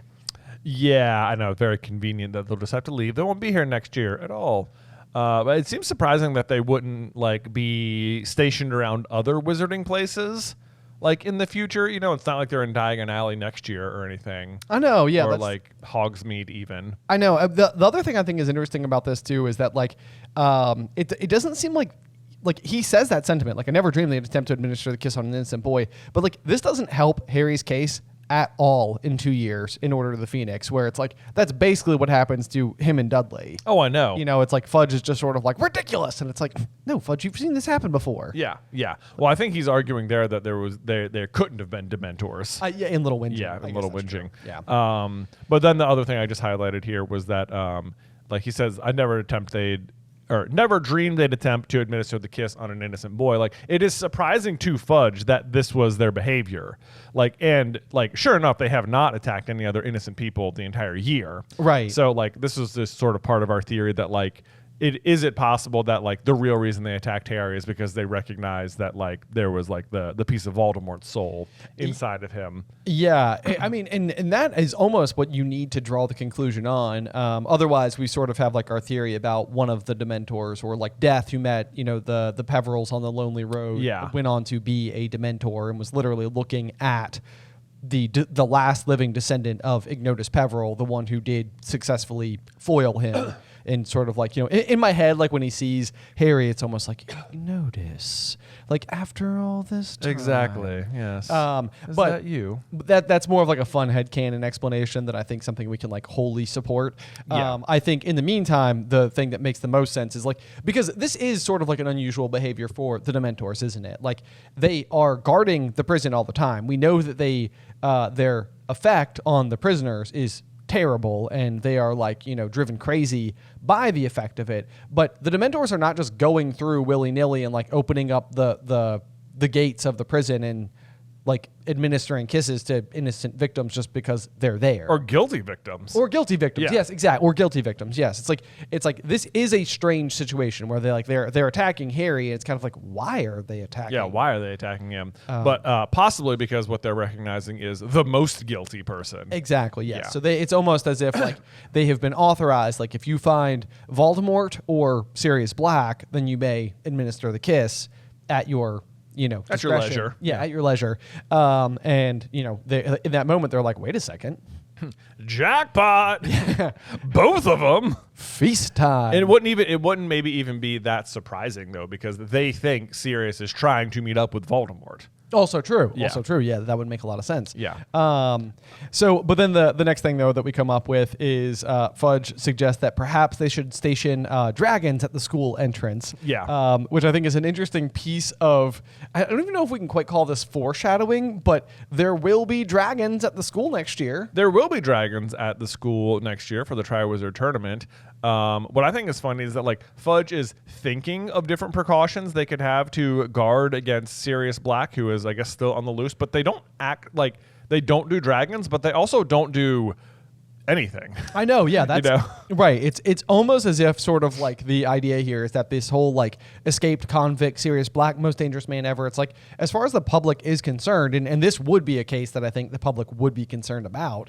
They have just as much reason to be living in fear as they have for the whole past year, but. Realistically, like, we're going to go to the Quidditch World Cup. It doesn't really seem like there's like wanted posters for Sirius anywhere. I know, right? Like, it sort of just seems like the sun sets on that concern. It's just sort of like, oh yeah, whatever. Yeah, and it's like I guess like Dumbledore doesn't like arrange any security because he knows the truth about Sirius, but like you'd think the Ministry would still be concerned about the safety of the students, like almost insist upon it. Yeah, or the parents would, or the parents. Yeah, absolutely. Yeah. Yep. Let's see here. At this point in time, though, Ron finally wakes up to sort of catch up with everything that's going on. He's missed so much. I know. It's just too bad because there is like we were. I think we talked about this last time, but we were writing the What If Ron Was in Hufflepuff series, and one of the things that we had changed about the situation is that Ron was able to travel back in time with Harry and Hermione. Yeah. Which uniquely put him in the position to be able to collect the escaped Scabbers after he transformed back into a rat. And we've talked a lot about like time turners and how everything that happens during this saga must happen, but we don't really know what happens to Peter next. Like he just sort of transforms into a rat and like scuttles off into like the forest or whatever. So it's like it wouldn't be unreasonable under a circumstance where Ron was able to go and position himself in a spot where he could grab Scabbers and just not interact with anybody else for the rest of the night. Right. Harry and Hermione still go do Dementor shenanigans, and he's just sitting there gripping his rat once again. Exactly. But either which way, he's been asleep. So you kind of get this funny situation where it's like, why are we in here? Where's Sirius? Where's Lupin? What's going on? Harry and Hermione looked at each other. You explain, said Harry, helping himself to some more chocolate. Yeah, he's like, I've had too much work tonight. You're on this one, Hermione. Let's see. So what this is okay. Speaking about there not being any more like security or whatever, Harry, Ron, Hermione, they leave the hospital wing at noon the next day to find an almost deserted castle. The sweltering heat meant everyone was taking full advantage of another Hogsmeade visit. Like, are you kidding me? Here, Hogwarts, Sirius Black was captured in the castle last night and just escaped again, and you're letting all of the students go to the neighboring village? Like, are you kidding me? It's like that is like a known like right. A known danger on the loose in this area. Yes. Like it is beyond me that they let this happen at all. Like obviously there is no threat, but like I can't believe the students would even go. How does this news not get out? I don't know. Yeah, that goes back to the end of year one where Dumbledore sort of has that like hilarious line where it's like, what happened below the school last night was a total secret. So naturally, the whole school knows. Yeah, well, plus, I think we're going to find out later in this chapter that Snape is just sort of like, oh, yeah, Lupin's a werewolf. Like, Snape's not letting any of this, like, go to rest. No. It's like we know somebody's blabbing. Yeah. Snape. Snape. He is named. So it is. I cannot believe that the students are allowed to go to Hogsmeade while Sirius is believed to be so obviously in the area. Because from their point of view, this is his third attack on the school. Yes. In the year. Like, what are the students thinking? Right. Of course. I mean, I guess when it comes down to it, Dumbledore knows they're safe, but they don't. Yeah, they don't. Yeah. Exactly. Either which way, of the people who decide not to go, including Ron and Hermione, and they're going to just spend time with Harry wandering the grounds, taking in the giant squid, waving its tentacles lazily above the water, which always just sounds delightful. Right. Let's see. All right, so what do we have? Hagrid shows up. This is a very bleary-eyed Hagrid, so I guess he's just been crying with tears literally all night with the joy that Buckbeak escaped. No, I shouldn't feel happy after what happened last night. I mean, Black escaped again, but guess what? I love that he doesn't know. So that's so funny. And it does feel like it's like worth celebrating from his point of view.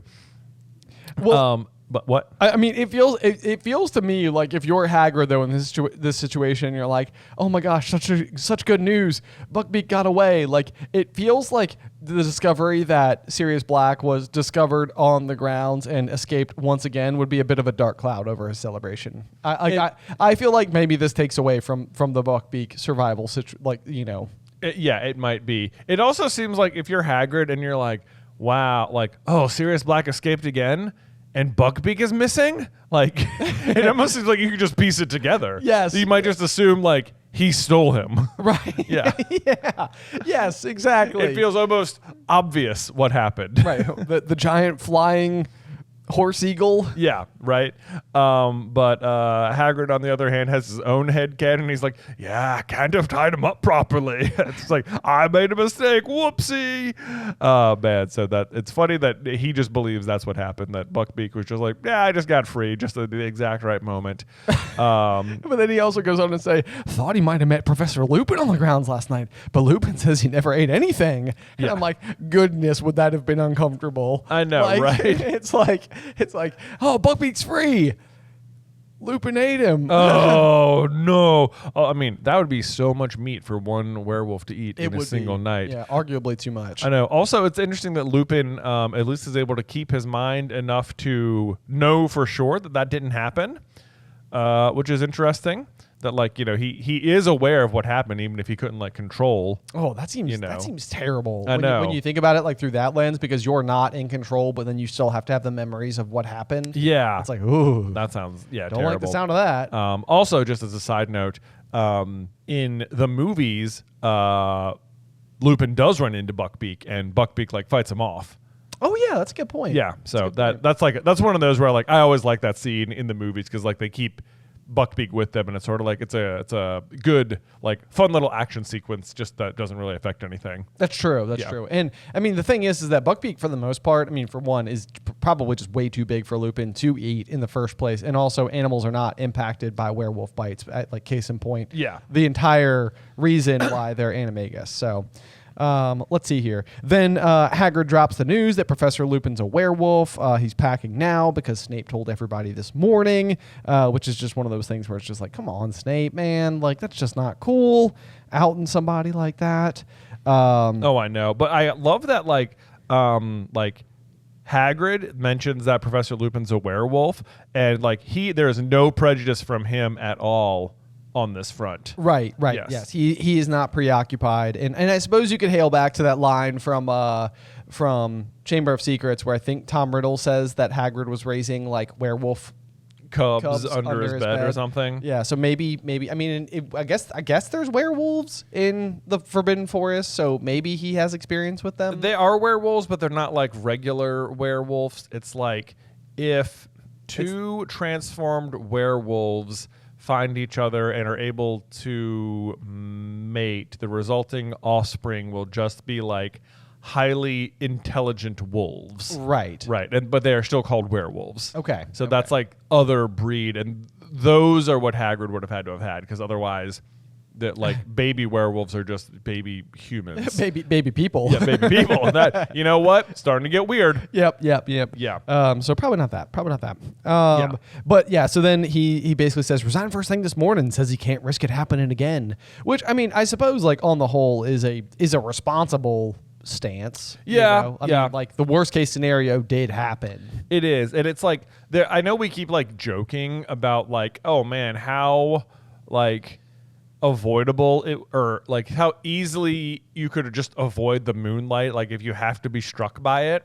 But like I do keep I keep noticing the moon now because we've been talking about it so much. And like even this morning when I walked outside, it was like a situation where it was like it was morning, but I could see like a crescent moon, but I could see the rest of the moon. Okay. Like the dark part, you know? Yep. So it wasn't like I was looking at a full moon, but I could see a full circle of moon. And I was like, you know, I immediately go to Harry Potter and I'm like, would that cause a werewolf? Does that count? Does that count? Right. Does it, like, because I can see the full circle. The moon is in the sky right now, you know, and it's like I don't think that would count. I don't think that would count either. I think it does have to be a full moon. Because I think, I mean, and I could just be quoting something that's incorrect right now, but I feel like there is like some statistics that say like there is like actually like more crime during full moons, which maybe is because like there's more light. There's more light, Yeah.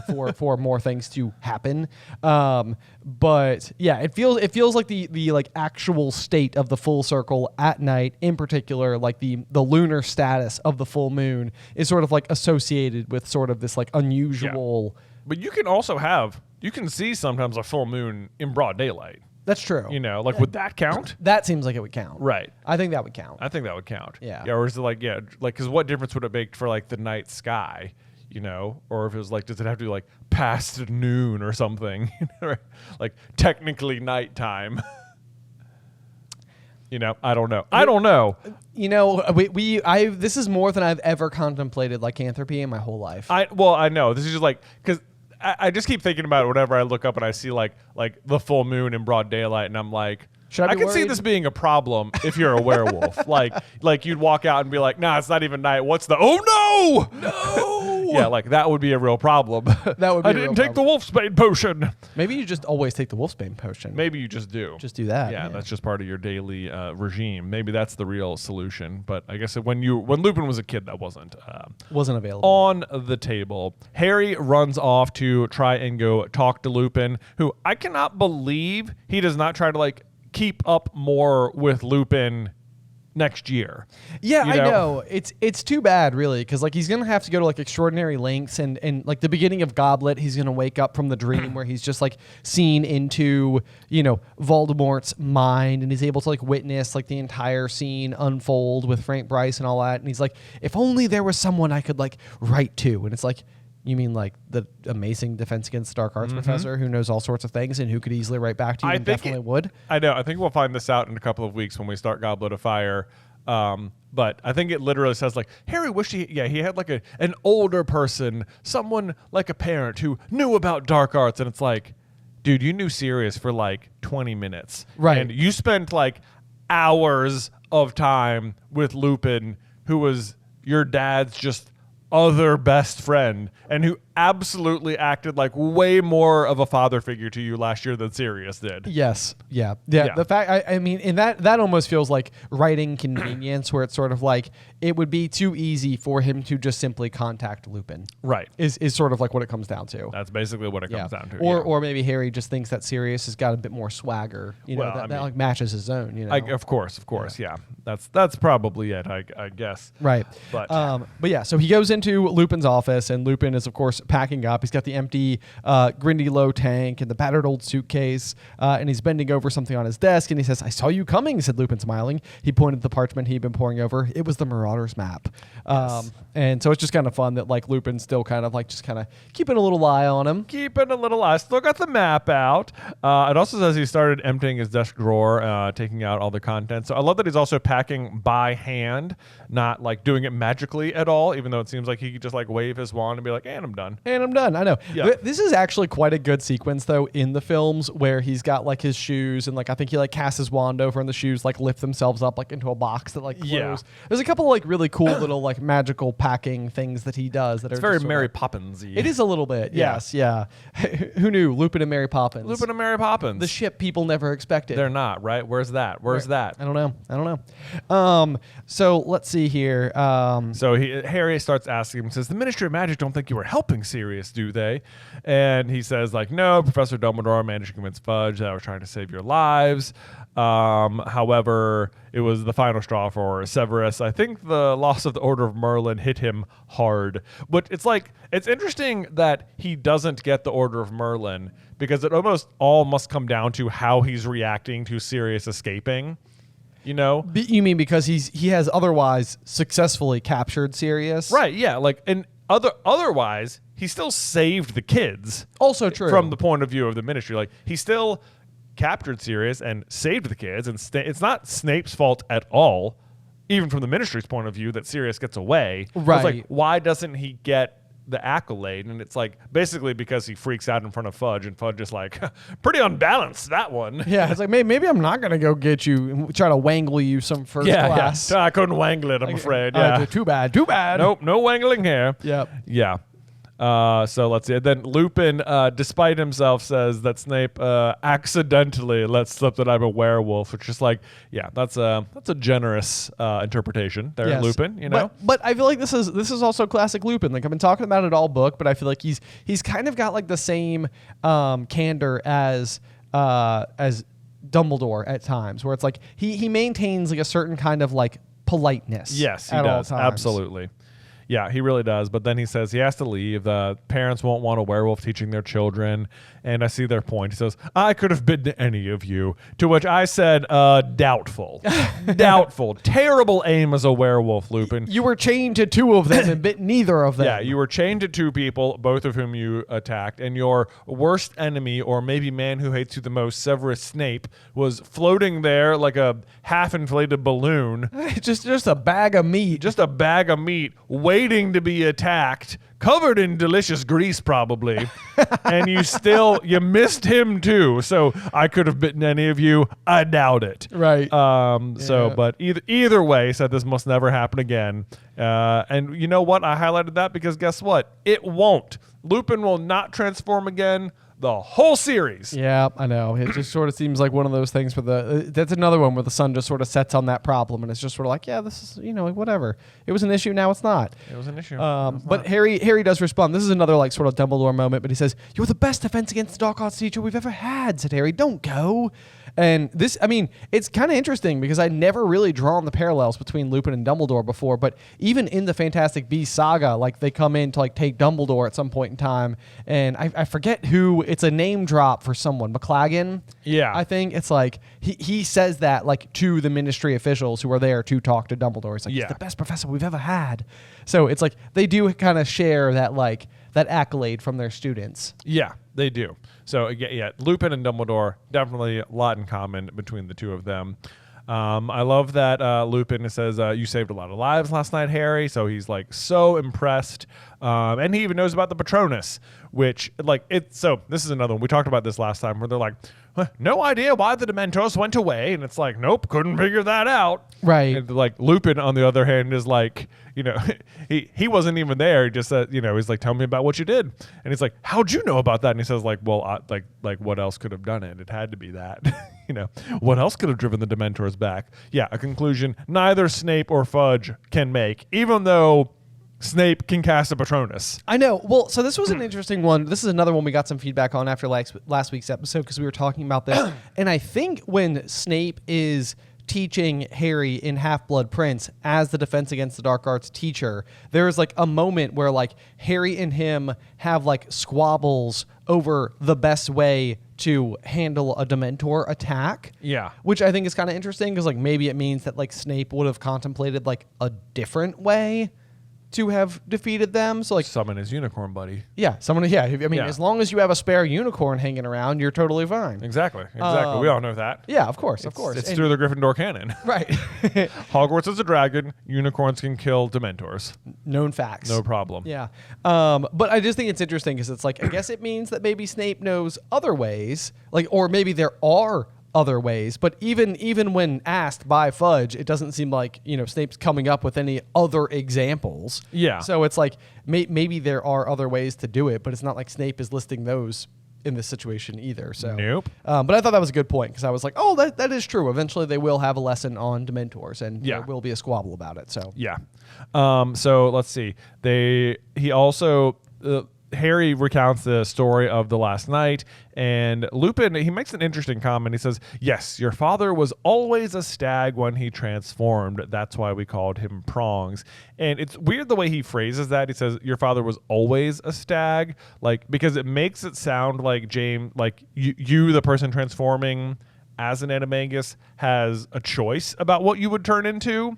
Right. Yes. Right. Like, I mean, because otherwise, if you just remove the word always, it just says, yes, your father was a stag when he transformed. Right. Like, so the always is like an unnecessary word that changes the context. It is an unnecessary word because the fact is you don't get to choose at all. Like, you don't even get to choose initially what it's going to be. Right. It's just like after you've gone through the entire process, which involves like holding a leaf in your mouth for like an entire month and pointing your wand at your chest and like chanting the same words every day and then waiting for a lightning storm.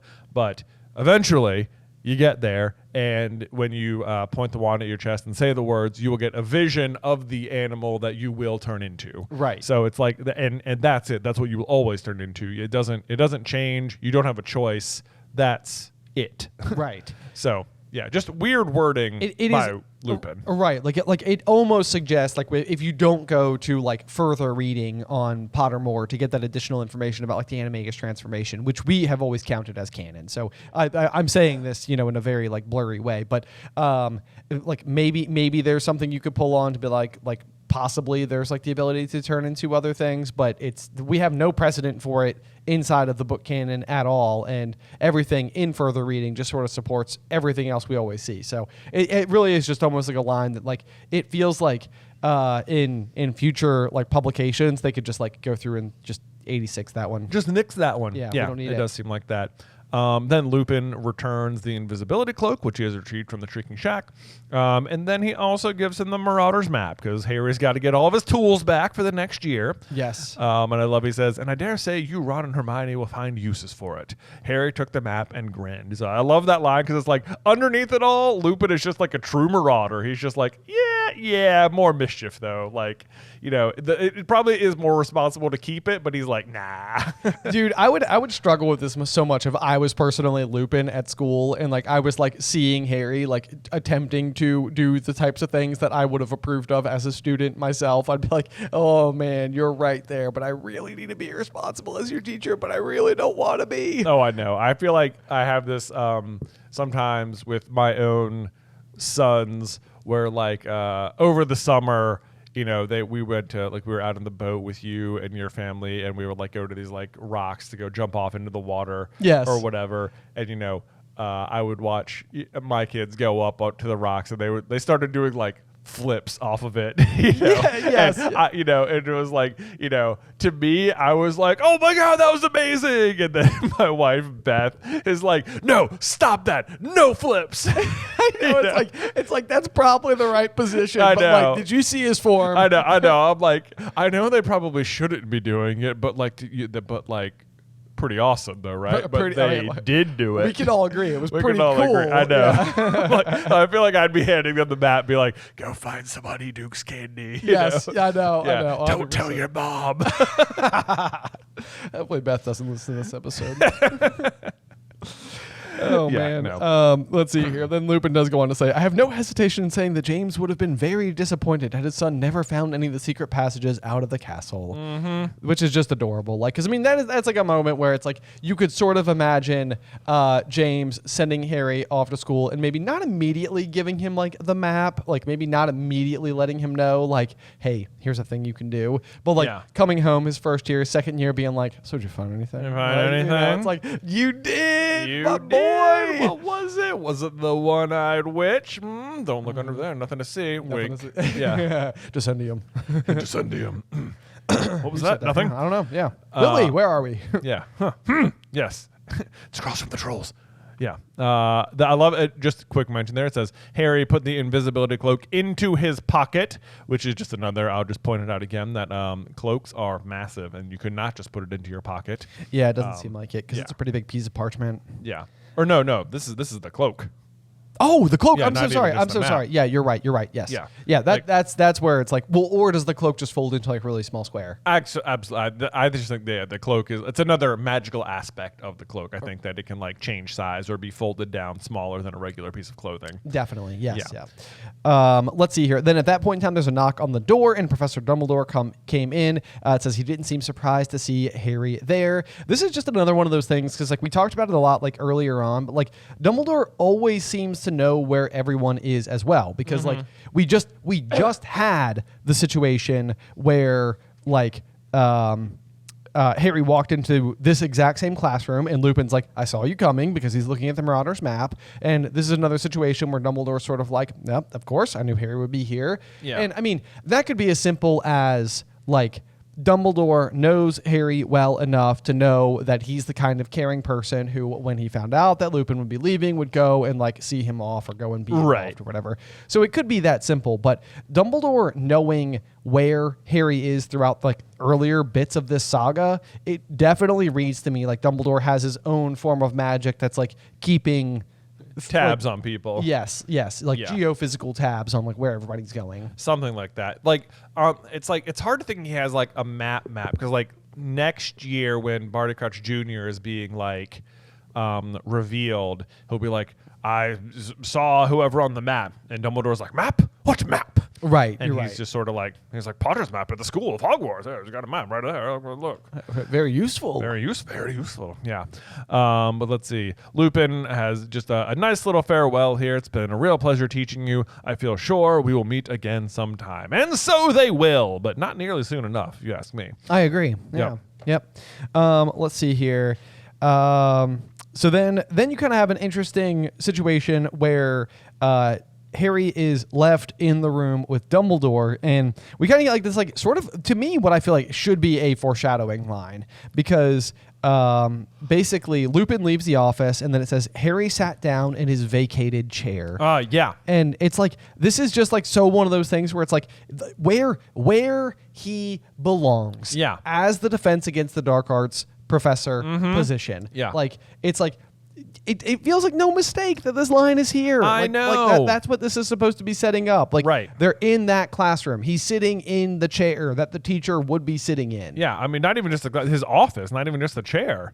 You know, like it absolutely seems like it's setting up. Like I would maybe you could argue it's setting up that like Harry's going to lead the DA or something, but like no, like this it's like it bothers me to no end that Harry does not become the Defense Against the Dark Arts professor. Even the fact that it's called the DA and like Defense Against the Dark Arts is DA. Yeah. Like it feels like that is no mistake. Yeah. Like Harry is teaching Defense Against the Dark Arts under an organization called the DA. Yeah. It's like it's all right there. It's all right there. You're right. It feels like this line was supposed to be foreshadowing, and then for some reason a different turn was taken. But I love the line from Dumbledore. This is just like it's like a gentle parenting line where he says, "You should be very proud of yourself after last night." Not I'm very proud of you, just that you should be proud of yourself. Sure. Yeah. Very very good. Very nice little parenting by Dumbledore there. But Harry says it didn't make any difference, which is just sort of like Pettigrew got away. Which is like, Harry, give yourself some credit, dude. I know. Yeah. I know. Yeah. He's definitely being like a bit too hard on himself. But I do still like Dumbledore's response. Like, it didn't make any difference to Dumbledore quietly. It made all the difference in the world, Harry. You helped uncover the truth. You saved an innocent man from a terrible fate.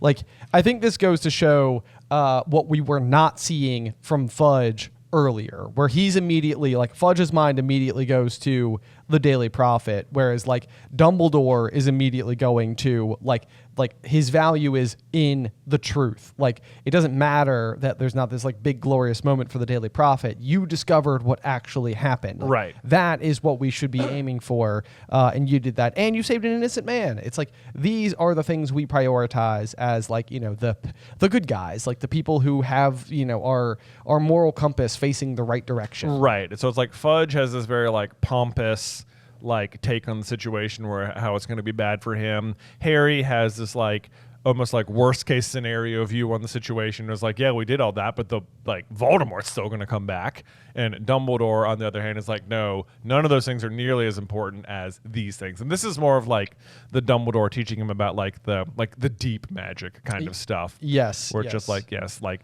focusing on the truth, saving innocent people. Like, that's more important than, like, preventing Voldemort's return.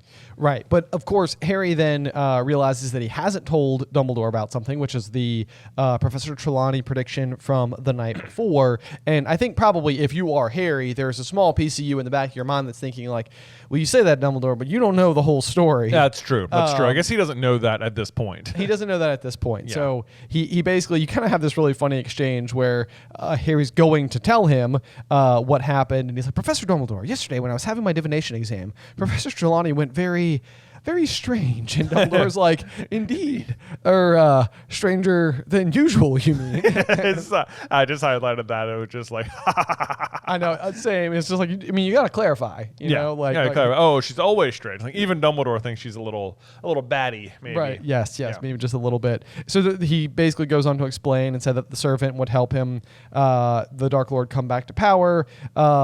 And let's see here. And it says Dumbledore looked mildly impressed, and he says, "Do you know, Harry? I think she might have been having a real prophecy.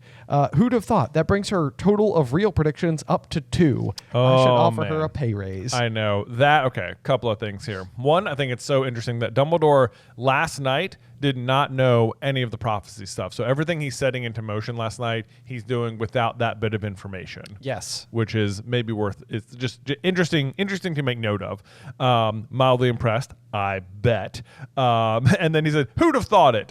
You, Dumbledore. But the big one is that brings her total of real predictions up to 2. Because that sentence right there is like, for like massive foreshadowing for like the entirety of Order of the Phoenix. I know. Yeah. Yes. I mean, that's the type of thing too, that like if you were like, we were too young to be this kind of like eagle-eyed reader, you know, when these books were originally coming out in between the various releases. But like if we were who we are now and we had this book, we would be making entire videos about that line. Yeah. Because it would be like, what's the other one? What's the other one? You know, and it'd be like, you could go through, and I bet we would even be like, everything she says does kind of come true, doesn't it? Like, yeah, there's this and this and this and this, you know, and it's like, so it almost makes it feel like, yeah, like this is all laid out very, very neatly, very intentionally, but we're going to have to wait. Like it's going to take another whole massive book before that particular line gets to come to fruition. Yeah. So we are gonna. It is a long setup, but there it is, right there, up to 2. Also, why Dumbledore hires Trelawney in the first place. In which case, that's another thing when you're reading it, you're like, why would Dumbledore hire this lady? Because she doesn't seem like she knows what she's doing. Right. Yep. But then Harry has to go out of his way to gaslight himself now. He says, but I stopped Sirius and Professor Lupin from killing Pettigrew. That makes it my fault if Voldemort comes back. And it's like, no, it does not, dude. I know. Yeah. This feels like such like serious logic from inside the Shrinking Shack, where he's like that classic, like, well, I may as well have. Yeah. And it's like, well, Sirius, okay, you need to be more clear with your words given the circumstances. But I do think that Harry is unfortunately like sort of taking a little bit of that. And it's just like, no, Harry, it's not your fault if Voldemort comes back. Voldemort is a terrible and powerful force. Right. Yeah. It's like Peter goes and does that. It's Peter's fault. Yes. Yeah. Yeah. Right. Let's see. And then Dumbledore has this line here. He says, hasn't your experience with the Time Turner taught you anything, Harry? The consequences of our actions are always so complicated, so diverse, that predicting the future is a very difficult business indeed. Which I just highlighted that one because we used that one in our video today about explaining how time travel works in the wizarding world, because we got a lot of comments on our Chapter 21 Hermione's Secret episode of Through the Griffin Door that people were like, what do you mean when you say everything that happened always happened? Right. And basically what it comes down to is that like once the Time Turner is in effect, like all the decisions you in the present will make will lead you to the point of using that Time Turner. Yes. Right. Like because the Time Turner has been turned and there's now a second version of you in that line, like that timeline, like both of you yourselves are in that section of the timeline always now. Yes, simultaneously and always. Right, which means that the present version of yourself will always make decisions or experience life in such a way that it will lead you to the point where you came back. Right. So like there is this like weird bit of like predestination at that point. Like you will get to the point where you use the time turner. Right. But at the same rate, like Harry, of course, like when he goes down to Hagrid's and like when they're in the Shrieking Shack, he doesn't even know about the time turner. Right. So it's like it doesn't, even though like there is like this kind of like predestination sense that like you will get to that point, it's not like controlling your actions. It doesn't like mean Harry doesn't have free will to make his own choices. It's just that those choices will lead him to the time turner. Yield a particular outcome. Yeah. Yes. Yeah. I know. And it gets very confusing and strange when it comes to this kind of time travel. Like there's this concept of the bootstrap paradox, which is, it's sort of hard to explain, but I found a really good example that I liked, which was basically like, let's say, you travel back in time and give Beethoven the sheet music that goes on to make Beethoven incredibly famous. And then fast forward 200 years and you're listening to Beethoven's music and it inspires you so much that you want to go back in time and give it to Beethoven to make sure that he makes that music. It's like, who originally wrote the music? Right. Like then that sheet music has no origin point. Exactly. Right. Yes. And so that's sort of like what's happening here. It's like the actions inside of the present are already being influenced by time turner behavior that won't go into effect until all of these events have already taken place. But because he will eventually use the time turner, everything will always happen the way that it does. So the origin point is so confusing and can be very frustrating because it's just sort of like ambiguous. Well, the origin point is the act of turning the turner. Sure. Yes. Yeah. Yes. But the like how in the present they can already be there when they haven't gotten there yet in the present, I think is what throws people. It is what throws people, but like because they're not traveling back to like a new timeline, they're traveling back into the same timeline. Right. It's like, well, then they're there at the same time and they always were there. Right. Yeah. Yes. Yes. So that's like the really big like earmark where it's like Dumbledore makes a big emphasis on how like, you know, you need to make sure Sirius is saved before the kiss happens, because once the kiss happens, you can't go back from before the kiss and save him. Right. Because once the kiss has happened, it will always happen and there's nothing you can do. Any amount of interference you try to do will fail because the kiss happened. Or because the kiss happened. It's like, I think it's also confusing because like so much of the writing is done to like preserve the moment where Harry realizes like, oh wait, it's me, I cast the Patronus. Yes, that is like, definitely the objective. That's the objective, to like give you the reader that like moment. But what it can be confusing because like it can feel like what actually happened was that like Harry, Ron, and Hermione went down to Hagrid's and then the executioner came down and then McNair killed Buckbeak.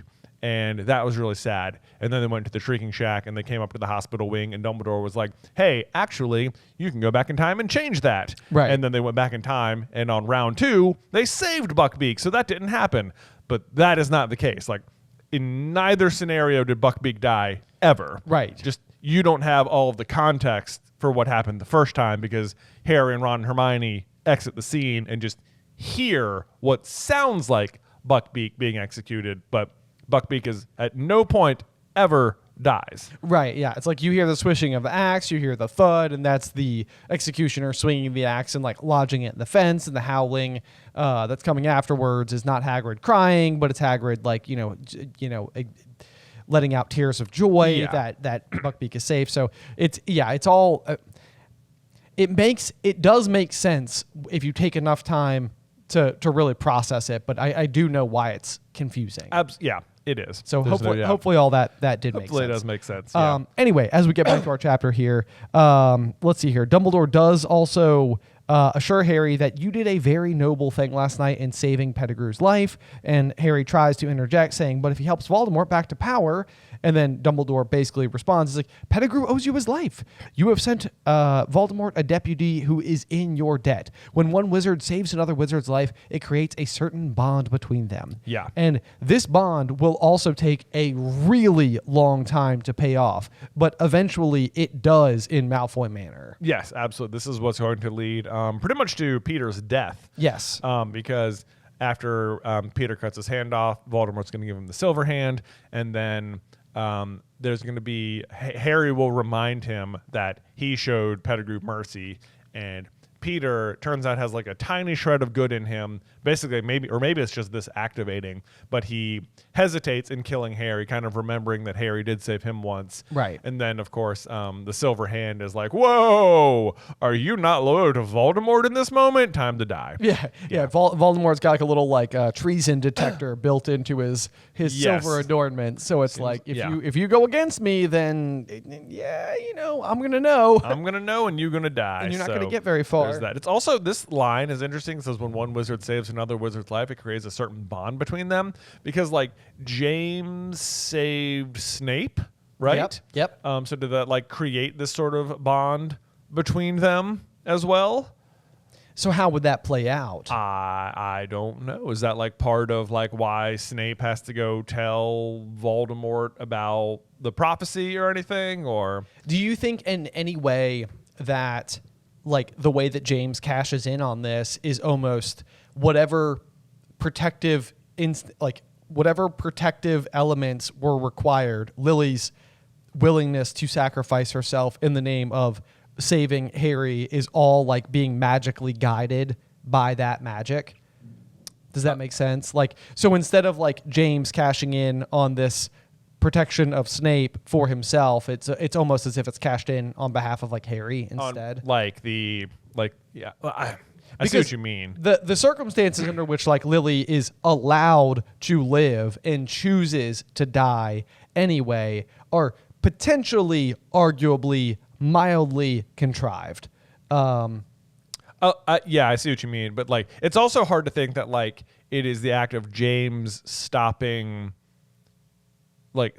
Snape that causes him to go tell Dumbledore about the prophecy versus Snape just being in love, because like love seems so much more like the heavier theme. Right. For like, that's what would win out. But I guess it doesn't hurt if it's kind of like both of them. Sure. Like, saving someone's life and him being in love with Lily, because then like James and Lily both have like a little bit more to do with it. Sure. Or James has more to do with it. Otherwise, Lily has everything to do with it. I mean, I don't want to take from Lily at all, because I think she's sort of like we've always like loved her as a just otherwise infallible character. Yeah. Just sort of like a beacon of positivity and goodness. But yeah, it's kind of an interesting one. You're right, because there is sort of like this life debt does seem like it should exist between Snape and James. Yeah. Okay. Also in there, like Snape, would it count when Snape is like doing the counter curse on the broom in year 1? Oh, like because he is saving Harry under those circumstances on the broomstick against Quirrell. Yeah. Whoo, man, that's an interesting one, because it's like, I don't know, that feels more like casting Protego in like a field of like a battlefield or something. Mm-hmm. Like it's like you may have protected somebody, but it's less like deeply personal. Okay. Between the two. Like I could see why that argument would be made, but I'm not exactly sure where that one would play out either. Okay. But it's an interesting thought. Yeah, that like Harry is in Snape's debt in some way. Harry is in Snape's debt. So I mean, he does name his child after him. So that's true. Yeah, that almost feels like it required some magical force. It does seem like that. Like he's like Albus Severus? Ginny's like, excuse me. No. How about no? And he's like, I really don't see any way around it. I feel I'm trying not to write it. And he's like, Harry, I think we can think of like 100 other names. How about Fred? Fred would be good. Fred seems good. How about Fred? Remember him? Remember my dead brother? It's too late, Ginny. I wrote Severus down on the form. I don't know what to tell you. I don't even remember. I blacked out. I don't remember. I gave it to the nurse already. It's too late. It's been done. Oh, I'm going to go get it. Yeah.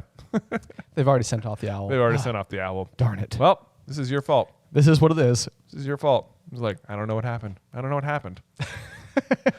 Sorry about that. So Ginny's like Harry. I mean, we already. All right, we're naming. You know what? Next time, if it's a girl, I get to choose the middle name. Yeah.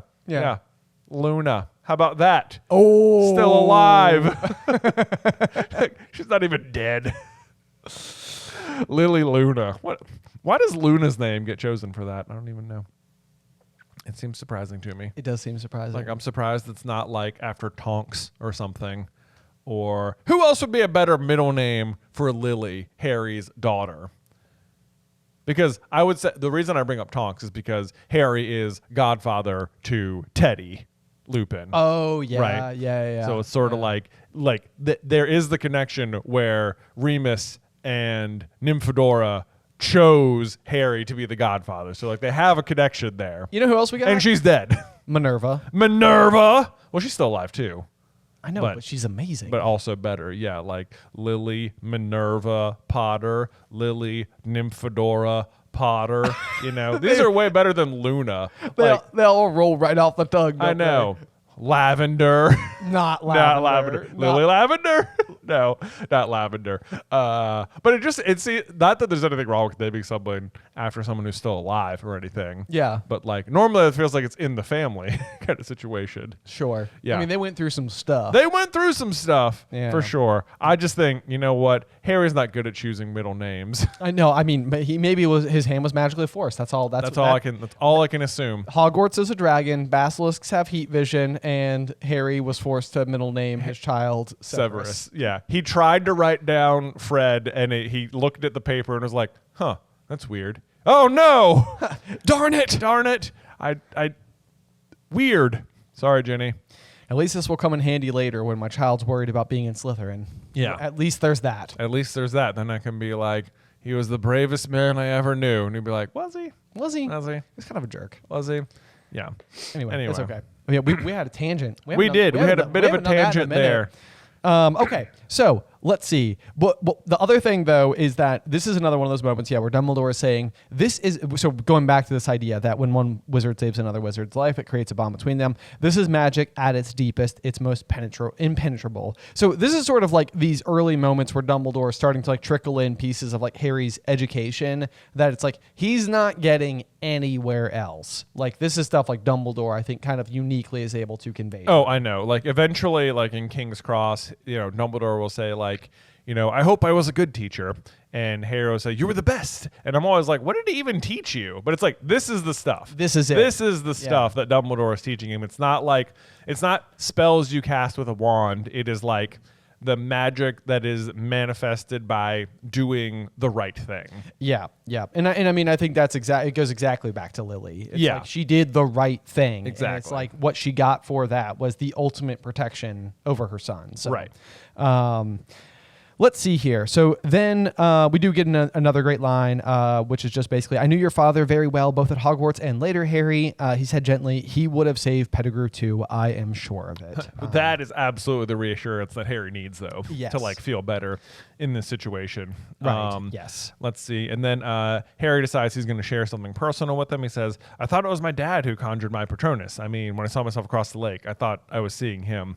And Dumbledore says, like, oh, an easy mistake to make. I expect you're tired of hearing it, but you do look extraordinary like James, except for the eyes. You have your mother's eyes. Oh, man. They're like, so that's just like that. Like, people constantly are telling him that.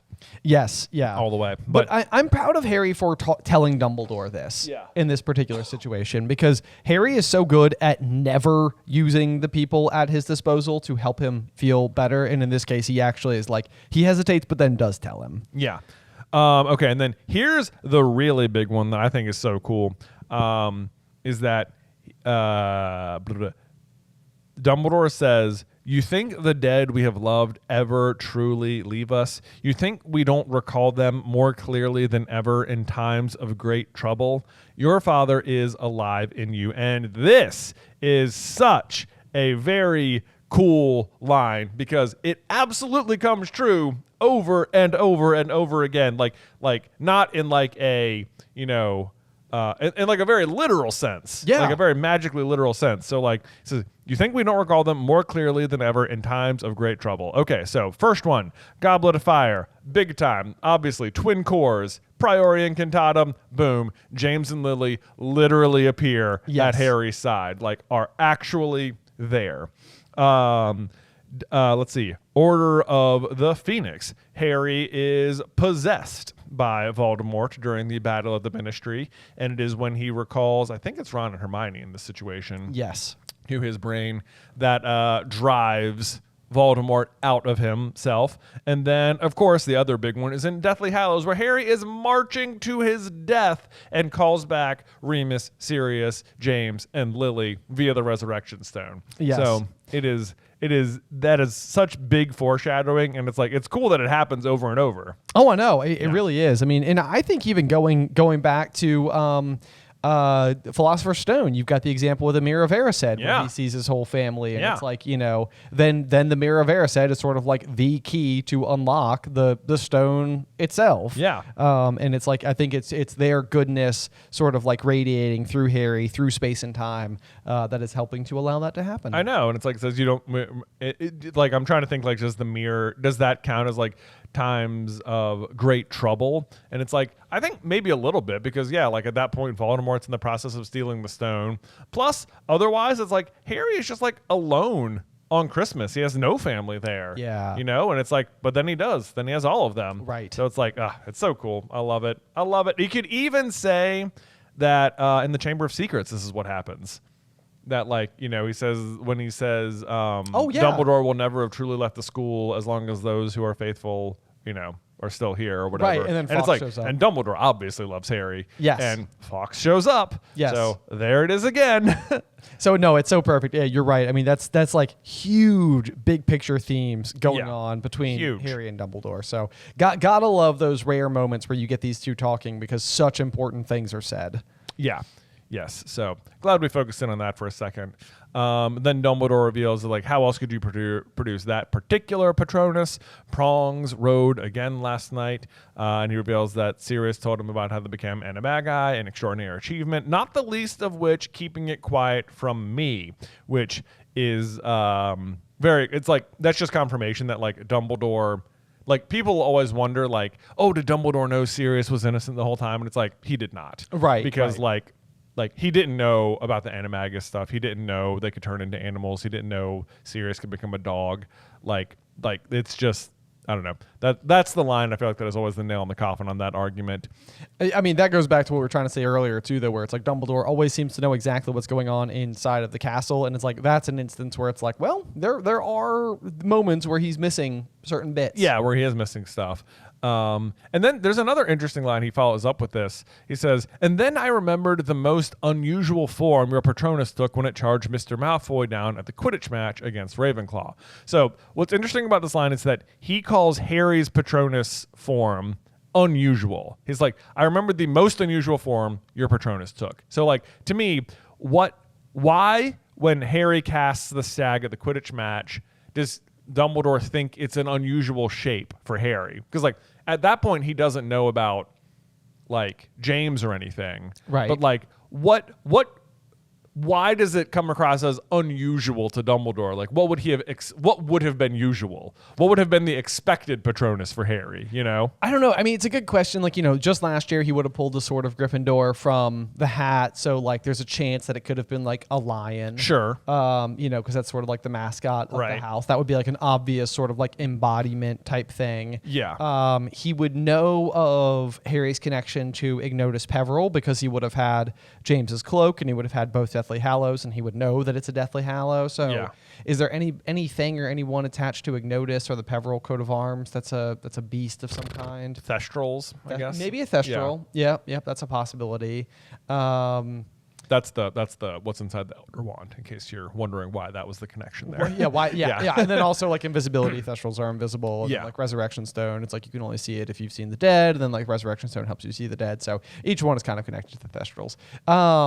So okay, let's see here. I don't know what else would have obviously made sense for Harry. I mean, he can speak to snakes, so maybe a snake. But, That would probably be like an alarm bell for Dumbledore. Like, whoa, what was that? It's like, oh, Deebs. Uh-oh. I know. Yeah, I can't think of anything else that immediately comes to mind that would seem like a very, very clear fit. Yeah. I mean, Harry has an owl, but that seems like sort of more commonplace within the wizarding world. I mean, we know that. Well, I don't know. Dumbledore's Patronus is like a phoenix, and I guess Harry's sort of like he didn't like die and come back to life. He's just but he has the phoenix core, I guess. And I guess he didn't die. I don't know. What are you going on there? Like would it have been weird if Harry's Patronus was a phoenix? I think it would have been weird. Okay. Yeah. I think if anything, the fact that Dumbledore's is a phoenix would translate better to the idea that Harry's could be a Thestral just by way of Ignotus. Right. But yeah, otherwise, I mean, yeah, he grows up in Godric's Hollow, which I think Lion. Lion, I think, yeah, that would be like, that would be. Let us know what you think. Would it be Lion, possibly Thestral, something else? Yeah, I'm open to suggestions there because we don't have a specific answer there or anything that lives in our headcanon. So, yeah, so let's see here. Then as we move forward, though, we kind of get like a page break here, and at this point we get back to time with Harry, Ron, and Hermione together. There is a line that says, "Nobody at Hogwarts knew the truth of what had happened the night that Sirius, Buckbeak, and Pettigrew had vanished, except that Harry, Ron, Hermione, and Professor Dumbledore."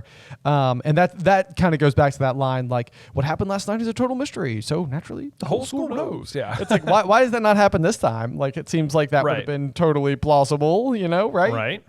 Because if everyone knows this time, then there's no tension. There's no tension. Everyone's just like, Sirius Black is innocent. Wow. Wow. We didn't know. Yeah, none of them came close to the truth. Yeah. Malfoy was furious about Buckbeak, which was just like, dude, get over it. I know. It's like, Malfoy, you gotta let this go, man. Like, you have not had the most interesting book, if I'm being completely point blank with you.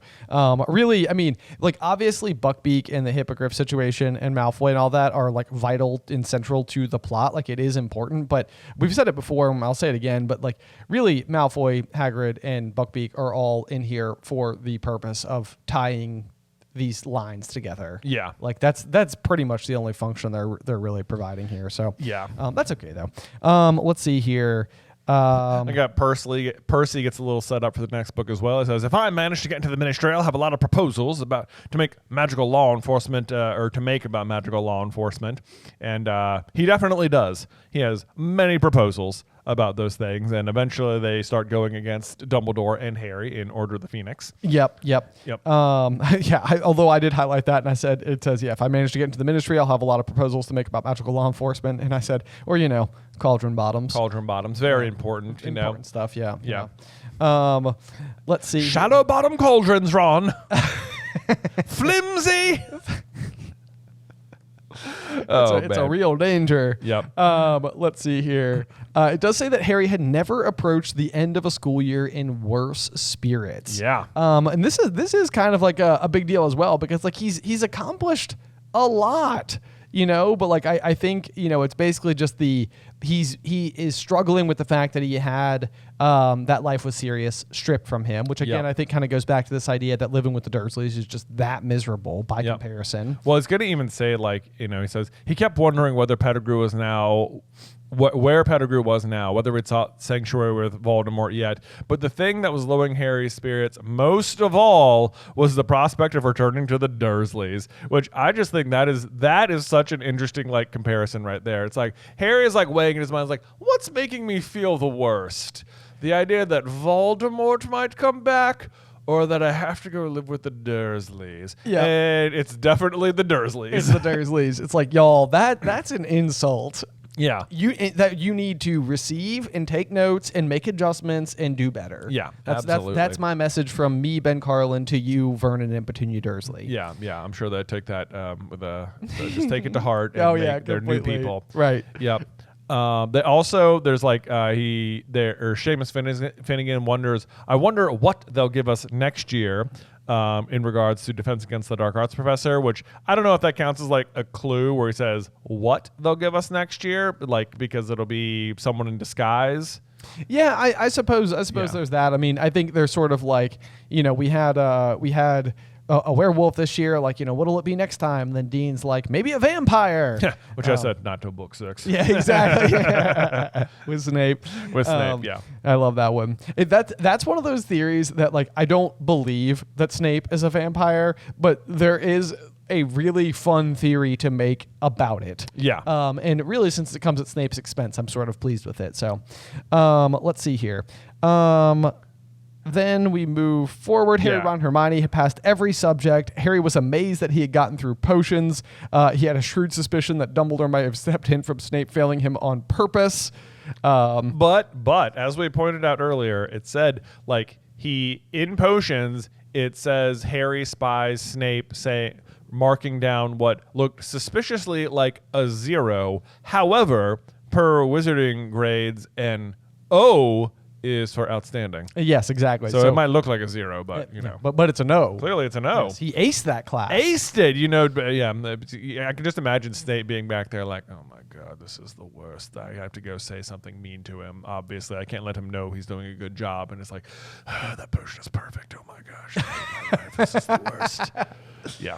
Yes, I could totally see that. Yeah. He's just that is like gaslighting at its worst. It's like, you've done terribly. I technically have to give you full marks because that is actually amazing. But right. Yes, you've done terrible.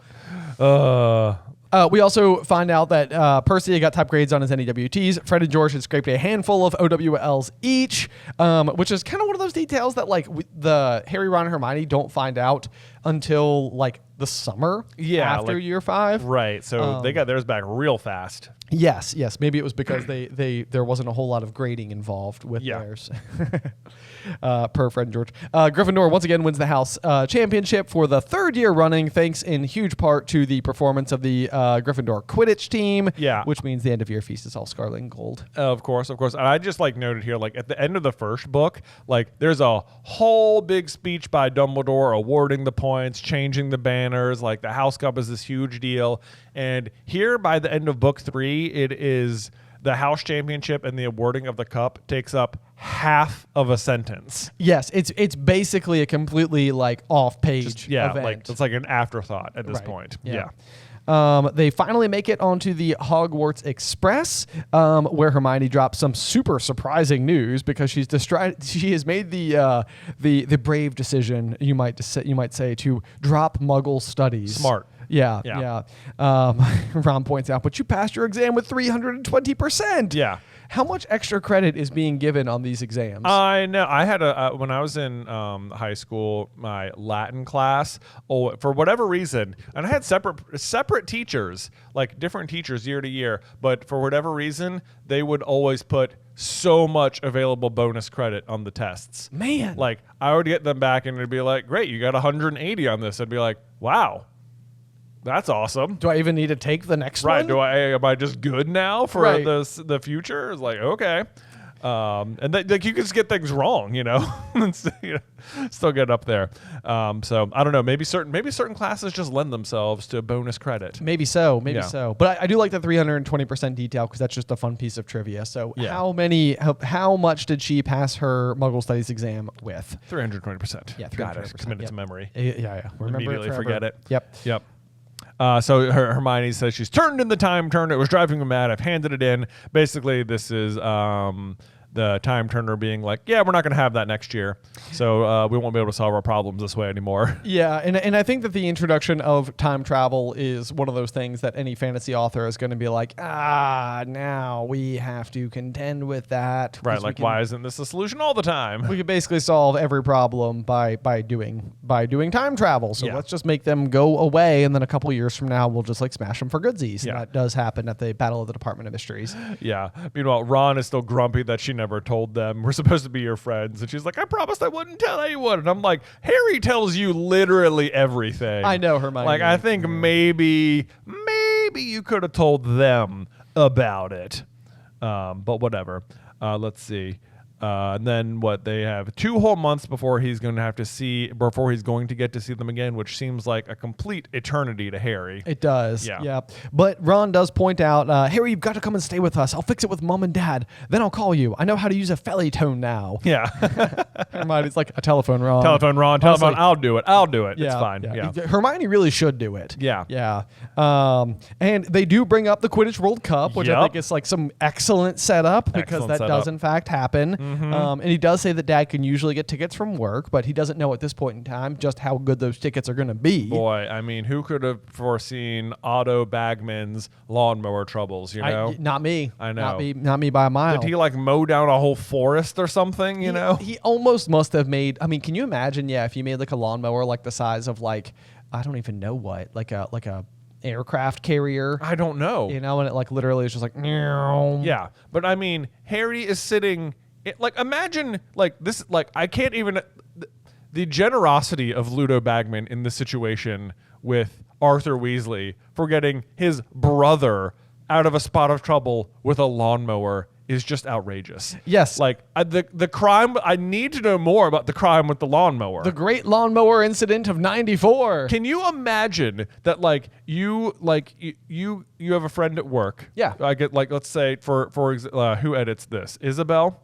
No, Ethan. Ethan edits this one. Sorry. Ethan's like, hey, Ben, can you come fix my lawnmower this weekend? And you go over to Ethan's and fix the lawnmower. And he's like, thanks so much for that. By the way, just as a quick thank you, I've got 10 tickets to the Super Bowl. Would you be interested in going? Yeah, they're top box. They're tickets. top box. You'll be sitting not just top box, but you'll be standing next to Tony Romo as he announces the game. Does that sound good to you? Or I mean, you fixed my lawnmower. You did fix my lawnmower. Yeah. So yeah, these are only worth easily $100,000. That would be about $100,000, maybe more. Maybe more for top box. I don't think tickets. anyone gets to stand next to the commentators. I know. Yeah. Yeah. Whatever. So, I know. Yeah. I mean, it's just bonkers. So I'm sure we'll come back to that. I'm sure we will as we get there. Yeah. But yeah, then Harry points out. He says, "Yeah, but the Dursleys be pleased to let me come, especially after what I did to Aunt Marge." To which I'm still not over, and I was just like, "She had it coming." She had it coming. Yeah. And frankly, it didn't really seem like Petunia liked Aunt Marge very much. I'm surprised Petunia is not just sliding Harry some extra grapefruit. Yeah, this upcoming summer because yeah. Yes, I agree with you completely. It seems like Petunia because this is not an unknown trope in all of writing or just also reality sometimes, but in-laws can be a thing. Yeah. It's it wouldn't be unreasonable for Petunia to also not like Marge. Right. And I feel like it would give you this very, very rare moment of life being good between Harry and his aunt. Right. His blood relative. Just the slightest bit of niceness. Right. Maybe they could have just exchanged a glance of can you like an eye roll or right. something. It would have been because it would humanize Petunia so much. A little bit, but Yeah. no, nothing doing there. Nothing doing. Yep. Let's see here. The Charlie Witch comes by and Harry he bought himself a very large lunch, although nothing with chocolate in it. Yeah. He's had enough for one Had lifetime. enough of that. Yeah. Right. Too many. Too Dementory. But then we get a little owl showing up, buffeted this way and that in the train's slipstream. It felt like a very fluffy snitch, so a very tiny little owl here. Yes. Yeah, and Hedwig is not impressed, just clicking her beak with a sort of dignified disapproval, call yourself an owl. Look at me. I'm majestic. Look at me. Majestic. Look at me. Ruffles feathers. Right. No big deal. But it's from Sirius. Hooray. So it's basically just him saying that, hope this finds you before you reach your aunt and uncle. Don't know whether they're used to Owl Post. I've had some doubt about the owl's reliability, but he's the best I could find. And it did seem eager for the job. So, thanks for including that. Good to know. As ever, we don't know this reading the book, but basically all owls are in the employ of the ministry or people. So this is a stolen owl as far as I'm concerned. Yep. Let's see. Muggles, he says, hopefully the security at Hogwarts will be lifted because I'm planning on letting some Muggles see me far away. Which, wizards can move around so effectively. Like, being seen far away after you broke into the castle 3 times doesn't seem like enough for them to be like, well, I guess we're good now, though, right? You know, this is really funny because, like, sometimes when we're writing our what ifs, there will be occasions where I feel like you're kind of like, I'm gonna say something and we're all gonna go with it. Cool. Yeah. And this to me is one of those instances where it's like I really don't want to deal with Sirius Black related security issues all of next book. Right. I don't want that to be a problem. I'm not going to address it. So yeah, this is how this works. This works. This Yeah. is enough. Sirius tries it, and he succeeds. Yes, way to go, Sirius. You're so good at everything you do. Right, just throw logic right out the window there. He also admits to having been the one who sent Harry the Firebolt, which Hermione is like, oh, boom, told ya. I know, but the explanation I still think is straight up bonkers. It is straight up bonkers. Yeah, Crookshanks took the order to the Owl office for me. I used your name, but told them to take the gold from Gringotts vault number 711, my own, which, just as a quick reminder, in the Wizarding World of Harry Potter, when it's not 7, it's 13, and when it's not 13, it's 12, and when it's not 12, it's 11. Yeah. And in this particular case, it's 711. There you go. Sirius's own vault. Remember that for the rest of your life because that's a great piece of trivia. Yep. Also, just absurd. Also just absurd. Like, oh, I'm sorry. I didn't know I could just go into the bank and be like, hi, I'd like some money for me, but could you take it out of this person's account? Thanks. Yeah. No. They don't need to be present or anything at all like that. Trust me, they consent. Like, trust me, I'm a cat with a note. The person It's fine. at Quality Quidditch Supplies or wherever the mail order place is here is sort of like, you're buying the most expensive, you a cat. Right. Oh, yeah, it's not like buying a stick of gum. Right, and you're buying it for, who is it now? You're buying it for Harry Potter. Harry Potter. The most and famous. you want me to take it from Sirius Black's vault. No one's tried that before. Yeah. Okay. Good one, Cat. Go about your day. Move along, cat. What I like better is our explanation, even though we have a canon word-for-word explanation from Sirius. But I like our explanation better, which is that Sirius can just go into Gringotts because the goblins don't care about wizard affairs. Yeah. So, like, they don't care that Sirius is a wanted criminal because they are off living their own life. Like, they have not been treated well by the wizarding populace, and therefore they're not playing by the wizarding populace's rules. Nope. And as far as they're concerned, this is a valued customer who has had a very ancient and long-standing relationship with Gringotts Bank, and therefore, yes, here is the gold. Right. Go about your day. Exactly. As long as he can get into the bank and out unnoticed by the other wizards, I don't think the goblins would care. Exactly. There Yes. you go. So that's my thinking, even though we have a literal contrary to that belief. Yeah. Just explanation. alter your headcanons because ours is more fun. Yeah, exactly. Yeah, there exactly. you go. Yep, and it fits. Anyway, I'd only hope to get. He says he wants to apologize for the fright that he gave them the night that he left the uncle's house. The Dursleys, obviously. I'd only hoped to get a glimpse of you before starting my journey north, but I think the sight of me alarmed you. This is another little piece of like backtracking, I think, because like when you go back to that scene, Sirius doesn't come across like even Dumbledore has the line where he's like, Sirius has not behaved like an innocent man. And it's like, this is one of those moments that happened early in the book where it's like, Sirius sure seemed menacing when we saw him between those hedges, on Magnolia Crescent or wherever we are. Yeah. Like, it's like, oh yeah, let me bring that up. I just want to say hi. Yeah. I just wanted to like see ya. Right. And then you were just like there. And it's like, I might have startled you. I'm like, well, do you think it was you or was it the bus? Because you know what? If I saw a dog and then almost got hit by a triple-decker purple bus, I think I'd have been more startled by the bus. If I'm being H with you. I'm being H with you, exactly. Yep. Let's see here. Yeah, he says, if you ever need me, send word. Your owl will find me. And I had initially highlighted this saying, how? And I wrote down, is there a spell you can put on yourself? But it turns out, yes, there is. You can like put a spell on yourself such that only certain owls can find you. So Sirius has clearly done something to that effect so that only Hedwig can find him, which also explains then why like the ministry can't just be like write on a letter like Sirius Black and then follow that owl to wherever he is. Yes, it's really funny to think that the Wizarding World's version of like crime dogs is just owls. Yeah, right. Just like, hey, just send a letter for anybody we're looking for, and like the owl will find them. They'll just find them. Apparently, though, they could have just gone to Gringotts with an envelope that said Sirius Black and been like, hey, we're rich. That would have worked. That would have worked. That would have worked. But also included in the envelope is the note from Sirius that says, I, Sirius Black, Harry Potter's godfather, hereby give him permission to visit Hogsmeade on weekends. So there we go. Check mark. That gets to be taken care of. It would be hilarious to witness Harry bringing this to McGonagall. I know. You know, but yeah, which is actually the note that I wrote, because Harry goes, that'll be good enough for Dumbledore, Harry said happily. And I was like, can you imagine the rest of the staff, though? I know. Hands it to Snape. Yeah. His Snape's like, no, Potter. Nope. Yeah. This ain't gonna fly. But the letter's not over. There's a P.S. Yes. I thought of your friend Ron might like to keep this owl, as it's my fault he no longer has a rat. And I'm like, not really your fault, but okay. I wrote there, and for breaking his leg and dragging him like 3 miles. Yeah, right.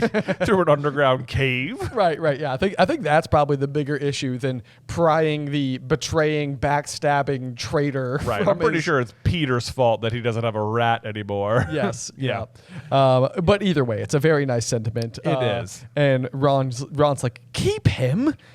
And he it's kind of a nice moment, because he then holds out this new small owl for Crookshanks to sniff, and he's like, what do you reckon? Definitely an owl. And Crookshanks purred, and he's like, that's good enough for me. Good enough for me. So that's pretty fun. Yeah. Good little moment for Ron. Good little first circle moment for Ron on Crookshanks, who seems like he's always got some making up to do with Hermione by the end of the book. Yeah. You know, like next book it's going to be like, yeah, I guess Crumb wasn't so bad. Right. Yeah. Yes, exactly. Yeah. They're always kind of having to come down from whatever year-long argument's been going on between the two of them. Yep. They finally make it back to the platform, where Ron sort of like yells off. He's like, I'll call you about the World Cup. And Vernon is just being his usual, like just immediately picking up Immediately where he left off. He's just like, he looks at the letter in Harry's hand. He's like, what's that? If it's another form you need me to sign, you've got another. It's not, said Harry cheerfully. It's a letter from my godfather. Godfather, spluttered Uncle Vernon. You haven't got a godfather. Yes, I have, said Harry brightly. He was my mom and dad's best friend. He's a convicted murderer. He's broken out of wizard prison and he's on the run. He likes to keep in touch with me, though, and he keep up with my news. Check if I'm happy. I know. Love the threat. Love the threat here. Yes. I'm like, I literally was just like, get him, Harry. Get him. Get him. Love that. Love that so much. And then, grinning broadly at the look of horror on Uncle Vernon's face, Harry set off toward the station exit, Hedwig rattling along in front of him for what looked like a much better summer than the last. Boom. The end. We are done. We are with Prisoner done of Azkaban. with Prisoner of Azkaban. I can't believe it, man. Dang. Crazy. That is so fun. Now we get to go and slice the spines clean off of these books so that we can start sending out pages from these copies. So just as a reminder, guys, if you go sign up over on Patreon for an annual membership, we know that my recommendation is the $10 tier, not because it's the larger of the 2 tiers that we have, but it is completely and utterly ad-free. Yeah. I know that those interruptions can be frustrating along the way. I get it. I listen to podcasts too. So if that is something you want to go and check out and you'd like to get a page from one of our books, you can do so at patreon.com/Through the Griffin Door. But otherwise, Jay, do you have a review for us? Well, of course I do, Ben. This review, oh my gosh, I don't know who it came from. I'm sorry. They changed the way they do. I'm able to access the reviews, and sometimes I don't get the name, so I'm sorry if this was you. It says, Werewolf Solution. Hey, brothers, love the show. Always makes me smile when I see new content posted. I might have a solution to the werewolf transformation theory. Perhaps the transformation happens at the instant of the actual full moon and then lasts for the duration of that night. This would explain how it happens for one night and why the transformation happened at a particular instant, even though the moon has been out for a while. It just wasn't actually full yet. Keep up the great work. Hope to hear your thoughts on the theory. Oh, man. Okay, so I like this because it basically does help to kind of like cut off some of the rougher edges of the explanation that were given inside of the series. It does. I read this and I was like, this is great. Yes.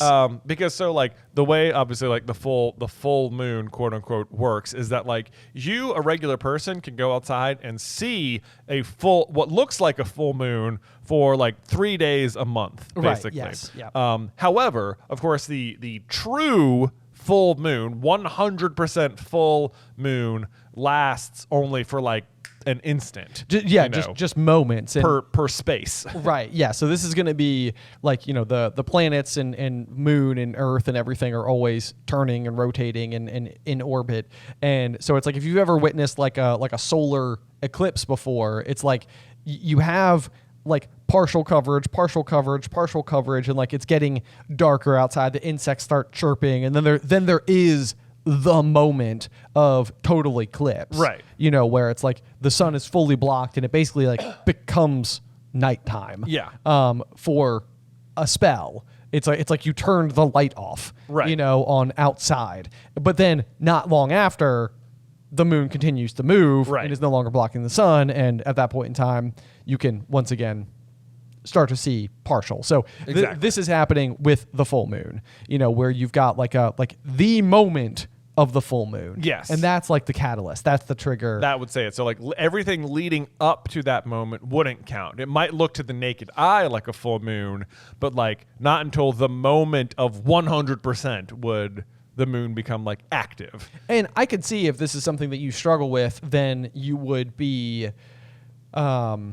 if you don't have the exact science, the exact moment, the exact instant down, it's just not worth risking the exposure at all. Yeah. So basically then what this comment is suggesting is that like after that moment has happened, at any point after that, for that night, the transformation could be triggered. Right. Until the following morning. Right. Right. So like if we're going into the story, there's the moment where like Harry watches Lupin run out from the castle to the Whomping Willow, and it's like there was a cloud blocking the moon, and you're like, well, that doesn't seem like it should matter. Right. But it's like, so this explanation would say that like the moon was out, but it was like at 98% right. full. It like to Harry it probably looked full, but not 100%. And then by the time they exit the Shrieking Shack and re-emerge into the moonlight, it has passed the breaking point. Right. And boom, that such triggers the transformation. Somebody with a degree in astronomy who's listening right now needs to let us know if we're getting any of this right or all of it wrong. Right. That is what we that is what we need. But I feel like otherwise it has been one of the more frustrating aspects of reading Prisoner is the weird loosey-goosey rules attached to how werewolves. We've gotten pretty stuck on it a few times. We've really like kind of continued to dig the earth underneath us as we discuss it over and over again. So let us know. Is anybody out there who's more qualified with the planetary movements than we are? Does that work? Could that work? Can that be the explanation? Yeah. Yeah. Because I like this theory. I think it is very. I think it makes sense. It makes sense. And then it would be like, yeah, for the rest of that night you could transform. The morning you come back. But there's a window of period where you would, and a longer window where you'd be nervous. Exactly. Yeah. Exactly. There you go.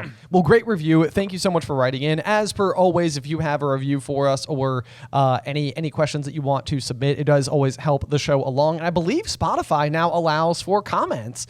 So if you'd like to leave comments under the Spotify podcast, we would also appreciate those as well. All helps kind of boost the discoverability of the show and kind of bring some potential new questions that we can feature here in the show. So be sure to check that out wherever you listen. Yeah, but I think that is going to do it for us for this episode and for Prisoner of Azkaban as a whole. So as per tradition, the next episode of Through the Griffin Door will be our how Prisoner of Azkaban fits into Dumbledore's big plan. Yes. Yep. So next week's episode will not be chapter 1 of Goblet of Fire. It will be an analysis of the entire story, which I'm excited for because we didn't spend a ton of time on Dumbledore's big plan chapter by chapter through this particular book, but now we'll get to do an entire episode just outlining all those details that we may have missed. Yes. So that is going to be next week's episode. And then after that, make sure you join us for Chapter 1,